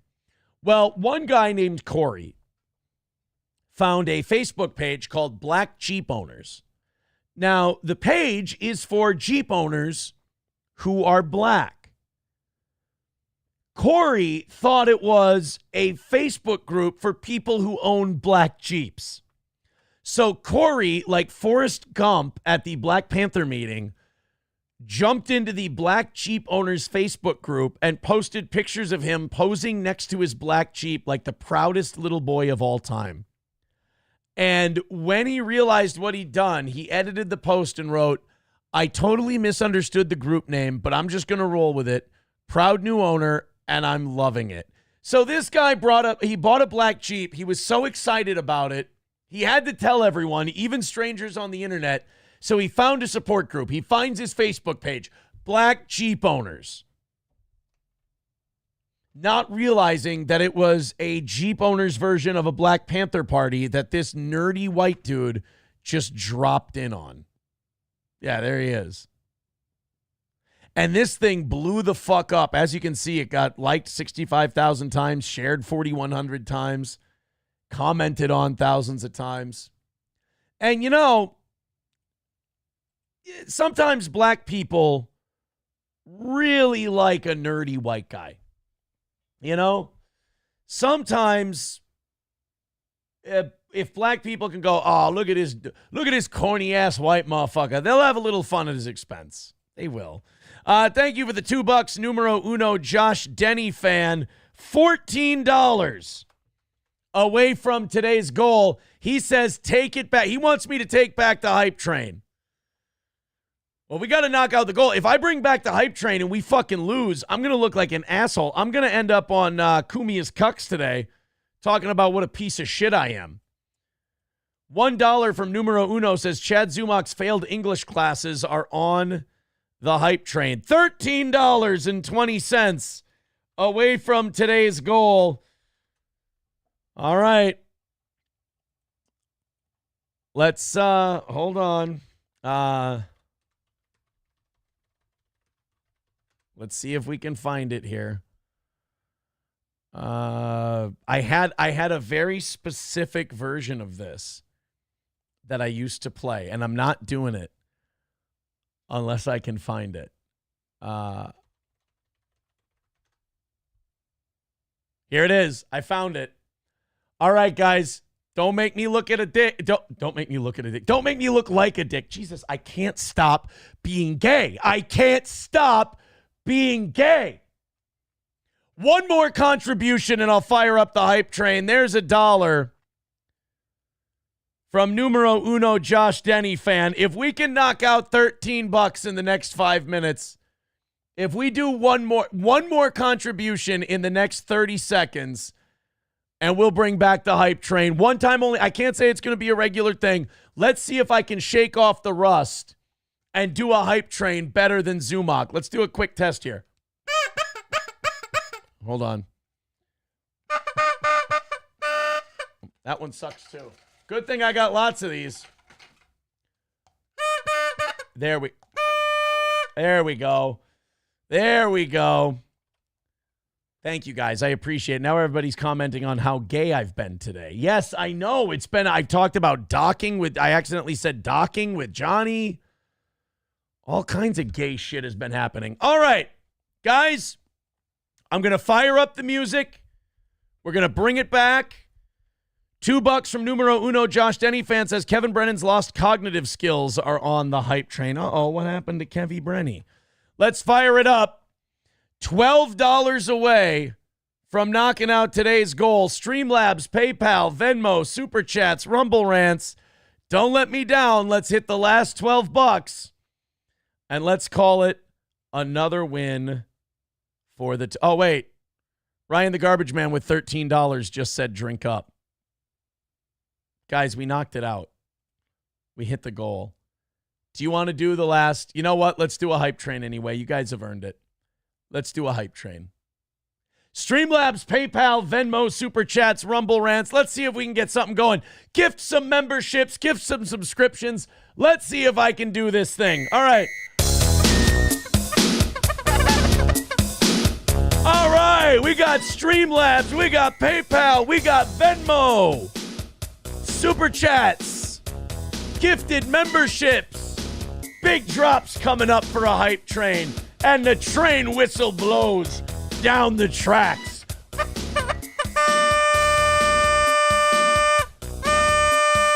There's a little kid on those hype train tracks. Get away from him, Melton. You better not be on the hype train tracks when the hype train's coming through, because it'll fuck you up. Numero uno Josh Denny fan is on the hype train. Ray DeVito's superior roasting skills are on the hype train. Thank you very much. Ray Peacock says Milton's back tits are on the hype train. You're weighing us down, you fat fuck. Get off the goddamn train. All right, keep it moving. Your conductor's a dancer, too. I'm a little rusty, but I got my train horn. We just need you guys throwing. We don't really need you throwing in. We've already hit the goal, but we're bringing back the hype train just for you. Streamlabs, PayPal, Venmo, Super Chats, Rumble Rants. Do you want to be part of the hype train?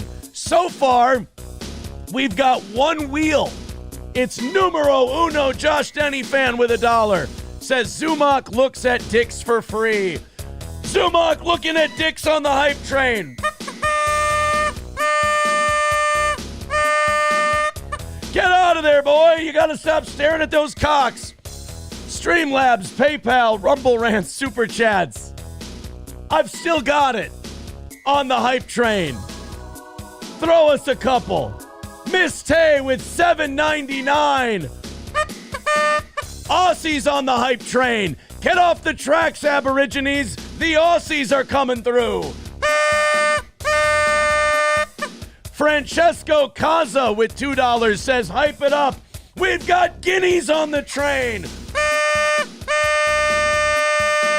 Get that lasagna off the tracks. Would you like some Parmesan? Tell me when.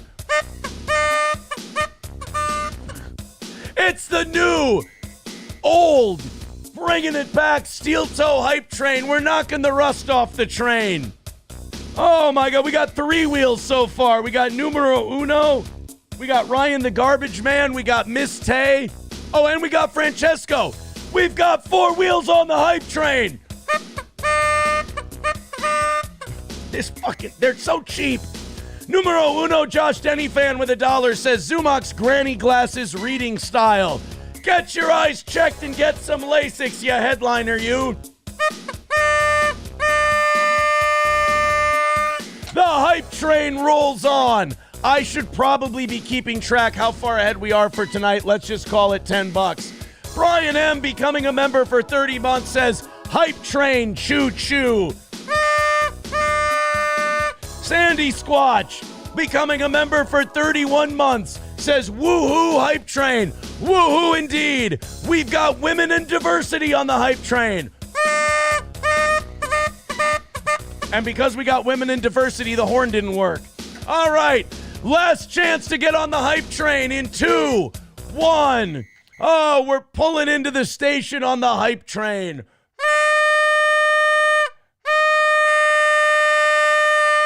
Great job on the steel toe hype train. We only hit 4 minorities on our way here.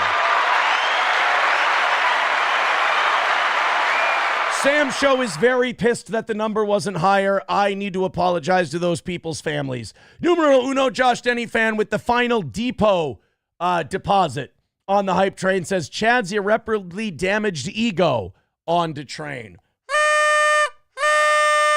There we go. All right, we're $10 in for tonight. If you guys would allow me a minute or two here, I'm going to grab the apple pie moonshine. I promised Ryan the Garbage Man that I would drink it if we knocked out the goal, and we knocked it out today. Thank you very much to Wally World for being the big drop-in guy. Numero uno Josh Denny fan with $1 says Aaron's demonstration that he has no blowing skills on the hype train. I can't be gay if I can't blow.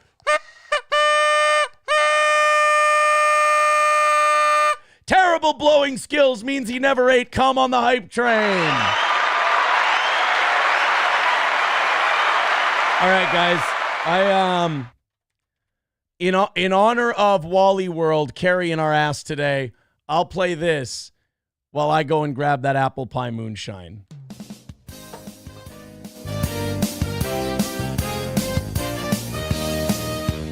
Forward down the field, a charging team that will not yield, and win the blue and silver wave. Stand and cheer the brave, rah, rah, rah. Go hard, win the game. With honor you will keep wave your fame down the field and gang a Lions victory. Go Lions!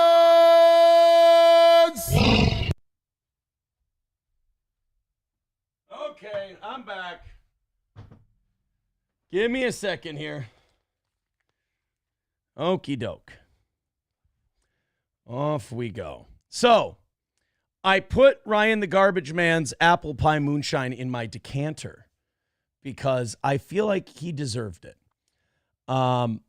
Let's go ahead and pour some of this. I hate pouring from a decanter. It's the absolute worst. Well, genocide is probably worse. I don't know why that sediment sinks to the bottom like that, but hopefully I don't get any in my drink. Here we go. I'm not a what do you call it? I'm not a classy guy. I can't pour from a decanter unless like losing a few drips via decanter is a normal thing. I don't know. I always spill. I always get a little bit of spillies. All right, let's take a taste of the apple pie moonshine here. Oh, there's he said there was cherries in this year's apple pie moonshine, and I can smell it.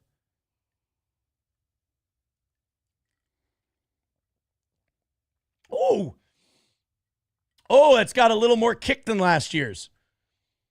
That's good though. I remember the first time I had that. Like people in central Minnesota make their own apple pie moonshine, so I'll probably go blind from drinking this. But the first time I ever had this, my cousin's husband's brother made it. And we were playing boot hockey probably about 15 years ago. And I got so fucked up on this stuff because I thought you could drink it like beer. And I would fill up like a red cup. And I would drink the apple pie moonshine. I didn't realize how fucked up it got you. Oh my God, I was falling all over that fucking lake playing boot hockey. I was just a fucking mess. I had sex with a woman I regretted after that, after my apple pie moonshine experience. First woman I ever slept with who wore a sleep mask at night. It was strange. $1 from numero uno Josh Denny fan says to Zumach's impending terminal illness. Thank you.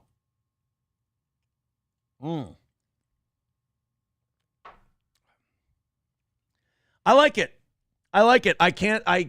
I'm not going to shit on Ryan the Garbage Man's. Oh, no. I've got a crack in my old-timey Old Forester glass. Oh, that sucks a dick.